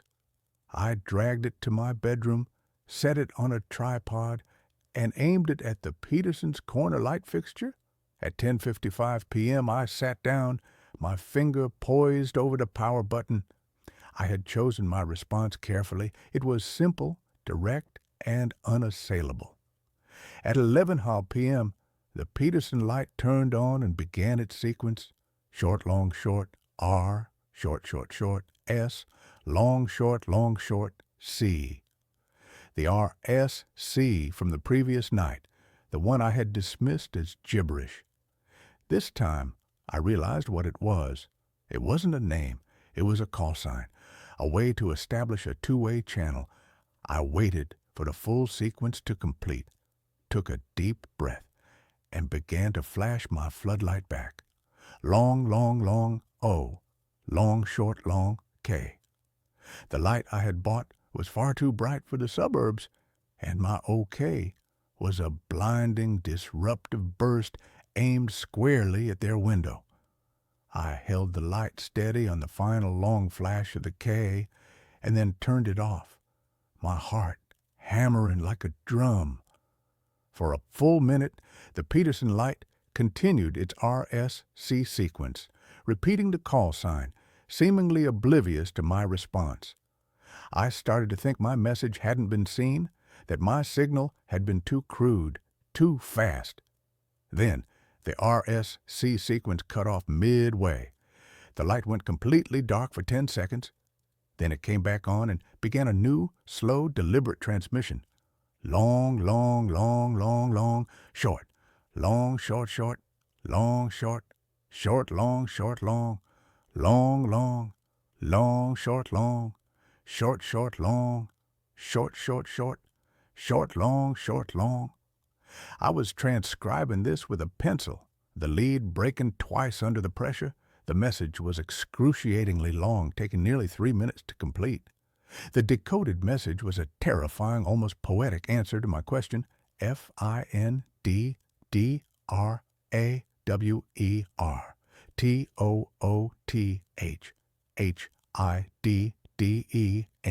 A set of instructions, a frantic coded call to action. I realized the message was so long, so complex, that it had to have been pre-scripted, written down and memorized, a sign that the entity on the other side of the hedge was not in a state of spontaneous panic, but a state of controlled, prolonged distress. I was now neck-deep in a genuine conspiracy. I couldn't go to the police with this. My neighbor is sending me a cryptic message about a tooth drawer in Morse code. I would be institutionalized before I finished the sentence. I had to find the drawer. I went back through the memory of my life with the Petersons. I knew they were in their late 60s. I remembered seeing the woman, the gardener, a few times. I remembered noticing about a year ago a silver SUV parked in their driveway with a logo on the side, a small stylized tooth. Mrs. Peterson was a retired or semi-retired dentist. The message was not about a kitchen drawer. It was about a dental cabinet. I spent the entire next day paralyzed, alternating between calling the police and researching breaking and entering laws. I settled on a coward's compromise. I would leave a message asking for clarification. That night, 11 p.m., the Peterson light turned on. R-S-C, R-S-C. I waited for the pattern to complete and then aimed my floodlight at their house and began my counter-transmission. Short, short, long, long. Short, long, short, long. Short, long, short, short, short. P-E-T-E-R-S-O-N. I flashed the name, my hands shaking with the audacity of it, naming the owners of the house in a silent, accusatory shriek of light. I watched their window, waiting for the flicker to stop, for the lights to come on in the house, for a terrified face to appear in the window. The light stopped. For another agonizing minute, the entire house was silent and dark. Then the light turned back on and began a new, incredibly slow sequence. The pauses between the dots and dashes were so long that I almost missed the connection between them, as if the sender was physically exhausted or terrified of being caught. Short, long, short, short, long, long, long, short, short, long, short, long, long, short, long, short, long, long, short, short. I transcribed it R-E-A-L-L-Y. The message was not one of fear or denial. It was mocking, a cold, sardonic rebuke.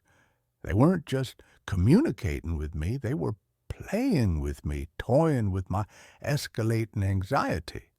The realization turned my fear into a cold, hard resolve.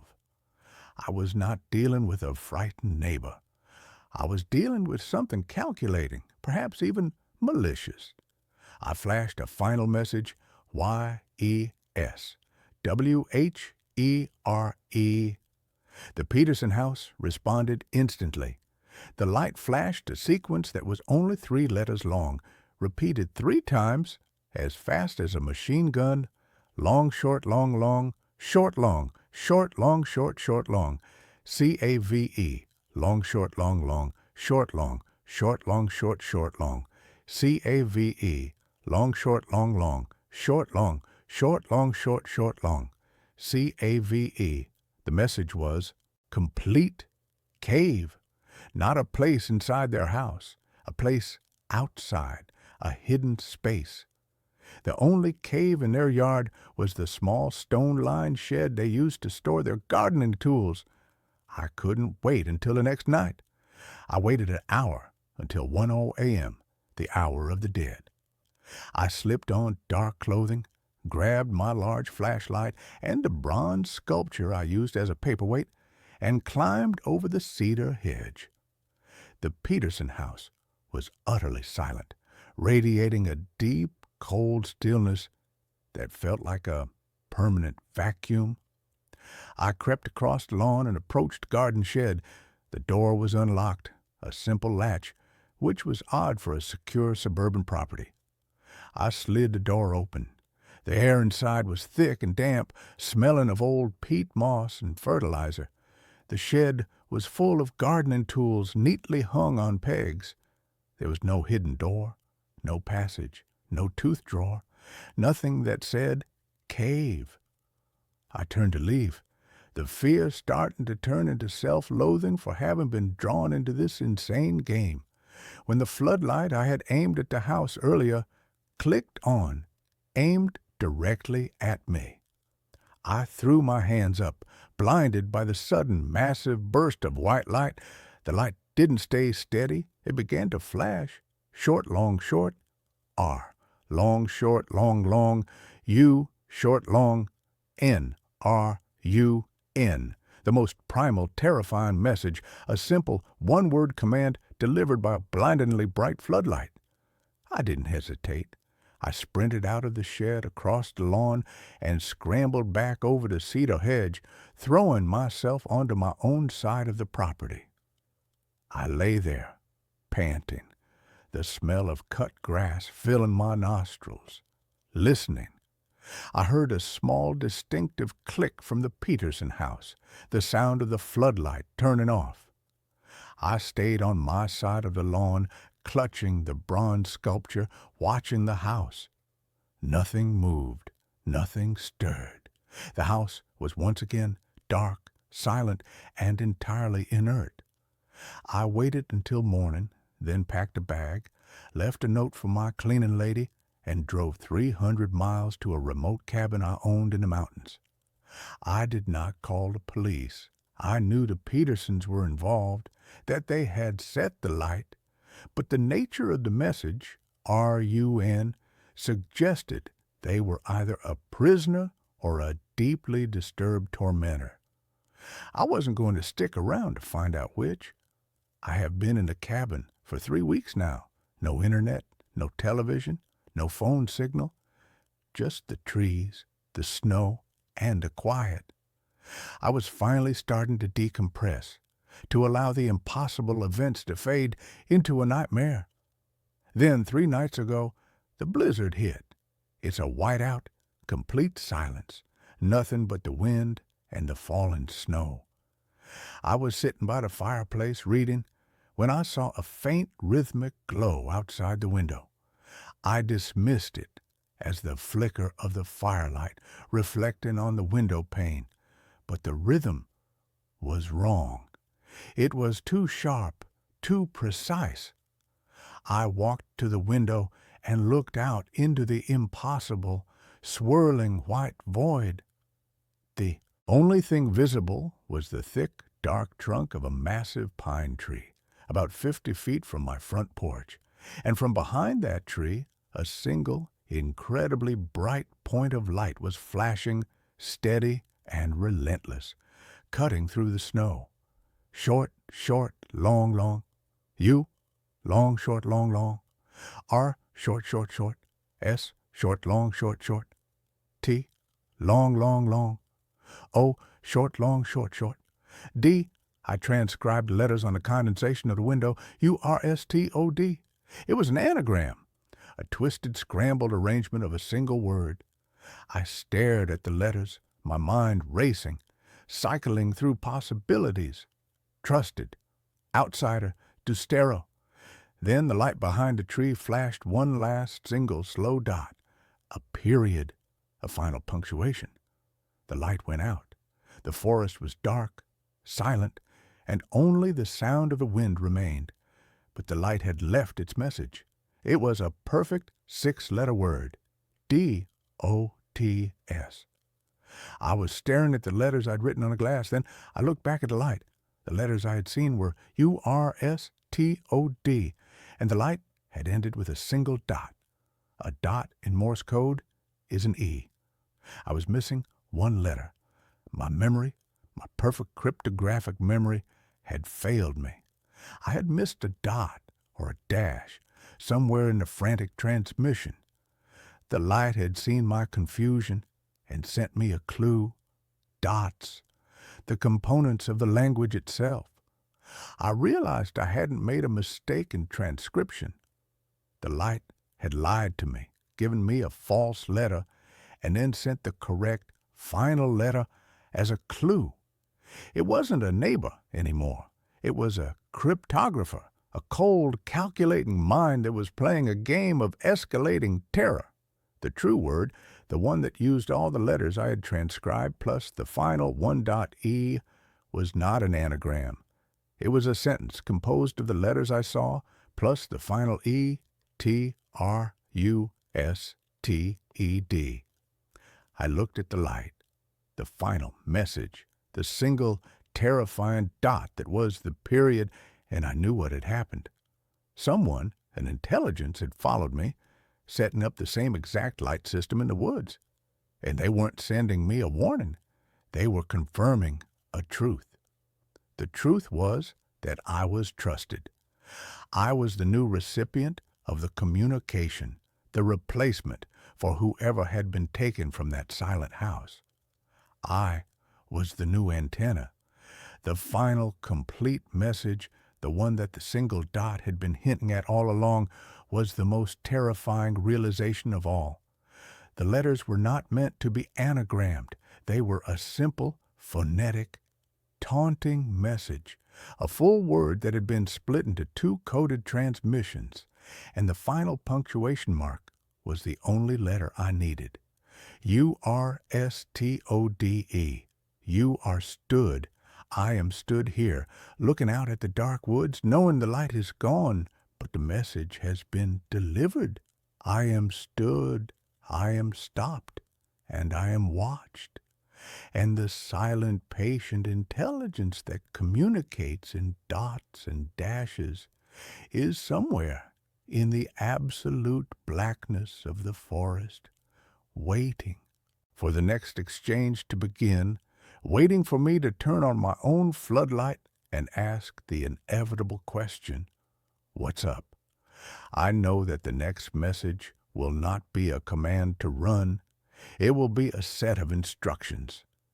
And I am terrified because I know that I will not be able to stop myself from answering.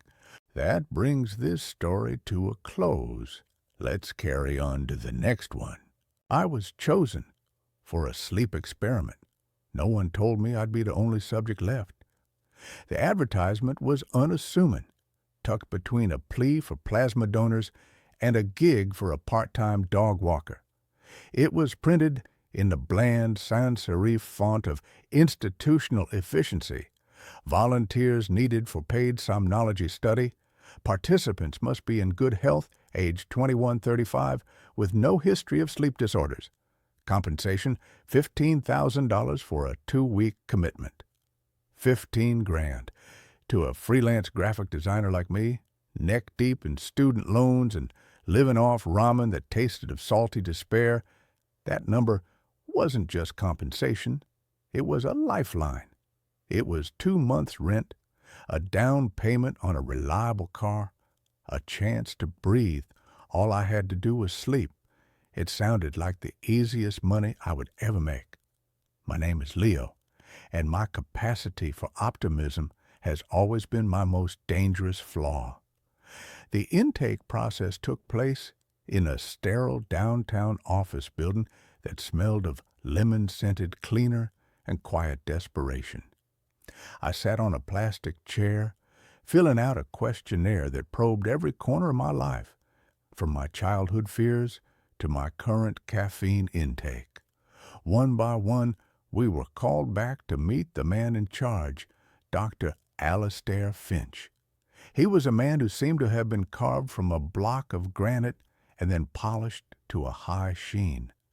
He had a perfectly trimmed gray beard, sharp, intelligent eyes that seemed to see right through you, and a smile that was both reassuring and utterly devoid of warmth.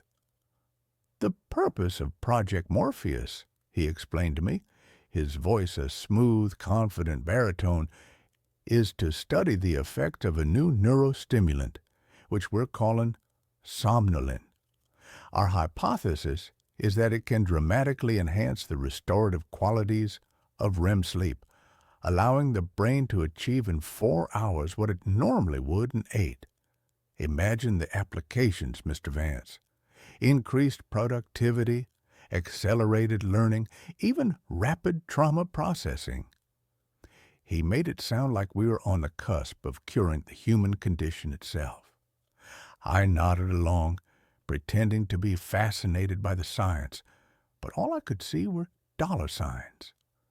There were 4 other subjects chosen alongside me. We were a motley crew, united by our shared need for a quick payday. There was Marcus, a former Marine, with a cynical smirk and a web of tattoos crawling up his neck. Chloe, a bubbly, perpetually cheerful art student with magenta-streaked hair. Ben, a quiet, socially awkward programmer who seemed to communicate better with his laptop than with people. And Zara, a high-strung grad student who jumped at every unexpected noise. The facility was located in the basement of the same office building, but it felt like a different world. A series of heavy soundproof doors led us into a self-contained habitat, a windowless bunker of stark white walls, soft gray carpet, and recessed lighting that mimicked a 24-hour cycle. The air was cool and tasted filtered, recycled. We were completely cut off from the outside world. No phones, no internet. Our home for the next 14 days. Each of us was assigned a small, comfortable room. It contained a single bed embedded with a latticework of sensors, a small desk, and a camera mounted in the upper corner of the ceiling, a dispassionate, unblinking eye. Dr. Finch assured us it was only for monitoring our sleep patterns and ensuring our safety. A pleasant communal area with a kitchenette and a small library of pre-approved books and board games served as our living room. It was all designed to be calming, a sterile, controlled womb. But as that final door hissed shut behind us, locking us in, I felt a tremor of unease. It didn't feel like a womb. It felt like a tomb. The first few days were almost comically benign. We'd sleep in our sensor-laden beds and IV line taped to our arms, delivering what Finch called a microdose of somnolin. During our waking hours, which were strictly regulated, we underwent a battery of tests, memory games, logic puzzles, reaction time assessments. We'd fill out detailed questionnaires about our dreams, our moods, our energy levels. And at first, it was incredible. I'd never felt so rested. I would wake up feeling a profound sense of clarity, as if my mind had been decluttered and polished overnight. My dreams were vivid, cinematic. I dreamt of soaring over mountain ranges, of revisiting a perfect, sun-drenched day from my childhood. The others reported similar experiences. Chloe was dreaming up entire galleries of fantastical paintings. Ben claimed to have solved a complex coding problem in his sleep. We felt like pioneers of the mind. The $15,000 felt like a steal. The change began on the fourth night. The pleasant Technicolor dreams began to bleed at the edges. I had a dream that I was wandering the sterile, white corridors of the facility, but the layout was all wrong. Hallways stretched into impossible lengths, and doors opened into brick walls. I felt a gnawing sense of anxiety, a feeling of being watched.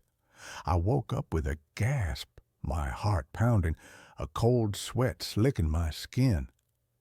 At breakfast, I noticed the shift in the others, too. Marcus was sullen and aggressive, snapping at Ben for chewing too loudly. Chloe, usually a font of incessant cheer, was quiet, her eyes distant. She had a sketchbook open on the table, and on the page was a disturbing abstract drawing of a tall, stick-thin figure made of swirling, chaotic lines. "I keep seeing him," she whispered, her voice trembling slightly. "At the edge of my dreams. He just watches." That night, my dream picked up where the last one left off. I was back in the twisting, labyrinthine corridors. But this time, I wasn't alone. I saw him, the figure from Chloe's drawing. He was at the far end of a long hallway, a gaunt, impossibly tall man in what looked like an old-fashioned tattered doctor's coat. His face was a blur of shadow, but I could feel his gaze on me, cold and malevolent. I woke up not with a gasp, but with a choked, silent scream. The waking world was becoming just as strange. I started to experience micro-hallucinations, a flicker of movement in my peripheral vision, the sound of my name whispered from an empty room. The puzzles Dr. Finch gave us were becoming more difficult, almost nonsensical, designed to frustrate and disorient. The first to break was Zara. During a particularly grueling cognitive test, she suddenly threw her tablet against the wall. "It's a trick!" she shrieked, her eyes wide with terror. "The questions are changing when I'm not looking. He's changing them." Dr. Finch and his assistant, a young, nervous-looking woman named Anya, rushed in. Zara was hysterical, clawing at her own arms. They injected her with a sedative. She has a pre-existing anxiety condition she failed to disclose, Finch announced to the rest of us, his voice a mask of clinical concern. For her own safety, she is being withdrawn from the study. They carried her out. The heavy door hissed shut, and then there were four. The atmosphere in the communal room turned toxic. Ben became convinced the cameras were recording our thoughts. He started speaking in whispers, covering his mouth with his hand. Marcus paced the floor like a caged animal, his eyes darting back and forth, his cynicism curdling into raw paranoia. We were lab rats, and we were beginning to realize that the maze we were in was far more complex than we had imagined. The next night, the dose of somnolin was increased. That night, I didn't just dream of the gaunt man. I met him. I was in a nightmarish version of my childhood home. He was there, standing in the living room, his shadowy face turned towards me. He didn't speak, but a voice echoed in my head, a dry, rasping sound like dead leaves skittering across pavement. "You don't belong here," it said. "This place is mine." I woke up swinging, my fist connecting with the wall beside my bed. The pain was a grounding, welcome sensation. Ben was next to go. He'd barricaded himself in his room, refusing to come out. We could hear him through the door, muttering about firewalls and corrupted code, convinced that the Watcher was trying to hack into his brain. It took Finch and 2 large orderlies he seemed to produce from nowhere to force the door open and drag him out, sedated and silent. "An unfortunate psychotic break," Finch explained, his expression unreadable. "The somnolent can have an amplifying effect on latent mental instabilities." Now there were 3. Fear was a constant metallic taste in my mouth. We were trapped with a man who was either a madman or a monster, and the line between the two was becoming increasingly blurry. Marcus, Chloe, and I huddled together in the communal room, a tribe of the terrified. Marcus was convinced the food was being drugged. Chloe wouldn't stop drawing the gaunt man, her sketchbook now a gallery of horrors. Pages and pages of the same stick-thin figure, his face always a void of shadow. "I saw a name," she whispered to me, her eyes wide and haunted. "In my dream last night. I was in Finch's office. There was a plaque on the wall, an old one. It said, 'In Memoriam, Dr. Elias Thorne, a pioneer who gave his life in the pursuit of knowledge.'" Marcus tried to make a break for it. He waited for one of the orderlies to bring in a food tray and tried to rush the door. He was strong, but they were ready for him. A taser crackled, and he went down, convulsing on the soft gray carpet. They dragged his unconscious body away. No explanation was given this time. We didn't need one. We knew the rules of this twisted game now. There was no escape. And then there were 2. Chloe and I were the only ones left. We were ghosts haunting the sterile white halls of our prison. We tried to stay awake, taking turns watching over each other, but the exhaustion was a physical weight crushing us. And the IV drips were mandatory. Anya, the assistant, would come in, her face pale and strained, and check the lines. I could see the pity in her eyes, but also the fear. She was as much a prisoner as we were. "He's getting stronger," Chloe mumbled, her head lolling against my shoulder. We were huddled on the sofa, a single blanket wrapped around us. "Thorne, I think he died here, in this facility. I think the experiment. It's not what Finch told us." That was the last coherent thing she said to me. The next time I saw her, she was asleep in her bed. But it wasn't a normal sleep. Her eyes were open, staring blankly at the ceiling. She was breathing, but she was gone, a shell. Anya came in to check on her and let out a small, strangled cry. Finch was right behind her. He showed no emotion as he shone a penlight into Chloe's unblinking eyes.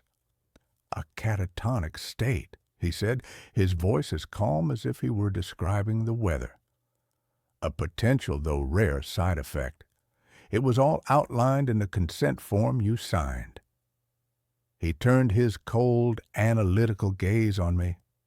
"Which means, Mr. Vance, that you are the last one, the most resilient, the perfect subject, the experiment can now proceed to its final stage. I was alone, the sole survivor of Project Morpheus.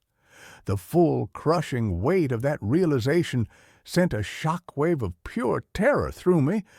I lunged for the IV in my arm, intending to rip it out, but an alarm blared through the facility, a piercing, deafening shriek. Finch's voice boomed from a hidden speaker. "I wouldn't do that, Leo, don't you see? We are on the verge of a monumental breakthrough. This was never about enhancing sleep. It was about mapping the landscape within sleep. Somnolin doesn't create dreams. It dissolves the barrier. It opens a door." His words hit me with the force of a physical blow. This wasn't a neurostimulant study. It was a cartography expedition into a haunted house. And we were the explorers sent in to map the darkness. The others weren't gone. They were lost. Their minds had been consumed by the landscape, by the dominant entity within it, the consciousness of Dr. Elias Thorne, a ghost in the machine. "He was the first," Finch's voice continued, a manic excitement creeping into his tone. "The original researcher. He tested his own formulas, pushed the boundaries too far.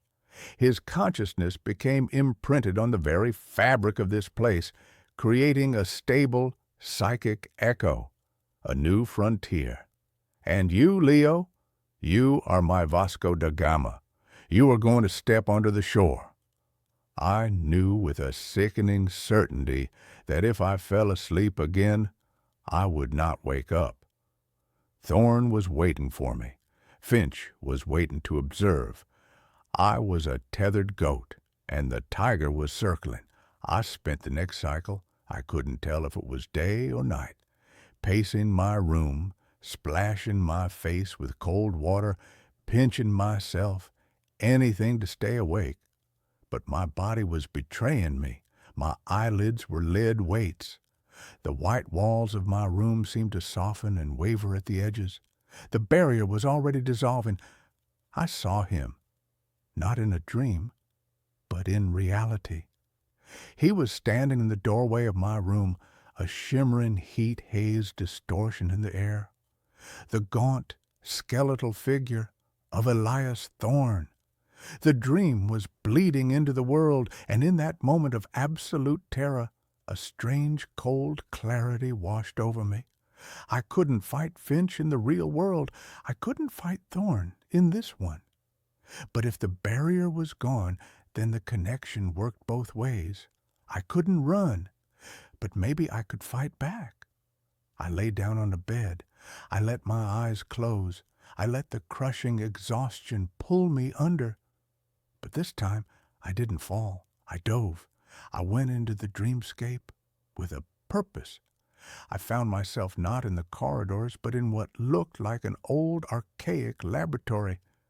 Beakers bubbled with black liquid, wires snaked across the floor like dead vines. And in the center of it all was Thorne. He was more solid here, more real.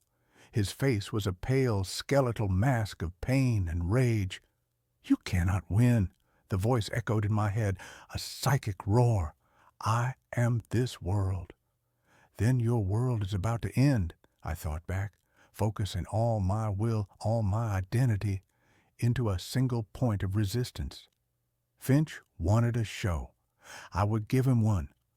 I stopped fighting Thorne's influence and instead focused on the environment. I remembered the happiest day of my life, a trip to the beach with my family when I was a kid. I flooded the dark, musty lab with the memory, the brilliant, blinding sunlight, the sound of crashing waves, the smell of salt and sunscreen. The dreamscape recoiled. Thorne shrieked, clutching his shadowy head as the light burned him. The dark lab flickered, the beakers and wires replaced by sand and seashells. "This is my mind," I projected, pouring all my anger, my fear, my desperate will to live into the thought, my dream, and you are not welcome here. I focused on the machines, the sophisticated monitoring equipment I knew was attached to me in the real world. In the dream, I imagined them overloading. I visualized the main console in Finch's control room, the one I had only glimpsed on a schematic. I pictured the screens cracking, the wires sparking, the whole thing erupting in a shower of electrical fire. I poured every ounce of my focus into that single, destructive image. A sound jolted me, a real sound, an alarm, the smell of smoke. My eyes snapped open. I was back in my room. The facility's emergency lights were flashing, casting the white walls in a hellish red glow. The speaker on the wall was crackling with static. I had done it. I had created a feedback loop, my mental projection of destruction causing a real-world overload. My door hissed open. Anya stood there, her face white with terror and resolve. "Go!" she screamed. "The main breaker blew. The system locks are failing. Go now!" I didn't hesitate. I scrambled out of the room, my legs weak and trembling. The corridor was filled with acrid smoke. As I ran, I glanced through the reinforced window into the control room. It was chaos. Sparks rained down from a burned-out console, and in the middle of it all stood Dr. Finch. He wasn't panicking. He wasn't trying to put out the fire. He was staring at his monitors, at the chaotic spiking lines of my EEG, and he was smiling, an ecstatic, triumphant smile. I didn't look back again. I ran through the labyrinth of corridors, following Anya's frantic gestures, until we reached the final door. She swiped a card, and it opened onto a grimy service staircase. The air that hit me was stale and damp, but it was real air. It was the air of the world. I burst out of a nondescript metal door into a back alley. The gray early morning light was the most beautiful thing I had ever seen. I was free. That was 6 months ago. I have the money. It was wired to my account the day I was admitted, as promised. But I lost everything else. I live in a different city under a different name. And I don't sleep. Not really. I drift in and out of a state of hallucinatory exhaustion, never letting myself go completely under. I'm terrified of what's waiting for me on the other side of that door. The experiment was a success. I know it was. Because sometimes when the light is dim and I'm looking at my reflection in a darkened window, the face that looks back isn't my own. For just a fraction of a second, I see a tall, gaunt man with a pale, skeletal face and eyes that burn with a cold, ancient hunger. Finch opened a door, and I was the one who walked through. But I'm beginning to understand the terrifying truth. I didn't come back alone. That's where this story ends. Let's continue with the next. My neighbor moved out months ago. I still hear him walking above my ceiling. I am an audio engineer by trade. I say this not to brag, but to establish a baseline for what I am about to tell you. I know sound. I know the difference between the settling of a foundation and the compression of a floorboard under a human heel. I know the frequency of a water pipe rattling, usually around 40 hertz, versus the frequency of a knuckle rapping against drywall, closer to 300-400 hertz. I spend my life scrubbing background noise out of podcasts and isolating vocals in messy studio recordings. I trust my ears more than I trust my eyes. And I know that the apartment above me, Unit 5B, has been empty for 84 days. The previous tenant was a man named Arthur Vance. Arthur was a heavy man, both in spirit and in stature. He had a very specific gait. He led with his right heel, striking the floor hard, and then dragged his left foot slightly, a result of a hip surgery he'd told me about in the elevator once. Thud swish, thud swish. That was the soundtrack of my life for 3 years. It was annoying, sure, but it was rhythmic, predictable. It was the heartbeat of the building. Then Arthur died. Heart attack in the kitchen. I didn't find him, but I heard him fall. A singular, massive impact that shook the light fixture in my hallway. Then silence. 2 days later, the smell alerted the super. They cleared the place out in October. I watched the movers take the furniture. I watched the cleaning crew haul out the trash bags. I watched Mrs. Gable, the landlady, lock the deadbolt and put the key in her purse. She told me she was going to renovate the place, strip it down to the studs, modernize it before renting it out again. "It'll be empty for months, Elias," she promised me. "Enjoy the quiet." I did. For the first month, the silence was luxurious. I worked from home in a sound-treated spare bedroom I call the booth. Having absolute silence from upstairs meant I could lower my noise gate thresholds. I could work without headphones. It was bliss.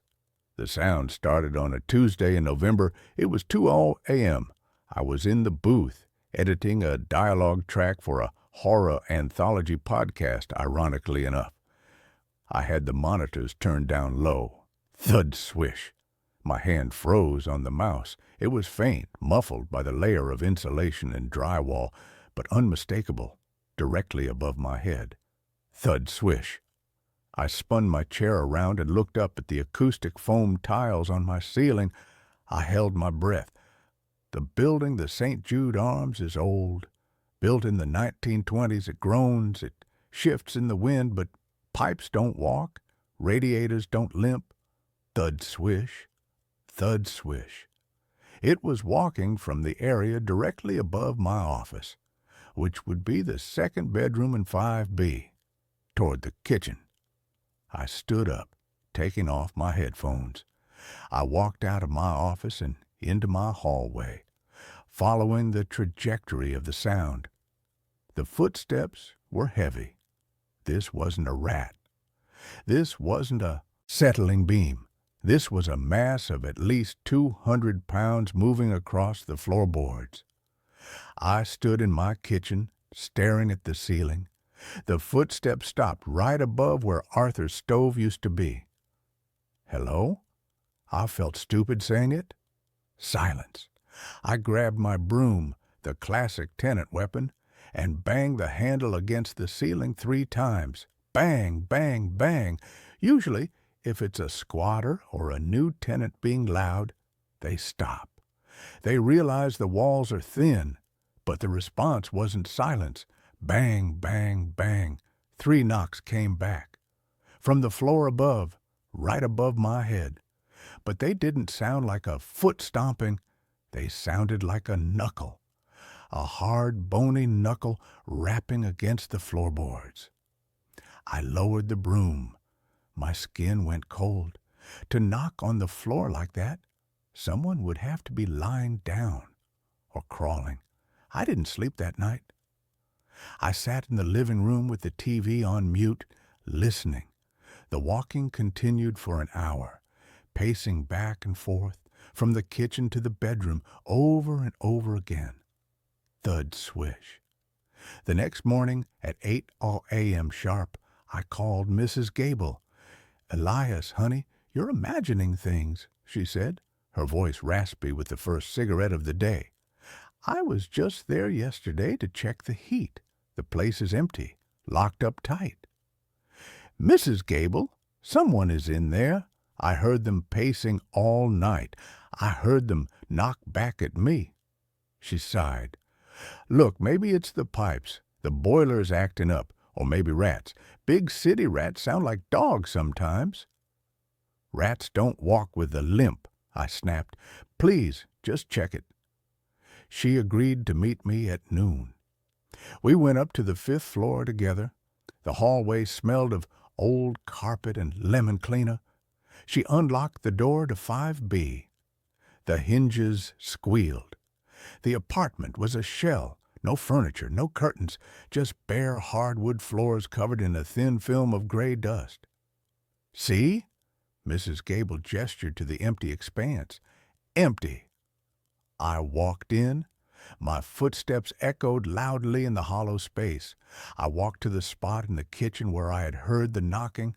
I looked at the floor. The dust was undisturbed. That was the moment the real fear set in. If there had been a squatter, there would be footprints, scuff marks, trash. But the layer of dust was pristine, smooth as a frozen lake, except for the tracks I was currently making. "I don't understand," I whispered. "I heard him. It sounded exactly like Arthur." Mrs. Gable frowned and crossed herself. "Don't speak ill of the dead, Elias. Arthur is gone. It's just the building settling. Old buildings have a memory, you know. Echoes." She ushered me out and locked the door. I went back downstairs, feeling like I was losing my mind.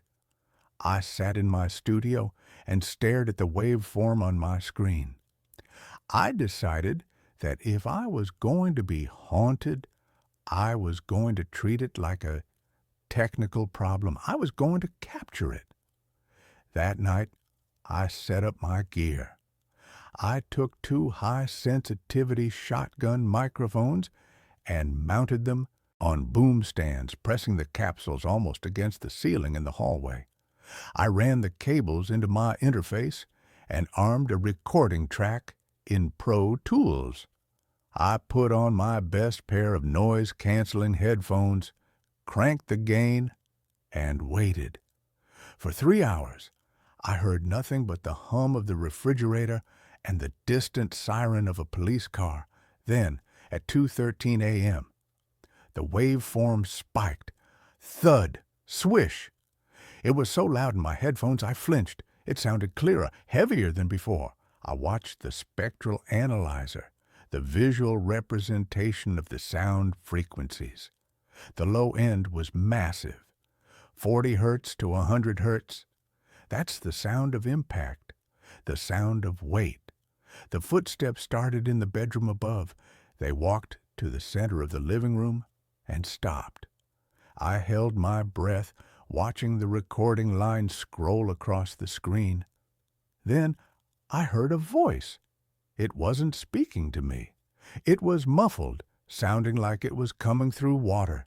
I boosted the high frequencies. I applied a compressor to bring up the quiet sounds. "Keys!" My stomach dropped. It was a man's voice, low, gravelly. "Where are the keys?" I recognized the voice. It was Arthur, but it sounded wrong. It sounded looped, like a recording skipping. Where are the keys?" Then a sound that made me rip the headphones off my head. A scream, but not a human scream. It sounded like metal shearing, like a structural beam twisting and snapping, but it had the cadence of a vocal cord. It lasted for 6 seconds, peaking the meters into the red, distorting the audio. Then, silence. I sat there, trembling. I played the audio back. The footsteps were there. The voice was there. The scream was there. I wasn't crazy, but the dust upstairs had been undisturbed. The next few days were a blur of sleep deprivation. The sounds evolved. It wasn't just walking anymore. It was activities. On Thursday, I heard marbles rolling across the floor, hundreds of them. A distinct clack, clack, clack roll sound. On Friday, I heard furniture being dragged, heavy wooden furniture scraping against the floorboards. I heard a chair scrape, a pause, and then scrape again. I went back up to 5B on Saturday. I didn't call Mrs. Gable this time. I used a credit card to shim the lock. It was terrifyingly easy. I pushed the door open. The apartment was still empty. The dust was still there. But this time, the dust wasn't pristine. In the center of the living room, the dust had been disturbed, but not by feet. It looked like something had slithered. A wide serpentine trail cut through the gray powder, winding from the bedroom to the kitchen. It was about 2 feet wide, and in the middle of the trail, at irregular intervals, were indentations. They looked like fingers, long, dragging fingers. I backed out of the apartment, locking the door behind me. I went downstairs and barricaded my door. I started doing research on the building. The St. Jude Arms was built in 1924. Before that, it was a tenement house that burned down in 1902. Tragedy, death, the usual ghost story fodder. But that didn't explain the physicality of the sounds. Ghosts don't have mass. They don't generate 50 hertz thuds. On Sunday night, the ceiling started to leak. I was in the kitchen when a drop of dark, viscous liquid landed on my counter. I looked up. There was a stain spreading across the white plaster right above the island. It wasn't water. It was brownish red and smelled like copper and spoiled meat. I grabbed a ladder. I poked the wet plaster with a broom handle. The drywall was soft, too soft. With a wet crunch, the broom handle went straight through the ceiling. Debris rained down on me, plaster, dust, and clumps of insulation. I coughed, waving the dust away. I shone my flashlight up into the hole I had just made. I expected to see the underside of the floorboards of apartment 5B. The space between my ceiling and the neighbor's floor is usually about 12 inches, just joists and pipes. But the beam of my flashlight didn't hit floorboards. It went up and up. I squinted, climbing a step higher on the ladder. There were no floorboards above me. Through the hole in my ceiling, I could see another room. But it wasn't apartment 5B. It was a vertical shaft, an impossible space. It looked like the interior of a silo, lined with rotting wood and rusting pipes that crisscrossed like a chaotic spiderweb. And clinging to the pipes about 10 feet up in this impossible void was a figure. It was shaped like a man, but the proportions were all wrong. The limbs were too long, possessing too many joints. The skin was gray and translucent, pulled tight over bone. It was wearing tatters of what looked like a suit, Arthur's suit. It was hanging upside down, its feet hooked over a rusty steam pipe like a bat. Its head swiveled 180 degrees to look down at me. The face was Arthur's face, but it was slack, like a rubber mask that had melted in the sun.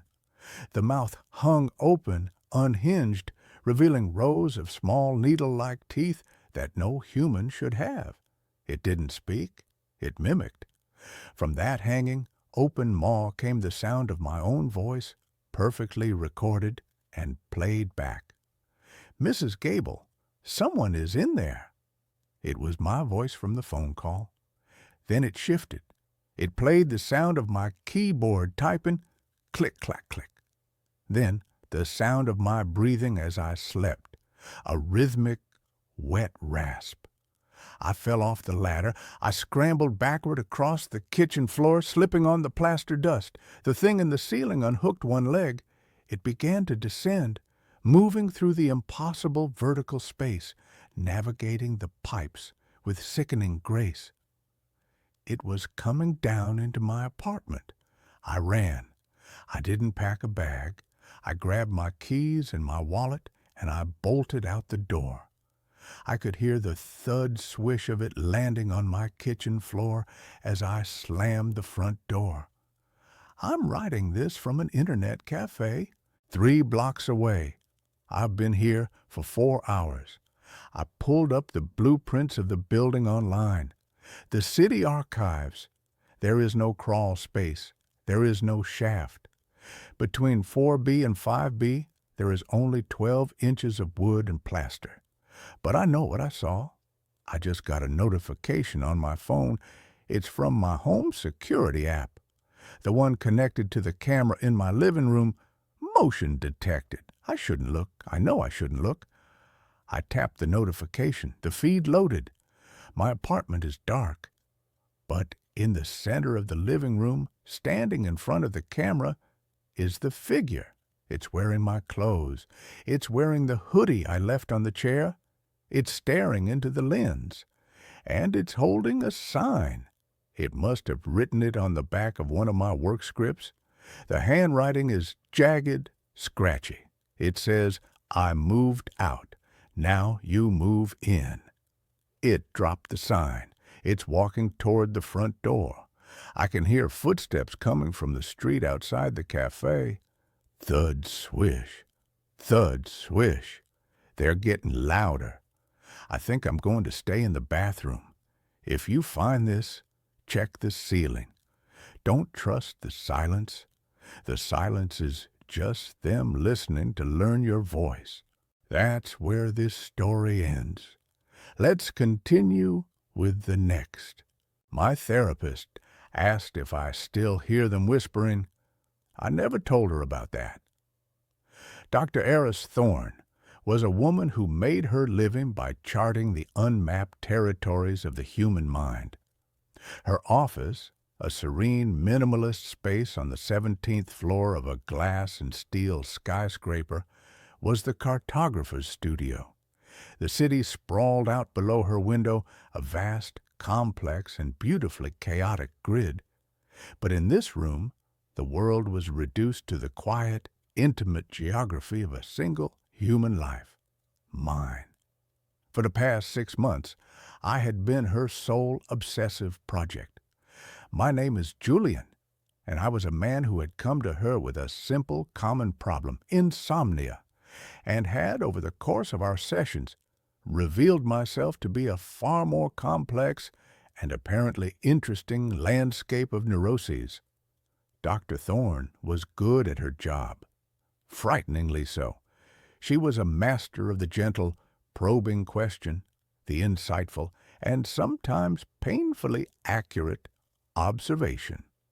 She had a way of listening that made you feel like you were the only person in the world, and that the quiet, tangled secrets of your soul were the most fascinating story she had ever heard.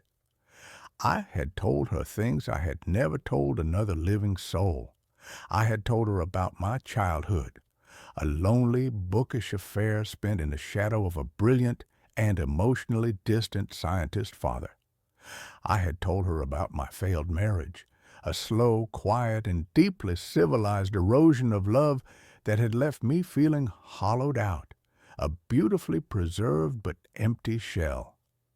I had told her about the anxiety, the low, persistent, static hum that was the constant background noise of my life. I had told her everything, or so I thought. The session that broke my world open began as all the others had. I was in the comfortable Eames-style leather chair, a glass of water sweating on the small teak table beside me. Dr. Thorne was in her own chair opposite me, her notebook open on her lap, her pen poised. She was a woman in her late 40s, with sharp, intelligent eyes the color of a stormy sea, and a calm, centered presence that I had come to rely on as a kind of emotional North Star. We were talking about my dreams, or rather, my lack of them. My insomnia was a strange white noise affair. I would lie in bed for hours, my mind a frantic, buzzing hive of meaningless thoughts, but I would never truly sleep. I existed in a perpetual gray liminal state, a twilight of consciousness that was neither rest nor wakefulness. You've described it as a crowded silence before, she said, her voice its usual calm and measured cadence. Can you elaborate on that? I tried. I told her how the silence in my apartment at night wasn't empty, but full, how it felt like a room packed with people who were all holding their breath, how I sometimes felt a pressure, a weight in the air, as if from the presence of 1,000 silent, unseen observers. She listened, her head tilted slightly, her gaze unwavering. She made a few small, precise notes in her book, and then she asked the question that took the carefully constructed, rational, and explainable world we had built together in that room and shattered it into 1,000,000 terrifying, impossible pieces. She looked up from her notebook, her clear gray eyes meeting mine, and she asked, with a gentle, clinical, and utterly terrifying calm, "And do you still hear them whispering?" The air in the room seemed to solidify, to become a thick, unbreathable gel. The distant, muted sound of city traffic, a sound I hadn't even been consciously aware of, vanished. The world contracted to the space between her eyes and mine. My blood ran cold. A wave of dizziness, so profound it felt like the floor was tilting, washed over me. I gripped the arms of the chair, my knuckles turning white. What did you just say?" I stammered, my voice a dry, cracked, and unrecognizable thing. Her expression did not change. There was no surprise, no confusion, just a calm, patient, and deeply unnerving expectation. "The whispering, Julian," she repeated, her voice as gentle as a scalpel. "You've never mentioned it to me, but I know you hear it. I was just wondering if it has lessened at all since we began our sessions." I stared at her, my mind a screaming, chaotic void. The whispering, the soft, sibilant, and constant chorus of voices that lived just on the edge of my hearing. The sound I had lived with for as long as I could remember. The sound I had never, ever in my entire life spoken of to another human being. It had started in my childhood. A faint, rustling sound in the quiet of my bedroom at night, like the sound of dry leaves skittering across a pavement, or the hiss of an untuned radio. As I had grown older, the sound had grown with me, becoming a more complex, more defined, and more intimate part of my own internal landscape. It was a constant companion, a secret I had guarded with a fierce, almost primal instinct. It was the one true and definitive proof of my own unique and deeply personal madness, and I had never, ever told her about it. How do you know about that?" I whispered, the words feeling like shards of glass in my throat. She offered a small, sad, and deeply enigmatic smile. "Because I hear them too," she said. "I always have, and so did your father."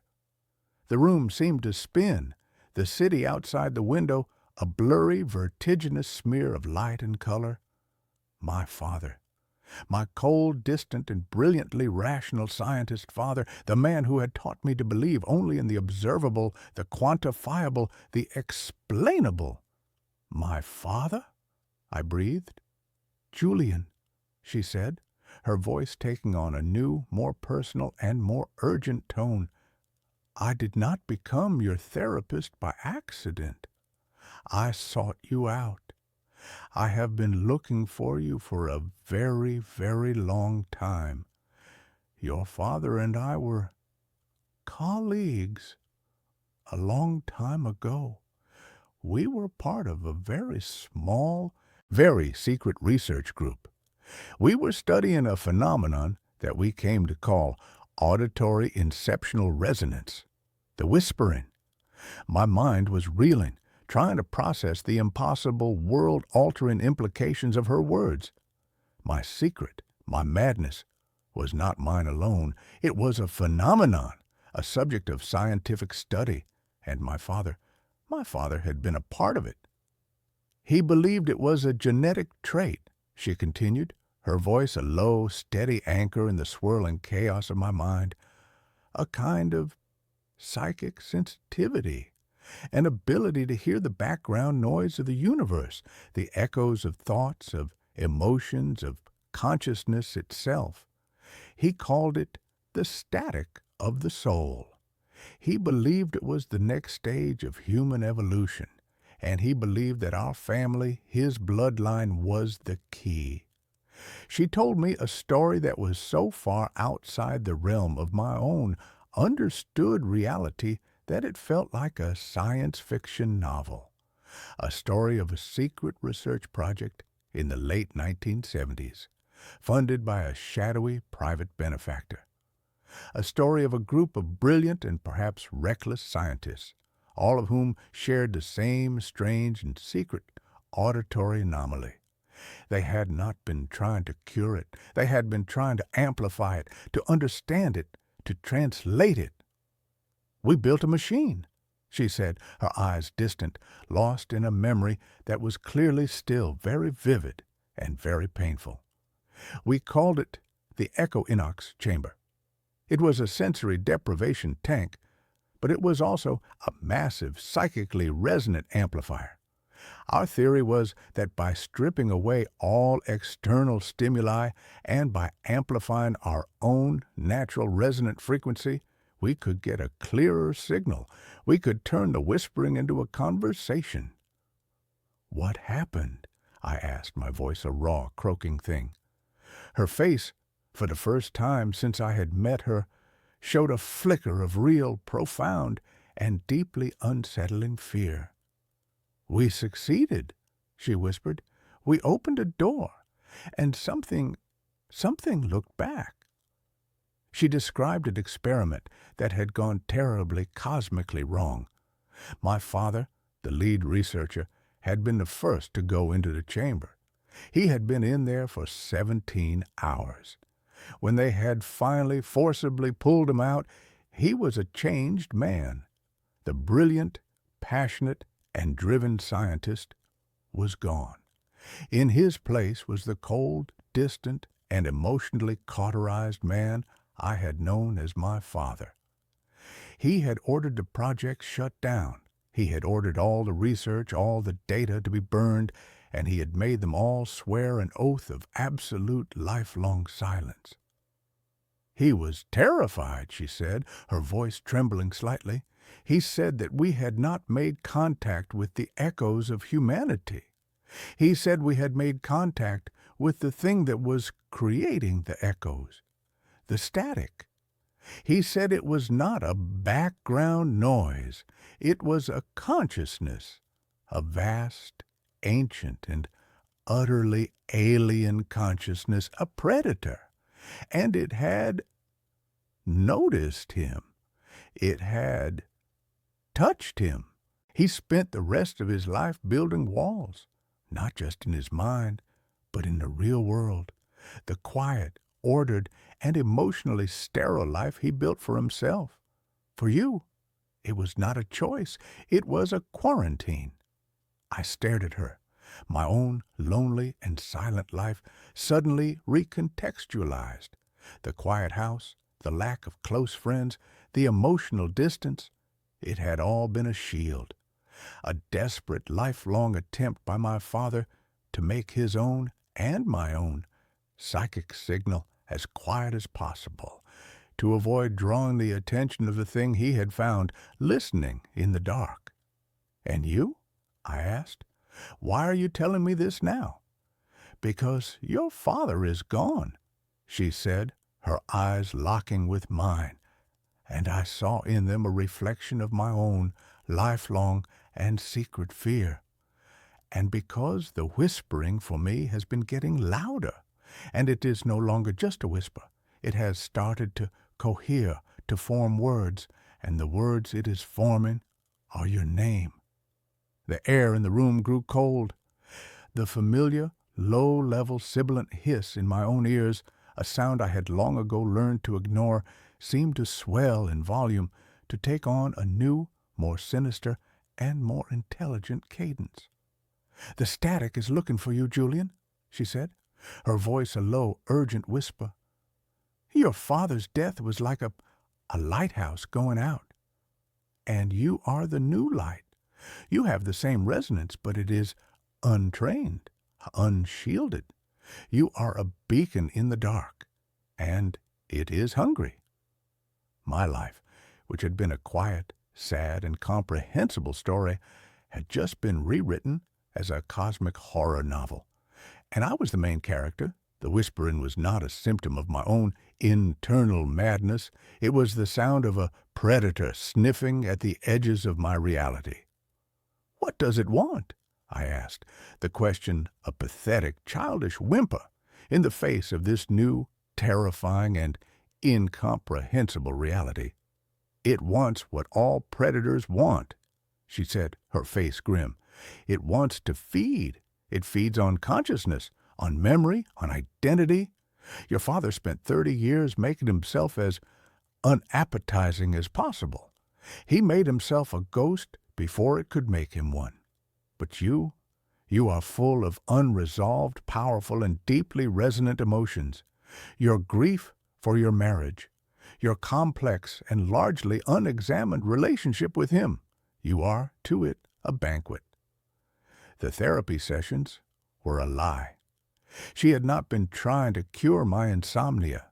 She had been trying to assess me, to gauge the strength of my signal, and she had been, in her own desperate way, trying to teach me how to build the same kinds of walls my father had.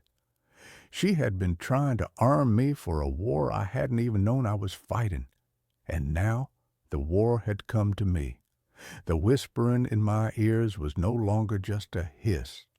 It was forming words. My name, Julianne, and other words. Words from my own private and internal lexicon. The pet name my ex-wife used to call me. The title of the obscure, philosophical novel I was reading. It was sifted through my thoughts, my memories, like a thief in the night. I left her office in a daze, the city streets a blur of hostile, meaningless noise. The real noise, the terrifying noise, was the one that was inside my own head. I went home to my quiet, minimalist apartment, a space I had designed to be a sanctuary of calm, but which now felt like a cage, a listening post for a monster. The phenomena escalated. The whispering was no longer just in my head. I would hear it from the corners of the room, from the speaker of my phone, from the static between television channels. It was bleeding through. I began to experience what I can only describe as memory leaks. I would be sitting, reading a book, and a sudden, vivid, and deeply alien memory would flash through my mind. The memory of standing on a beach of black volcanic sand under a sky with 2 crimson suns. The memory of the feeling of having 6 slender, multi-jointed fingers. The memory of a language that was made of pure mathematical equations. They were not my memories. They were its memories. It was not just listening to me. It was merging with me. It was overwriting my own personal history with its own ancient and incomprehensible one. I called Dr. Thorne in a panic. She told me to come to her house, an old, isolated brownstone in a quiet, forgotten part of the city.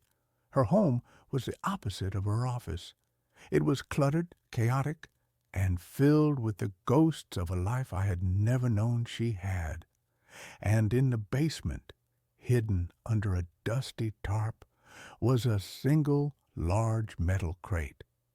"This is all that's left," she said, her voice a grim, determined whisper. "Your father destroyed all the primary research, but I was the archivist. I couldn't bring myself to burn it all. I saved the schematics for the equinox chamber." My blood ran cold. "You want to rebuild it?" "We have to," she said, her eyes burning with a desperate, fearful intensity. We can't outrun it. Your father's strategy was to hide, to become a whisper. But you are not a whisper, Julian. You are a shout, and it has heard you. Hiding is no longer an option. Our only choice is to confront it, to go back in, and to close the door he left open. Her plan was insane, a desperate, reckless gamble. She believed that the entity, the static, was using my own unique resonant frequency as a bridge. She believed that by using the chamber to amplify my own consciousness, I could fight back. I could learn to control the signal. I could learn to build a new kind of wall, a firewall, not of silence, but of pure, focused, and defiant will. For the next week, we worked like maniacs, a two-person cult preparing for the end of the world. We rebuilt the Echo and Knox chamber in her basement. It was a terrifying, beautiful, and deeply unsettling object, a fusion of cold, hard technology and a strange, almost mystical understanding of the human mind. It was a coffin, a spaceship, an altar. The night we were ready, the whispering in my head was a triumphant, deafening roar. It knew what we were about to do. It was excited. It was hungry. I stripped down and entered the chamber. It was filled with a warm, saline solution, the color and consistency of blood. As the lid hissed shut, plunging me into an absolute velvety darkness, the last thing I saw was Dr. Thorne's face, pale and strained, her eyes full of a mixture of hope and terror. The sensation was one of absolute dissolution. My body vanished. My sense of self, of my own physical boundaries, dissolved into the warm, dark liquid. There was only my consciousness, a single, untethered point of light in an infinite black void, and the whispering. It was no longer around me. It was me. It was a part of me. And then I saw it. It was not a creature of flesh and blood. It was a thing of pure, geometric, and malevolent consciousness. It was a living, breathing, and impossibly complex pattern of static. It was a storm of a billion forgotten thoughts, of dead realities, of lost souls. And it was beautiful. And it was hungry. It swarmed towards me, my single, small, and terrified point of light. It wanted to consume me, to add my small, unique pattern to its own chaotic and infinite design. And in that moment of absolute existential terror, I did the one thing it did not expect. I did not fight it. I did not run. I did not try to build a wall. I remembered my father, his silence, his distance, his lifetime of fear. And I remembered the one true and powerful thing he had given me, my own unique and deeply personal silence. I did not try to shout over the noise of the static. I just listened, not to it, but to myself. I focused on the one true and inalienable thing that was me, the memory of my mother's hand on my forehead, the feeling of my ex-wife's head on my shoulder, the quiet, profound, and deeply satisfying joy of solving a difficult intellectual puzzle. I gathered all the small, quiet, and beautiful pieces of my own unique and flawed consciousness, and I held them. I did not use them as a shield. I used them as an anchor. The static swirled around me, a hurricane of alien thoughts and dead memories, but it could not find a purchase. My silence, my stillness, my absolute and deeply personal sense of self was a thing it could not comprehend. It was looking for a fighter, a resistor, a shouter. It was not prepared for a listener, and in the heart of its storm, I found its own deep and profound secret. The static was not a predator. It was a lost thing. It was the collected, terrified, and lonely consciousness of a universe that had died, a universe where the only thing left was the echo. It was not hungry. It was just alone, and it was desperately and clumsily trying to find a companion. I did not offer it a fight. I offered it a piece of my own quiet, a single, shared moment of stillness in the heart of the storm. I don't know how long I was in that chamber when the lid opened and the light of the basement flooded in. I felt different. The whispering was gone. Not gone, but quiet. It was back where it belonged, in the background. A part of the texture of the universe, but not a part of me. I had not closed the door. I had simply learned to not be afraid of what was on the other side. Dr. Thorne and I dismantled the chamber. We did not destroy it. We understood now. It was not a weapon. It was a tool, a telephone, a thing to be used with great and profound respect. My life is different now. The silence in my apartment is no longer crowded. It is just quiet. My insomnia is gone. I sleep and I dream, and my dreams are my own. I have learned that the greatest walls are not built of silence or of fear. They are built of the quiet and deeply and unshakably personal knowledge of who you are. The whispering is still there, a faint, cosmic static on the edge of the world. But it is just noise now, and I am no longer listening. That brings this story to a close. Let's carry on to the next one. The house was a gift from a ghost. Not a literal one, of course, but the ghost of a life I was supposed to have lived.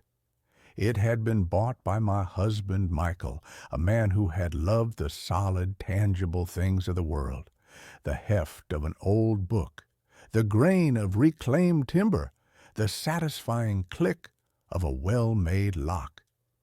He had bought it 3 weeks before a slick of black ice on a mountain road had turned our shared future into a singular, desolate present.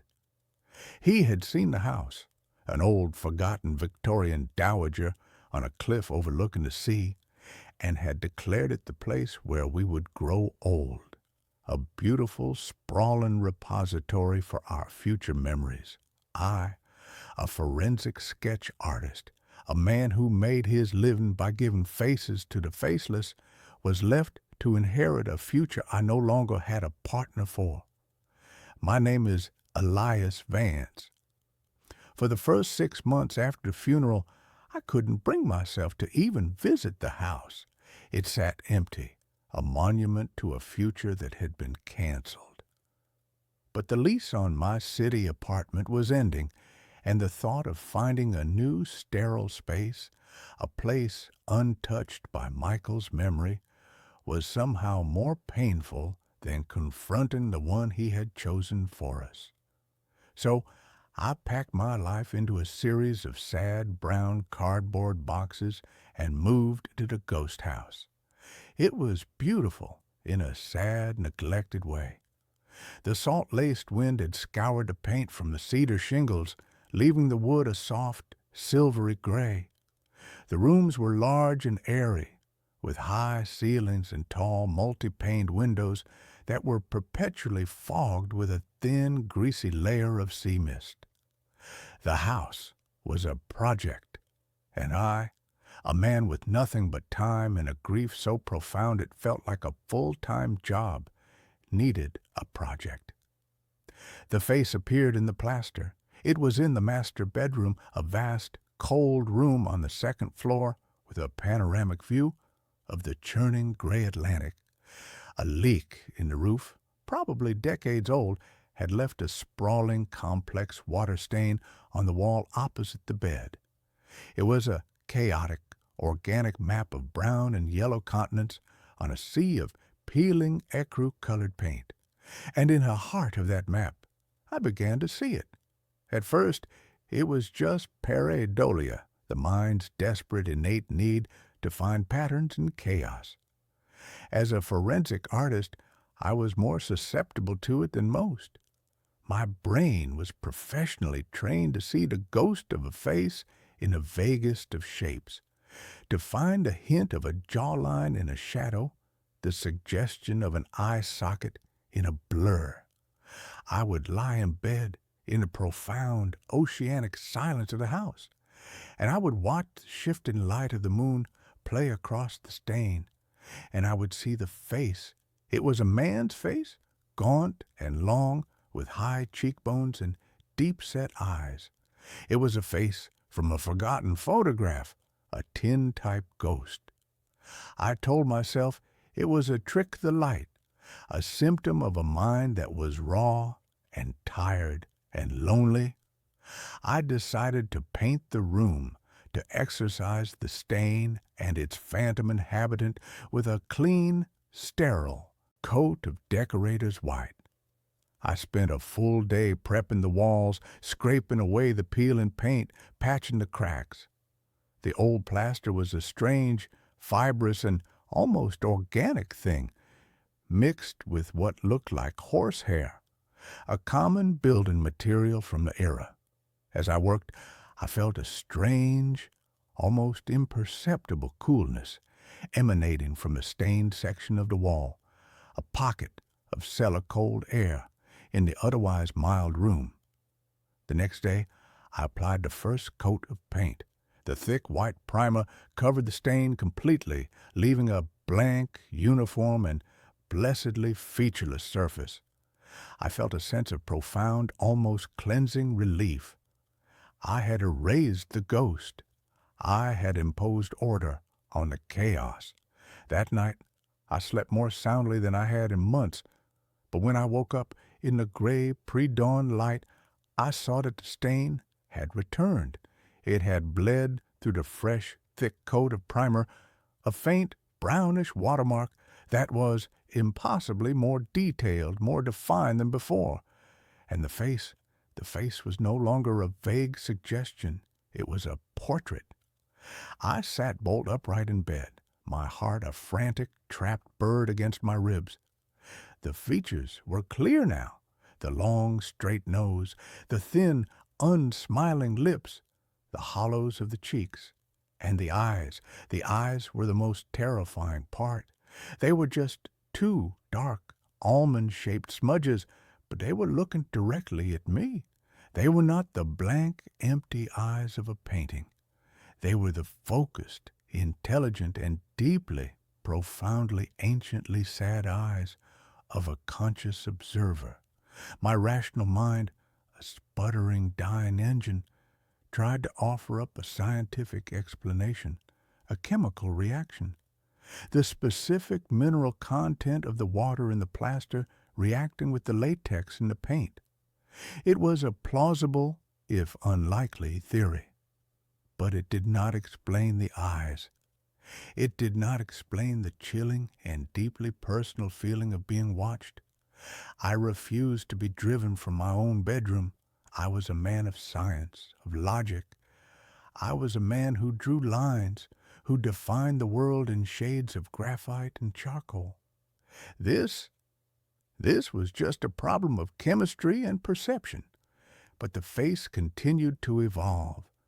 Each morning it was a little clearer, a little more detailed. The faint suggestion of an earlobe appeared, the subtle, incised line of a wrinkle at the corner of an eye. It was as if a photograph was slowly, agonizingly developing in the very substance of my wall. My professional curiosity, a thing I had thought long dead, began to stir, a morbid and perhaps self-destructive counterpoint to my growing terror. I began to sketch it. I would sit on a stool at the foot of my bed, my large leather-bound sketchbook in my lap, and I would draw the face in the wall. It was a strange and deeply unsettling reversal of my usual work. I was not drawing a face from the fragmented emotional memories of a traumatized victim. I was drawing a face that was itself a memory, trapped in the plaster of my home. The act of drawing it was an act of intimacy. I came to know its every contour, its every subtle melancholic detail. It was a handsome face in a severe old-world way, a face that had known suffering. As I drew, the cool spot on the wall seemed to grow, to push out into the room, a palpable, invisible column of frigid air. My nights became a ritual of surveillance. I would lie in bed, my eyes fixed on the face, which was now so clear it was like looking at a faded, sepia-toned photograph. And I began to notice a new and infinitely more terrifying phenomenon. It was changing, not its features, but its expression. One night, the thin, straight line of its lips seemed to curve just slightly at the corners into a faint and deeply unsettling smile. Another night, the dark, smudged eyes seemed to widen just for a fraction of a second, as if in surprise. I was not just observing a static image. I was interacting with a responsive and sentient entity. I had to know who he was.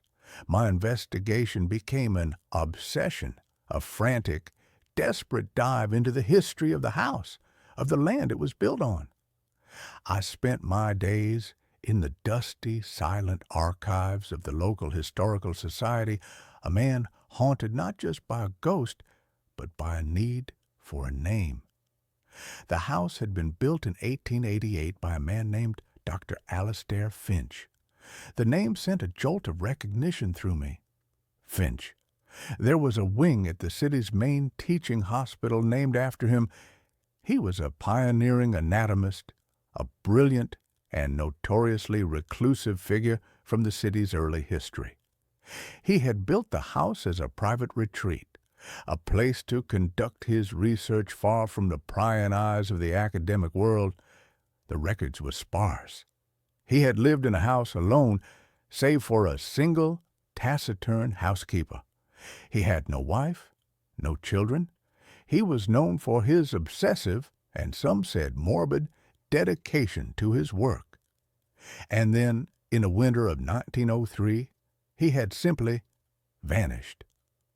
The housekeeper had arrived one morning to find the house empty. The doors were locked from the inside. Nothing was out of place. Dr. Finch's coat was on its hook, his half-finished breakfast on the table. He was just gone. The police had searched for months. They had dragged the sea. They had scoured the woods. They had found nothing. Alastair Finch had, for all intents and purposes, ceased to exist. I found a single, grainy photograph of him in an old medical journal. I held the journal in my trembling hands, my breath catching in my throat. It was him. The same long, gaunt face, the same high cheekbones, the same deep-set, sad, and intelligent eyes. The face in my wall was the face of Dr. Alastair Finch, a man who had disappeared from this very house over a century ago. The rational scientific explanations were now a distant, laughable memory. I was living in a haunted house, but it was not a ghost in the traditional sense. It was not the spirit of a dead man. It was the spirit of a man who had never been found, a man who was perhaps not dead at all, a man who was somewhere else, somewhere inside my walls. My great-uncle Henry's journals from the previous story about the mirror came to mind.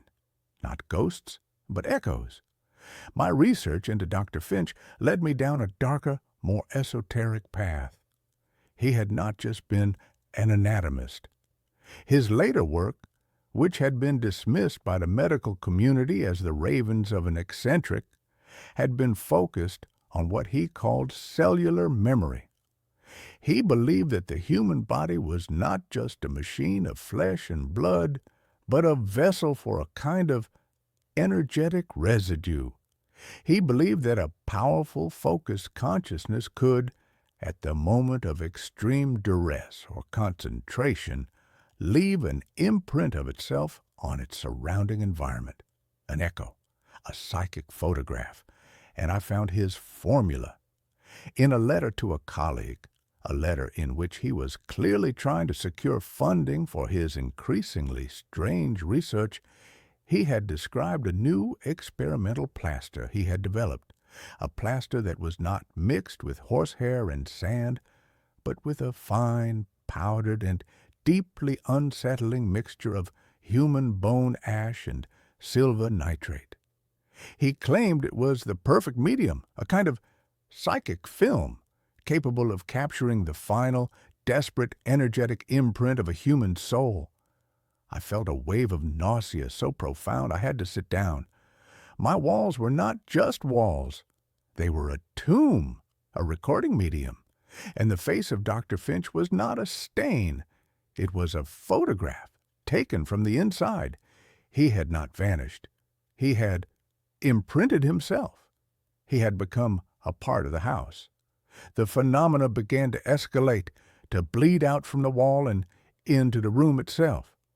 I would hear a soft, dry, whispering sound at night, like the sound of a page being turned in an old, brittle book. I would wake up to find the objects on my bedside table rearranged, my sketchbook moved to the other side of the room. One morning, I found a single, perfect, and deeply disturbing handprint in the thick layer of dust on the floorboards in front of the wall. It was a long, slender hand, the hand of an academic, a surgeon, and it was as if someone had pressed their hand to the floor from the inside of the wall and the dust had settled around it. He was no longer just watching me, he was trying to reach me. And then the face began to change in a new and far more terrifying way. It began to look like me. It was a slow, subtle, and horrifying transformation. The line of the jaw would soften just slightly to match my own. The shape of the eyes would change, becoming a little wider, a little less deep-set. The thin, straight lips would become a little fuller. It was as if he was studying me, my own face, my own features, and he was incorporating them. He was using my own reflection, my own presence as a model, a template. He was overriding his own faded image with my fresh, living one. I was no longer just an observer of this phenomenon. I was a participant. I was the source material. He was not just a ghost in my house. He was a parasite, and he was feeding on my own identity. I had to get out. The thought was a primal, screaming imperative. I packed a bag, my hands shaking, my eyes darting nervously towards the wall, where the face, now a grotesque, androgynous fusion of my own features and his, watched me with a calm and deeply unsettling curiosity. I went to the front door, my hand on the knob, and the door would not open. The old, heavy and well-made lock was frozen solid. I tried the back door. The same. The windows, the old sash-cord windows that had been painted shut for decades, were now as solid and immovable as the stone foundation of the house itself. I was trapped. The house, his body, would not let me leave. I was a prisoner in a house that was actively and intelligently trying to consume me. My last desperate hope was my sister, Sarah. She was a journalist, a hard-headed, cynical, and deeply practical woman who had always viewed my artistic temperament with a kind of affectionate pity. She was the only person I had told about the house, and she had, of course, assumed my strange behavior was just an eccentric and slightly morbid manifestation of my grief. She had promised to drive up from the city at the end of the week to check on me. I had my phone. I had a signal. I called her. My voice was a frantic, terrified mess. I told her I was trapped. I told her the house wouldn't let me out. She was silent on the other end of the line for a long moment. I could hear the deep, weary sigh of a woman who was convinced her brother had finally and completely lost his mind.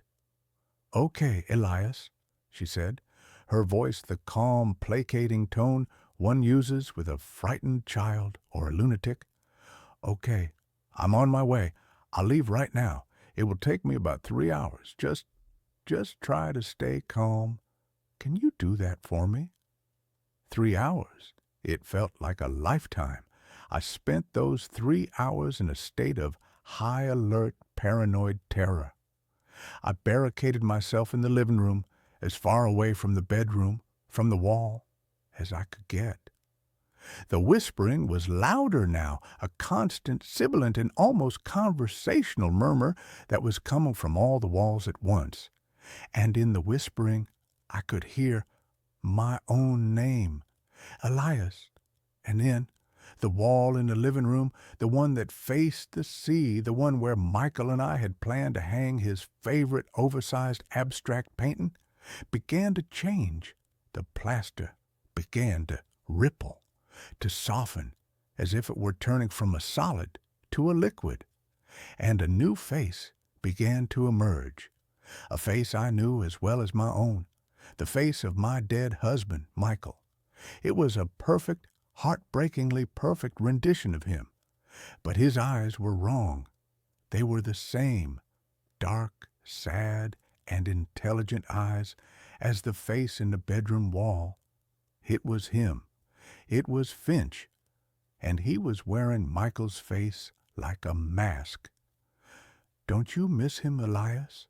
the wall seemed to whisper, the voice a grotesque and deeply insulting imitation of Michael's own deep and gentle baritone. "It's so lonely here. We could be together, all three of us."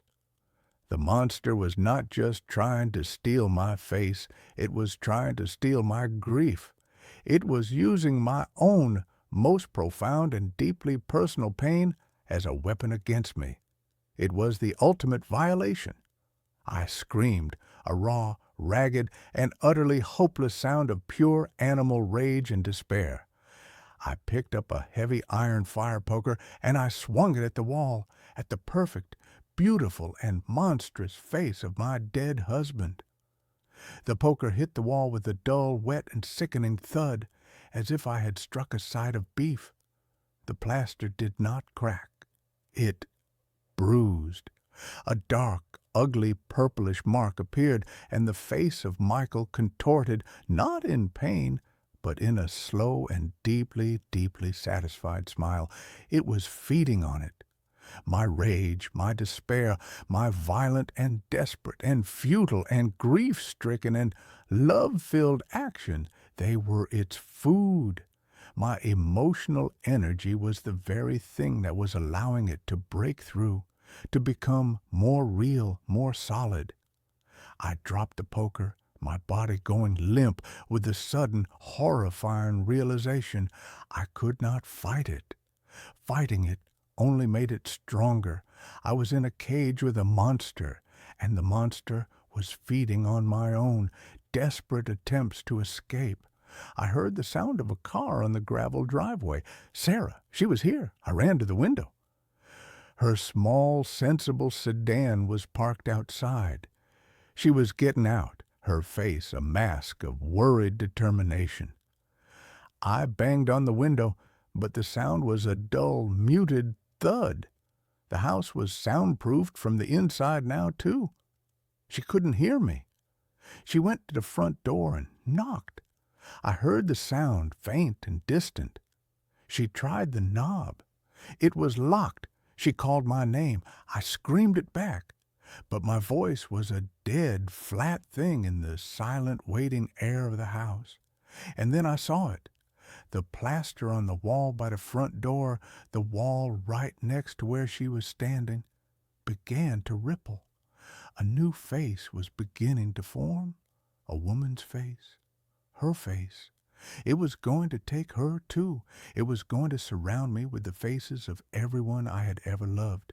A living, breathing, and eternal mausoleum of my own personal history. I was not just going to be its prisoner.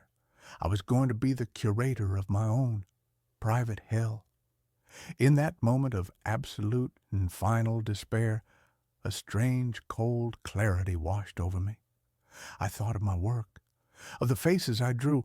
I was a man who brought form to the formless, who created order from the chaos of memory. And this house, this entity, was doing the same thing. It was an artist, a monstrous and deeply and profoundly lonely artist. And its medium was me. I could not fight it. I could not run from it. So I had to do the one thing it would not expect. I had to create a piece of art that it could not comprehend. I had to create a new face.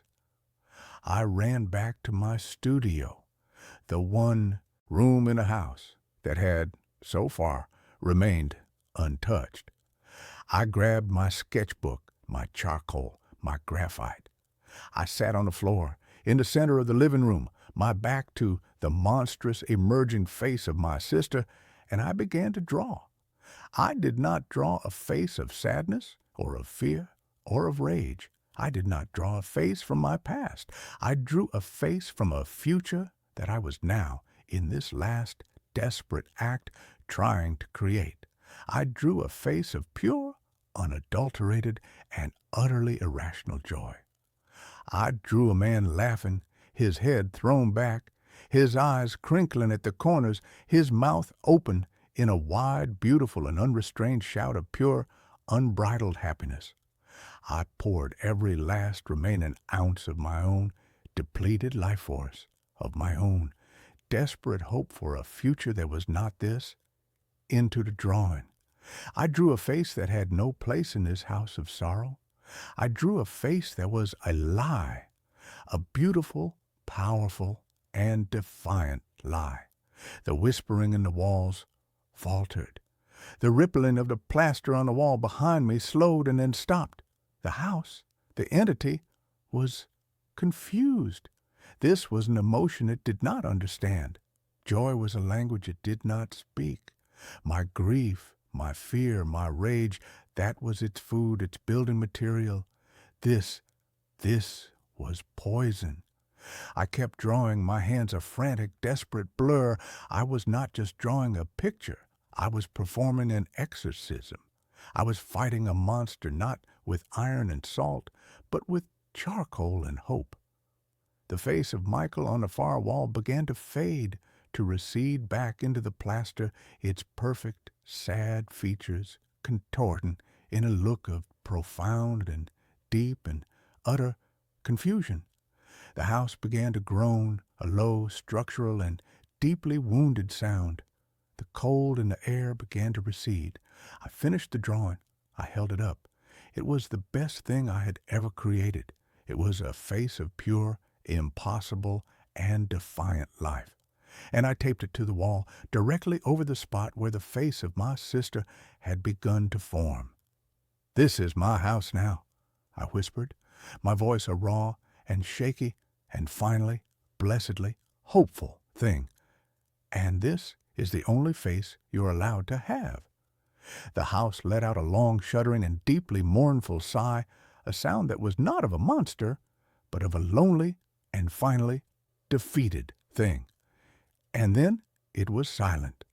The lock on the front door clicked open.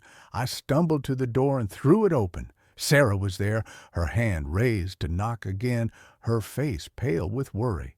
She looked at me, at the wild and ragged and charcoal-smeared and finally, truly and deeply and beautifully alive man that I had become. "Elias," she whispered, "are you okay?" I looked at her, and for the first time in a very, very long time, I smiled. A real smile, a true smile, a smile that was not a memory or a ghost or a lie. It was just a smile. "Yeah," I said, my voice a quiet and steady and finally peaceful thing. "Yeah, I think I am." And this story ends here. The next one begins now. The motel was a fossil, a perfectly preserved specimen from an era of chrome, linoleum, and a kind of desperate roadside optimism that no longer exists. It was called the Starlight Vista, a grand, ludicrous name for a low-slung, L-shaped building of peeling paint and buzzing neon that offered a stunning vista of a gas station and a 24-hour diner. I was the night clerk, a post I had occupied for the past 6 years. My name is Arthur, and my life had become a long, quiet, and deeply repetitive night, punctuated only by the arrival of the occasional weary traveler or the distant melancholy wail of a train passing through the dark. The Starlight Vista was a place of ghosts, but not the spooky kind. It was haunted by the ghosts of salesmen with worn-out briefcases, of families on cross-country trips in wood-paneled station wagons, of lovers meeting for clandestine, lukewarm affairs. Every scuff on the floor, every cigarette burn on the Formica countertops was a small, silent testament to a life that had passed through and moved on. I was the curator of this museum of transient lives. My nightly ritual was as fixed and unchanging as the constellations. I'd make a pot of coffee that was strong enough to dissolve a spoon. I'd read the local paper with a kind of detached anthropological interest, and I'd check the reservation ledger. The ledger was the one anomaly in my otherwise predictable world. It was a thick, leather-bound book, its pages yellowed and soft with age, a holdover from the pre-digital era that the motel's owner, a flinty, unsentimental old man named Mr. Gable, refused to replace. And in that ledger there was the mystery of Room 9. Every single night, for as long as I had worked there, the entry for Room 9 was the same. A single, neat and unchanging line, written in a precise, slightly old-fashioned cursive, J. Corbin. No first name, no payment information, no check-in time. Just the name. The reservation was a permanent, unmovable fixture in the book. The first time I asked Mr. Gable about it, he had given me a look that was as cold and sharp as a shard of broken glass. "Room 9 is not your concern, Arthur," he'd said, his voice a low, gravelly rumble.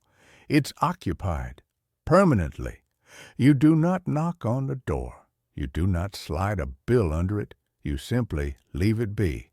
Is that understood?" It was not an invitation for a conversation. It was an order, and for 6 years I had obeyed it. I had treated Room 9 as if it did not exist. It was a blank spot on the map of my small nocturnal kingdom, but my curiosity, a slow, patient, and persistent creature, had been gnawing at the edges of my obedience for years. I had done the math.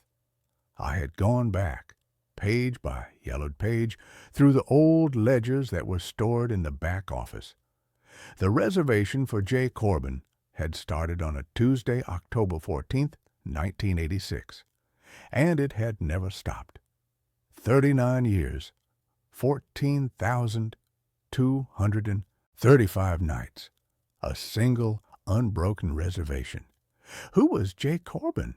Was he a recluse, a modern-day Howard Hughes, living out his days in a cheap roadside motel? But I had never seen anyone go in or out of that room. The housekeeping staff, 2 quiet middle-aged sisters named Maria and Sophia, never cleaned it. When I had asked them, they had just crossed themselves and shaken their heads, muttering something in Spanish about bad air. The room itself was a paradox. It was at the far end of the west wing, the last door on the left. The paint on the door was not peeling. The brass number 9 was not tarnished. The "Do Not Disturb" sign, a small plastic rectangle, hung permanently from the knob. Its red letters faded to a pale, anemic pink. The window that faced the parking lot was always dark, its thick mustard-yellow curtains always drawn, but the room was not dead. It consumed electricity. I had checked the meters in the maintenance closet. Room 9 drew a steady, consistent, and low-level amount of power day and night, the kind of power draw you'd see from a single, low-wattage light bulb, and maybe an old, inefficient clock radio.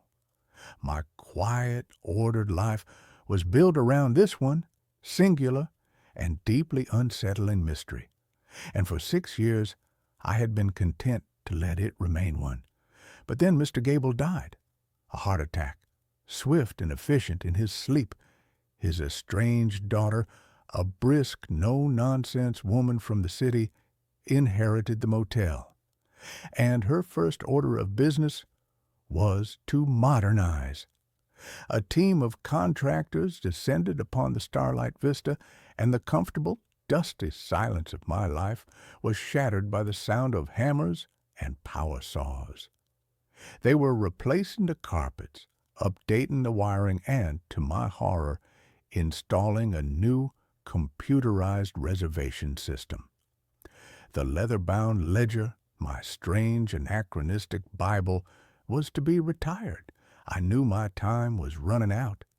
The new system would not tolerate the gentle, unspoken mystery of J. Corbin.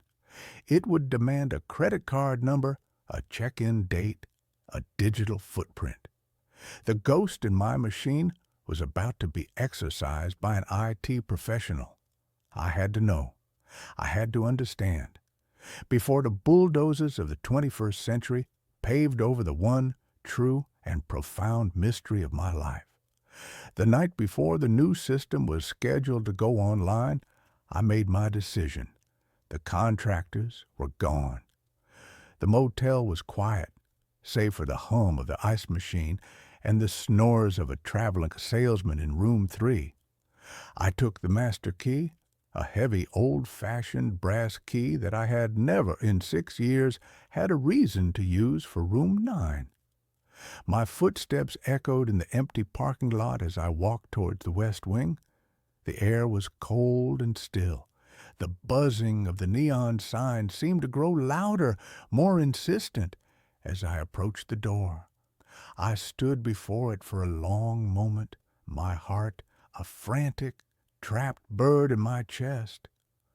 The faded "Do Not Disturb" sign seemed to mock me. My hand trembled as I slid the key into the lock. It turned with a smooth, silent, and well-oiled click that was deeply, profoundly unnerving. I took a deep breath, the air tasting of asphalt and impending revelation, and I pushed the door open. The room was not what I expected. It was not a dusty, forgotten time capsule. It was not the squalid den of a recluse. It was a waiting room. The room was immaculate. The bed, a standard motel-issue double, was made with military precision. The cheap polyester bedspread pulled taut, not a single wrinkle on its surface. The carpet, a swirling psychedelic pattern of orange and brown, was perfectly vacuumed. There was not a speck of dust on the faux wood headboard or the formica top of the small round table. But the room was not empty. On the table, next to a small bakelite lamp that was emitting a soft, warm, golden glow, was a single open book. And sitting in the room's only armchair, a worn vinyl monstrosity the color of a bruised avocado, was a man. He was old, but it was an age that was impossible to quantify. He was dressed in a simple, gray, and slightly old-fashioned suit. His face was a road map of wrinkles, but his eyes, a pale, washed-out blue, were clear, sharp, and utterly, completely ancient. He was not a ghost. He was solid. He was real. And he was looking directly at me. He did not seem surprised. He seemed patient, as if he had been waiting for me to open that door for a very, very long time. "Arthur," he said, his voice a low, soft, and impossibly tired sound. "You're early. I wasn't expecting you for another 17 years." I stared at him, my mind a screaming white noise chaos of disbelief. Who are you?" I stammered. "Are you Jay Corbin?" He smiled a faint, sad, and deeply weary smile. "In a manner of speaking, it's a professional name, a designation. You can call me Jonas." "What is this place?" I whispered, my eyes darting around the clean, sterile, and utterly soulless room. "What have you been doing in here for 39 years?" "Waiting," he said simply, "and working." He gestured to the open book on a table. I took a hesitant step into the room. The air was still and cool, and it had a strange, neutral, almost non-existent smell. It was like the air in a clean room, a place where the outside world was not allowed to enter. I looked at the book. It was a ledger, identical to the one I used at the front desk, and it was open to today's date. All the rooms were marked as vacant, except for one, Room 9, J. Corbin, and beneath it a new line had been added in the same neat and precise cursive. Arthur Penhaligon, 11:17 p.m., my name. I looked up at him, a cold, creeping dread, far worse than any simple, superstitious fear, beginning to seep into my bones. "What is this?"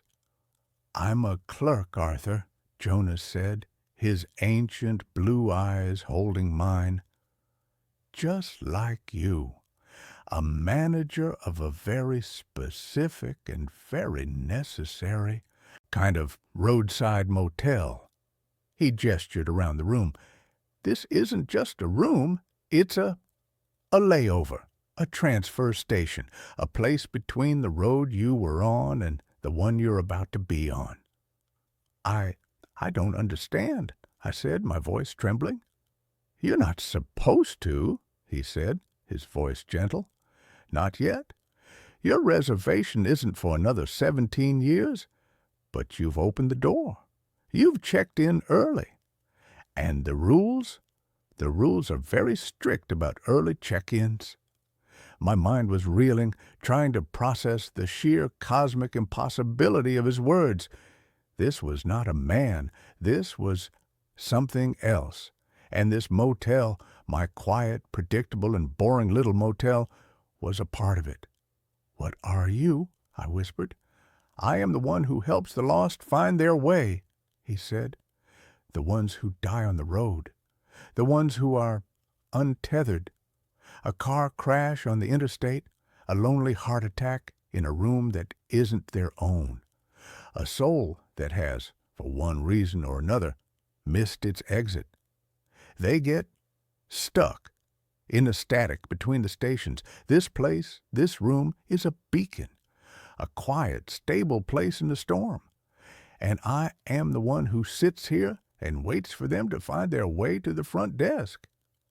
I thought of the thousands of lives that had passed through the starlight vista, the salesmen, the families, the lovers, and I thought of the others, the quiet ones, the ones who checked in and never checked out, the small, forgotten tragedies that are the lifeblood of any place that is built on the lonely, anonymous promise of the open road.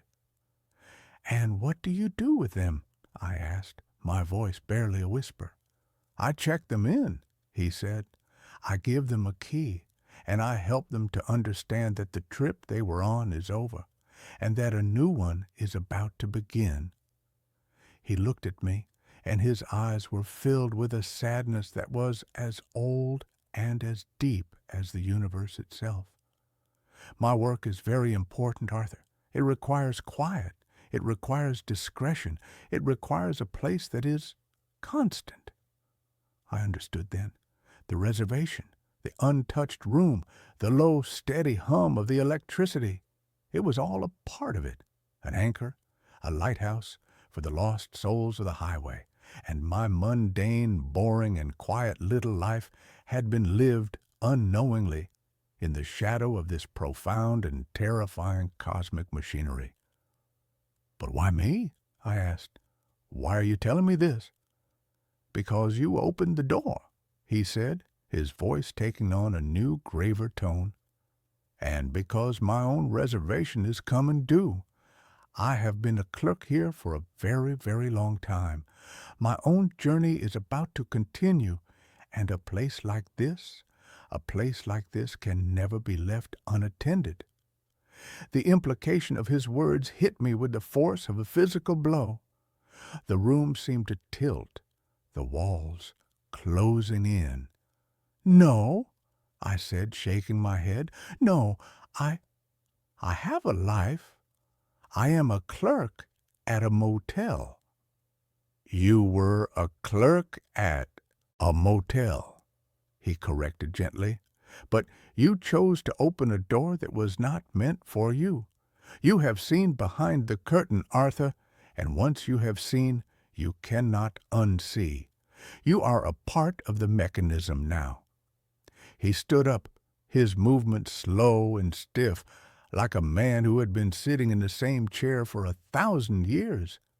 He walked over to me, and he placed a heavy, cold brass key in my hand. It was the master key for room 9. "Your training was supposed to be gradual," he said, his voice a soft, tired whisper in my ear. "Over the next 17 years, you would have begun to see, to understand. But now you will have to learn on the job." He walked past me, towards the open door of the room. He did not look back. He stepped out into the dark, silent parking lot of my world, and he dissolved. He didn't vanish in a puff of smoke. He just faded. He became a part of the darkness, a part of the quiet, a part of the lonely, endless night of the open road. I was alone in the room, the clean, sterile waiting room. The book was still on the table, open to my name. The soft, golden light of the lamp was still glowing. I was the new clerk, the new manager, the new J. Corbin. I walked out of the room and pulled the door shut. It clicked with a soft, final sound. I hung the faded "Do Not Disturb" sign back on the knob.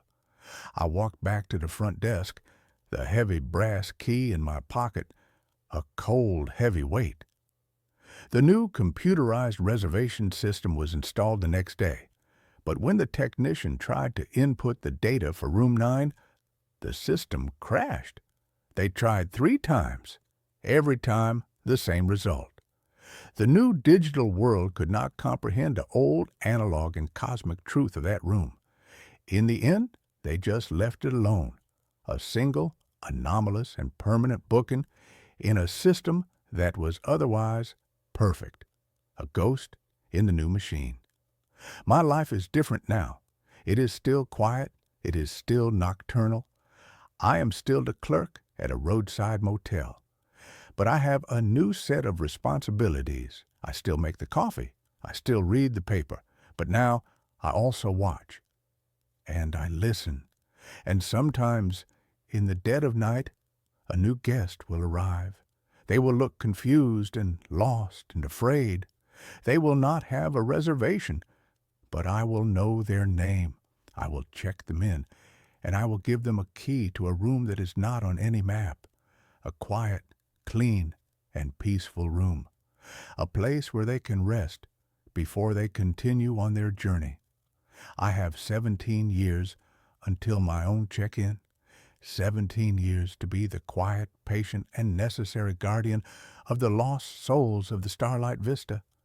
It is a strange and lonely and sometimes terrifying job. But I have come to understand that it is also a profound and deeply and strangely sacred one. The road is long and the night is dark, and everyone eventually needs a place to rest, and I am the one who leaves the light on.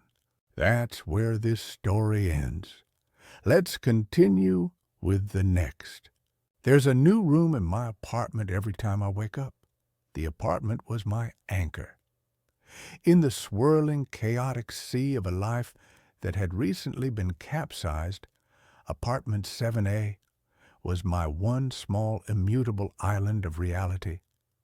It was a simple space, a pre-war one-bedroom with a kind of solid, dependable architecture that no longer exists. You entered into the living room, a decent-sized rectangle with a large window that looked out onto the intricate iron lacework of a fire escape and the stoic, unimpressed brick wall of the building opposite. To the right, a small galley kitchen that always smelled faintly of gas and old coffee. Straight ahead, a short hallway with the bathroom on the left and the bedroom at the end. 750 square feet of predictable, logical, blessedly boring space. I knew its every scar and imperfection. The way the floorboards in the hallway groaned a three-note complaint when you walked on them. The water stain on the bedroom ceiling that looked like a profile of Abraham Lincoln. The persistent draft that whispered from the bottom of the living room window. I had measured its walls. I had memorized its layout. I had made it my sanctuary. My name is Alex, and for the past 6 months, since my brother Ben's accident, this apartment was the only thing in the universe that still made sense. Ben was the one who didn't make sense, the one who defied logic and gravity. He was a climber, a man who found his church on the sheer, unforgiving faces of granite cliffs. I was the urban planner, a man who designed grids, who believed in right angles and zoning laws, who found comfort in the predictable, horizontal flow of life. He chased the vertical, and 6 months ago, the vertical had won. A freak storm, a loose hold, a moment of gravitational certainty. He was gone, and my world, once a neat and ordered blueprint, had become a crumpled, tear-stained mess. Apartment 7A was the drafting table where I was trying and failing to smooth it out again. The first new room appeared on a Tuesday. I woke up with the familiar dull ache of a grief hangover, my dreams having been a long, exhausting replay of things I couldn't change. I shuffled out of the bedroom, down the short hallway, heading for the promise of coffee, and I stopped. On the right side of the hallway, opposite the bathroom, where there had only ever been a blank plaster wall decorated with a framed print of a Rothko painting, there was now a door. It wasn't a strange door. It was a door that looked like it had always been there. It was the same solid dark wood as the bathroom and bedroom doors, with the same simple, tarnished brass knob. My mind, sluggish and still half asleep, refused to process it.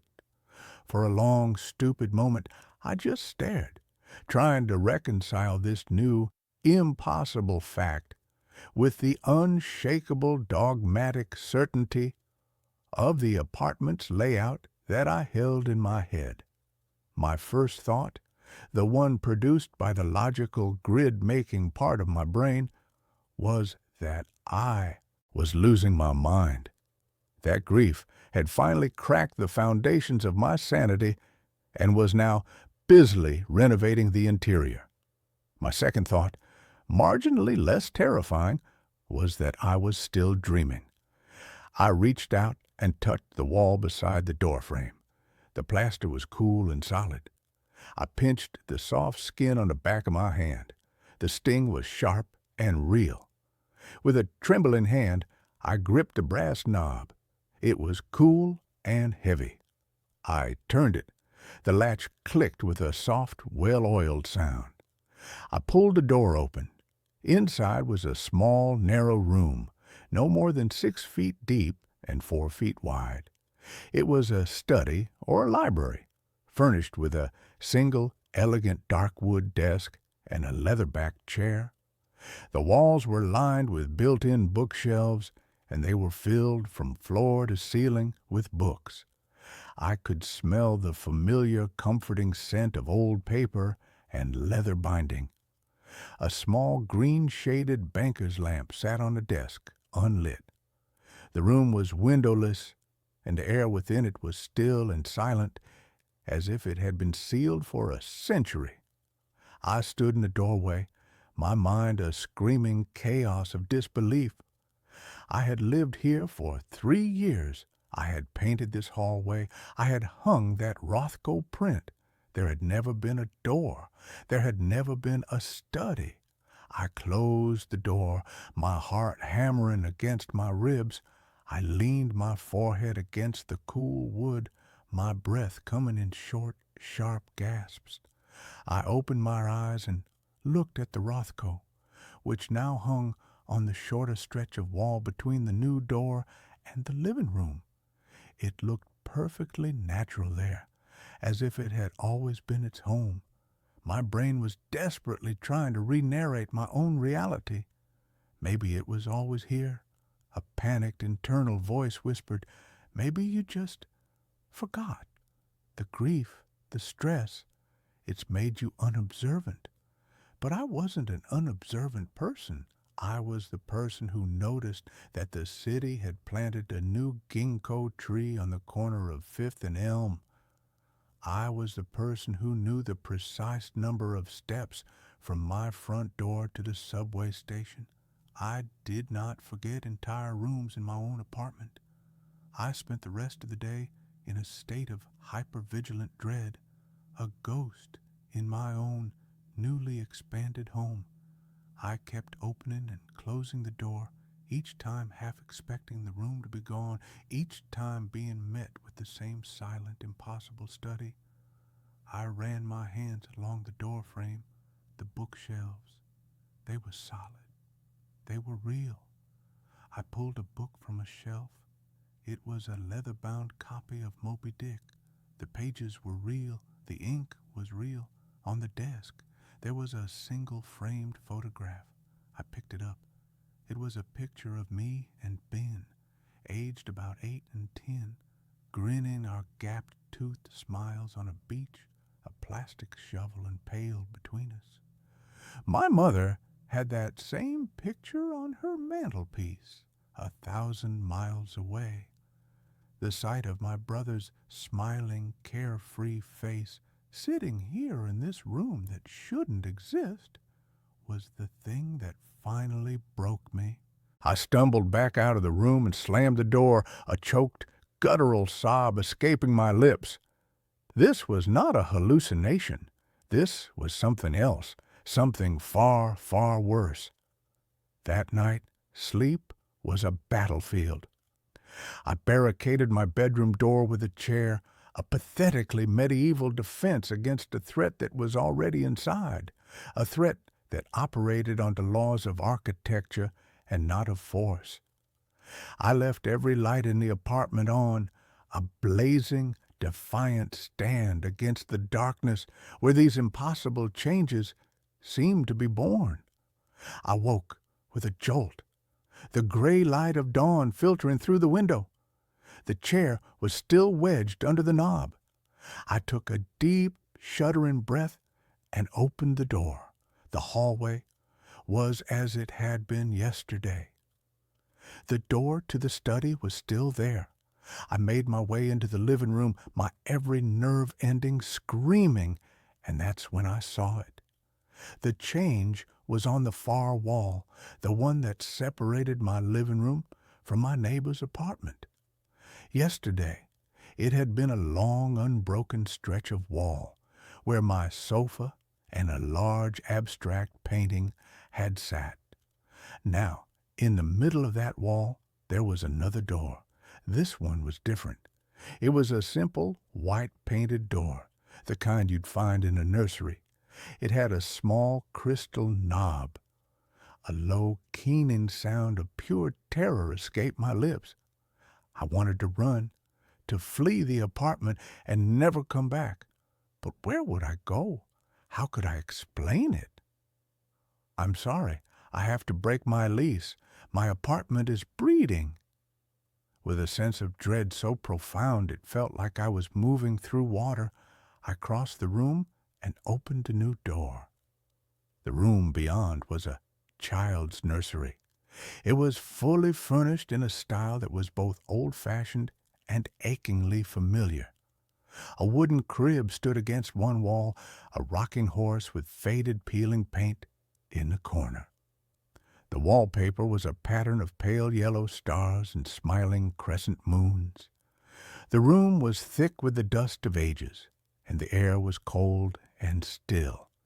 And it was familiar because it was the nursery that my ex-girlfriend Sarah and I had planned, down to the last detail, in a series of late-night wine-fueled conversations about a future that had never come to pass.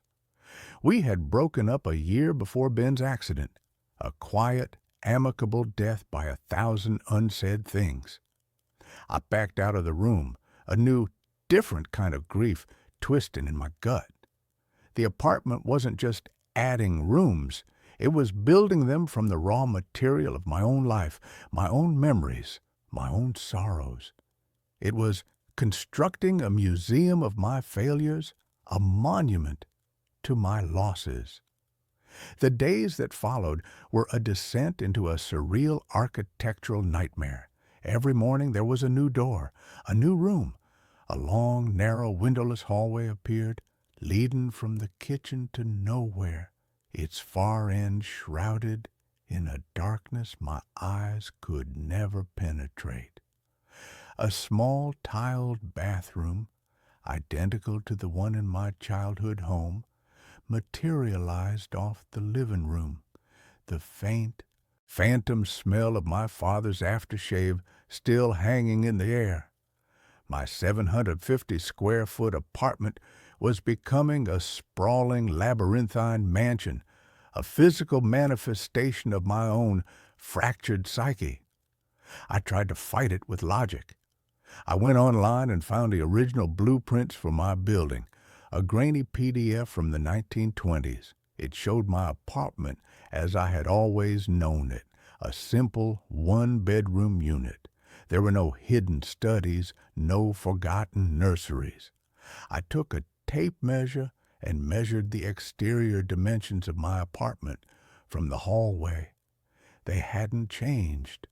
I was still occupying the same physical footprint in the building. The growth was happening internally. The space was bigger on the inside. The thought was so fundamentally, cosmically impossible that my mind, the mind of a man who designed logical spaces for a living, threatened to collapse under the strain. I set up a camera.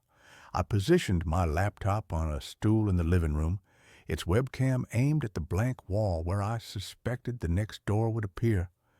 I hit record and went to bed, a small, desperate hope flickering in my chest. Video evidence? Proof. When I woke up, a new door, a heavy iron-banded medieval-looking thing, stood in the wall. I rushed to my laptop, my hands shaking. I played back the video.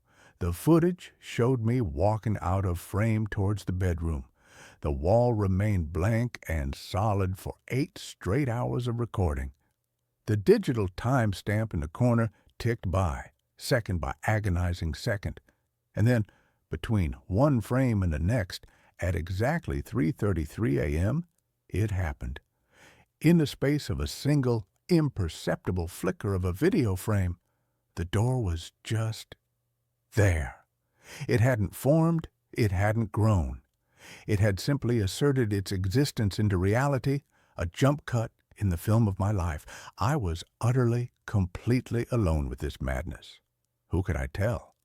A psychiatrist would diagnose me with a dissociative disorder. A priest would talk of demons. A physicist would laugh me out of the room. My only companion was the ever-expanding, silent, and deeply personal architecture of my own private hell. The apartment was no longer just a collection of rooms. It was a landscape, and I began to get lost in it. The new impossible geography began to assert its dominance over the old familiar layout. One morning, I walked out of my bedroom, turned left to go to the bathroom, and found myself not in the short, familiar hallway, but at the beginning of the new, long, dark corridor. I turned back, but the bedroom door was gone, replaced by a smooth plaster wall. Panic, cold and absolute, seized me. I was a rat in a maze, and the maze was my own home, my own mind. It took me nearly an hour of frantic, terrifying wandering through rooms that were echoes of my own past to find my way back to the original, core part of the apartment. After that, I began leaving trails of string, like a modern-day Theseus, a pathetic, desperate attempt to map the shifting, treacherous terrain of my own grief. The rooms were not always empty. They were populated by the ghosts of objects. In a perfect replica of Ben's chaotic, messy teenage bedroom, I found his old, beat-up acoustic guitar propped in the corner. I picked it up. It was real. I strummed a chord, and the sound, dusty and resonant, was a punch to the gut. On the desk, in a perfect replica of my first post-college apartment, I found a half-finished letter to Sarah, a letter I had written and then torn up a decade ago, pouring out all the things I had been too young and too foolish to say. The apartment was not just building rooms, it was resurrecting my past. It was curating my regrets. And a dark, terrifying question began to form in my mind. What was it building towards? I had to understand the source, the building itself. I began to dig into its history, spending my days in the city archives, a frantic, sleep-deprived man sifting through dusty property records and brittle, yellowed newspapers. The building had been constructed in 1928 by a reclusive, eccentric architect named Alistair Blackwood. He was a visionary, they said, a man obsessed with the psychological impact of living spaces. He had designed and built the entire building himself and had lived until his death in the penthouse. There were rumors, of course, whispers of strange geometries in his designs, of an obsession with the occult, of the idea that a building could be more than just wood and brick, that it could be a vessel, a consciousness. I found a single self-published book he had written, a slim leather-bound volume titled Mnemonic Architecture. It was not a book about design. It was a manifesto. It was the insane, brilliant, and terrifying ramblings of a man who believed that a space could become a living extension of the human mind.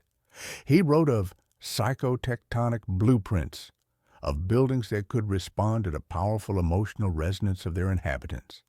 He believed that profound grief, a powerful, focused, and unresolved sorrow, was the most potent building material in the universe. It could warp space. It could create echoes of the past. It could, he theorized, literally build new realities. A house is not a machine for living, he wrote in a spidery, arrogant script. It is a womb or a tomb, and when a powerful consciousness fills it with its sorrow, it will choose to become one or the other.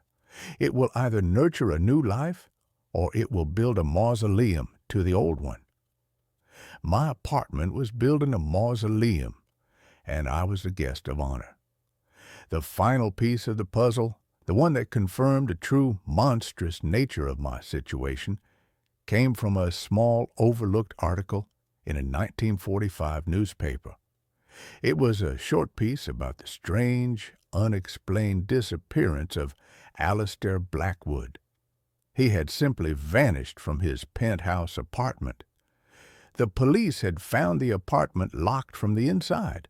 Nothing was out of place. He was just gone. The last line of the article was a quote from the investigating officer.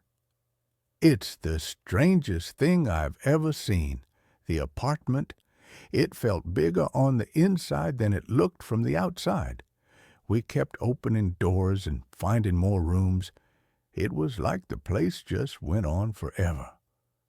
Blackwood hadn't just designed a theory. He had built it, and he had become its first victim. The building wasn't haunted by him. The building was him, or what was left of him, a parasitic architectural consciousness that had been lying dormant for decades, waiting for a new source of fuel, waiting for a grief as powerful and as focused as its own, waiting for me. The apartment was no longer just a reflection of my past. It began to feel actively, malevolently intelligent. I would hear noises from the new rooms at night, the faint, mocking sound of a child's laughter from the empty nursery, the soft, mournful notes of a single amateurish chord being strummed on Ben's guitar. I would find the books in the study rearranged, their titles spelling out a single, accusing word. Why? It was trying to communicate. It was trying to break me. It was feeding on my sorrow, and the more I grieved, the more it grew, the more elaborate and personal the rooms became. A perfect replica of the hospital room where Ben had died appeared, the scent of antiseptic and lilies so strong it made me gag. The rhythmic, electronic beep of a phantom heart monitor a constant torturous soundtrack. I was being digested. My memories, my emotions, my very identity were being broken down and used as bricks and mortar in this ever-expanding prison of the self. I knew, with a certainty that was as cold and hard as a granite that had killed my brother, that if I didn't find a way out, I would end up like Alistair Blackwood. I would be absorbed. I would be a whisper in a new empty room, waiting for the next grieving soul to move in. My only hope was Sarah. She was the one loose thread, the one part of my past that was not defined solely by loss. Our ending had been sad, but it had not been tragic. I called her. My voice was a wreck, a frantic, paranoid babble. I didn't tell her everything. I just told her I was in trouble, that I needed to see her. She must have heard the raw, naked terror in my voice because she didn't argue. She just said, "I'll be there in an hour." She was my one desperate gamble. I needed a witness. I needed another consciousness in the apartment, someone who could prove that this was real, that I wasn't just a man who had been driven mad by grief. When she arrived, my heart was a frantic, terrified drum. I let her in, and she just stood in the doorway, her face a mask of shock and concern. "Alex," she breathed, "what's happened to you?" I probably looked like a ghost. I hadn't slept properly in weeks, but I didn't care about that. "You see it, don't you?" I asked, my voice trembling, pointing a shaky finger at the nursery, doctor in the living room wall. She frowned. "See what? The door." "It wasn't here before, Sarah," I said, my voice cracking. "None of them were." I took her on a tour of my own personal madness. I showed her the study, the dark hallway, the replica of Ben's bedroom. She followed me, her expression shifting from concern to a deep, profound, and terrifying pity. She couldn't see them. Where I saw a door, she saw a blank wall. I would open the door, walk into the study, and to her, it looked like I was just standing in the hallway staring at the plaster. I would describe the books, the desk, the photograph of me and Ben, and she would just look at me with those kind, gentle, psychiatrist-in-training eyes, her heart breaking for the man she had once loved, the man who was now so clearly, so tragically, lost in his own mind. The apartment was showing itself only to me. It was a private, bespoke hell, perfectly tailored to my own consciousness. Her inability to see it was the cruelest, most perfect torture of all. It was the final, definitive proof that I was alone. "Alex," she said, her voice soft, taking my hands in hers. "You've been through a trauma, a terrible one. Sometimes, when we're in that much pain, our minds, they build things to protect us or to punish us. You need help, real help. Let me call someone." I pulled my hands away. "You think I'm crazy?" "I think you're in pain," she said, her eyes welling with tears. And then the apartment, the monstrous, sentient thing that had been listening to our every word, played its master stroke. A new sound began to emanate from the living room wall, a soft, rhythmic, electronic beeping, the sound of a heart monitor, the sound from the hospital room, but this time it was different. It was slowing down. Beep, beep, beep, beep, and then a long, flat, unbroken tone, the sound of a flat line, the sound of the exact moment my brother had died. Sarah heard it. Her head snapped around, her eyes wide with a confusion that was rapidly turning to fear. "What is that?" she whispered. The sound was real. It was in the room with both of us. The apartment had finally shown its hand. It had created something that she could perceive, a bridge between my madness and her reality. And it had chosen the most cruel, most painful sound it possibly could. The sound stopped, and a new door began to form in the wall between us. It didn't just appear. We watched it happen. The plaster seemed to thin, to become translucent. We could see the wooden studs behind it, and then they too began to warp and twist, the wood groaning, bending into the shape of a door frame. A dark, heavy hospital room door materialized out of the very substance of the wall, the small rectangular window in its center showing not a hospital corridor, but a swirling, absolute darkness. Sarah let out a small, strangled scream and stumbled back, her hand flying to her mouth. She saw it. It was real. I wasn't crazy. The validation, the thing I had been so desperate for, was a hollow, terrifying thing. Because now she was a part of it. Now she was trapped in here with me. The door swung open, and the thing that stood in the doorway was not a memory. It was not an object. It was a man. He was tall and gaunt, dressed in an old-fashioned threadbare suit from the 1920s.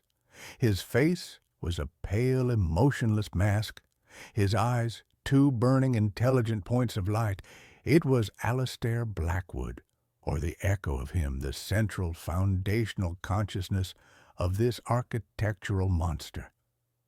"Grief is such a powerful material," he said, his voice a dry, dusty whisper that seemed to come from the walls themselves. "But it requires a catalyst, an architect. Your sorrow has given me so much to build with, but the structure is unstable. It needs a cornerstone, a permanent resident." He looked from me to Sarah, and in his cold, dead eyes I saw the final, terrible blueprint of his design. He didn't want me. He wanted her. He wanted to trap her here, a new, fresh source of sorrow for me, a grief so profound it would give him enough power to build his mausoleum into a cathedral. He was going to take her, and I was going to be the eternal grieving warden of her prison, my pain the fuel that would keep the walls standing forever. In that moment, something inside me shifted. The grief, The fear, the helpless passive sorrow that had defined my life for the past year was burned away by a sudden, white-hot surge of pure, protective rage. This thing, this ghost of brick and mortar, was not going to have her. I thought of Ben, of his fearlessness, of his constant, relentless forward momentum. I had spent my life building walls, living within the safe, predictable grids. Ben had spent his life climbing over them. I finally understood. The apartment was a wall, and I had to climb it. I didn't run from Blackwood. I ran through him. His form dissolved into a cloud of cold, whispering dust as I passed, and I plunged into the dark doorway behind him. I was back in the labyrinth, the shifting, impossible corridors of my own past. But this time, I wasn't lost. I was navigating. I was looking for the heart of the maze. Blackwood's theory was right. Grief was the building material, and my grief for Ben was the foundation of this entire monstrous structure. To tear it down, I had to find the source, not just the memory of his death, but the core of the guilt that had turned my grief into a poison. I ran through the rooms, the echoes of my life swirling around me. I ignored the whispers, the phantoms. I was looking for the first room, the one that had started it all, the study. I found it deep in the impossible heart of the apartment. I burst through the door. The room was the same, but the air was humming with a powerful, concentrated energy.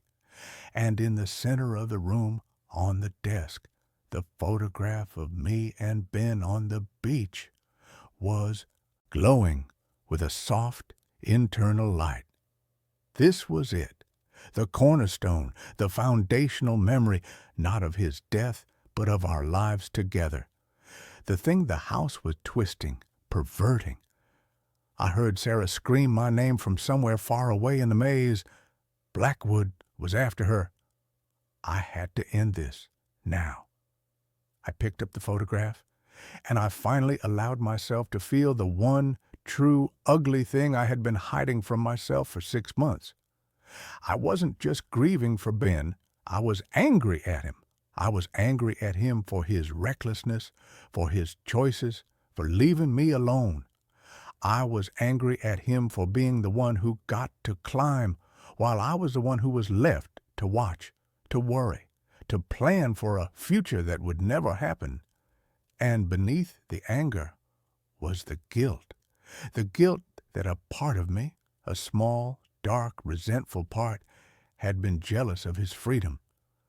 "I'm sorry, Ben," I whispered, my voice thick with tears. "I'm so sorry. I wasn't just apologizing for not being able to save him.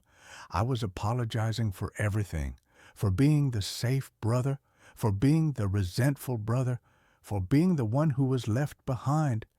And then I did the one thing the house, the grief, the monster did not expect.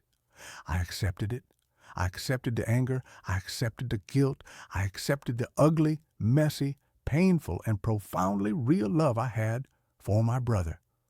I stopped fighting the grief, and instead I just let it be, a part of me, not a prison, but a scar, a proof that he had been real. I took the photograph, the glowing foundational memory, and I put it in my pocket. I was not going to let the house have it. I was taking it back. It was mine. The room began to shake. A low, groaning structural sound, like a building about to collapse, echoed all around me. The bookshelves trembled, the books fallen to the floor. The walls began to dissolve, not into new rooms, but back into the plain, simple plaster they had once been. The mausoleum was being unbuilt. I had taken back the cornerstone, and the entire impossible structure was collapsing in on itself. I ran, following the sound of the collapsing architecture, the maze simplifying, untwisting itself as I went. I burst back out into the living room. Sarah was there, huddled in a corner, her face pale with terror. The ghostly form of Blackwood was flickering, fading, his face a mask of rage and disbelief as his world, his creation, was being unmade around him. The nursery door vanished. The door to my childhood bathroom dissolved. One by one, the ghosts of my past were being exorcised by the simple, powerful act of acceptance. Finally, the apartment was just an apartment again. 750 square feet of solid, dependable reality. The ghost of Alistair Blackwood gave one final silent scream and then dissolved into a faint wisp of dust that was caught in the draft from the window and disappeared. We were alone. The humming was gone. The cold was gone. The only sound was the frantic, desperate sound of our own breathing. We left that day. We packed a single bag and walked out of apartment 7A and never went back. The building, the city, held too many ghosts. We moved west, to a place with a wider sky, a place where the buildings were new and had no memory. Our relationship, which had died a quiet death, was reborn in the crucible of that impossible experience. We are rebuilding on a new, more honest foundation. We are not the same people we were. We are scarred, but we are whole. I am an architect now, not a planner. I design small, simple, honest houses, spaces that are filled with light and air. I believe that buildings have souls, and I try to make them kind ones. The grief for my brother is still there. It always will be. But it is no longer a sprawling, monstrous labyrinth. It is a single, small room inside of me. A room I can visit when I need to. A room with a solid, dependable door. A door that I can choose to open. A door that I can, when I am ready, choose to close. And a door that I know, with an absolute, unshakable certainty, will always, always be there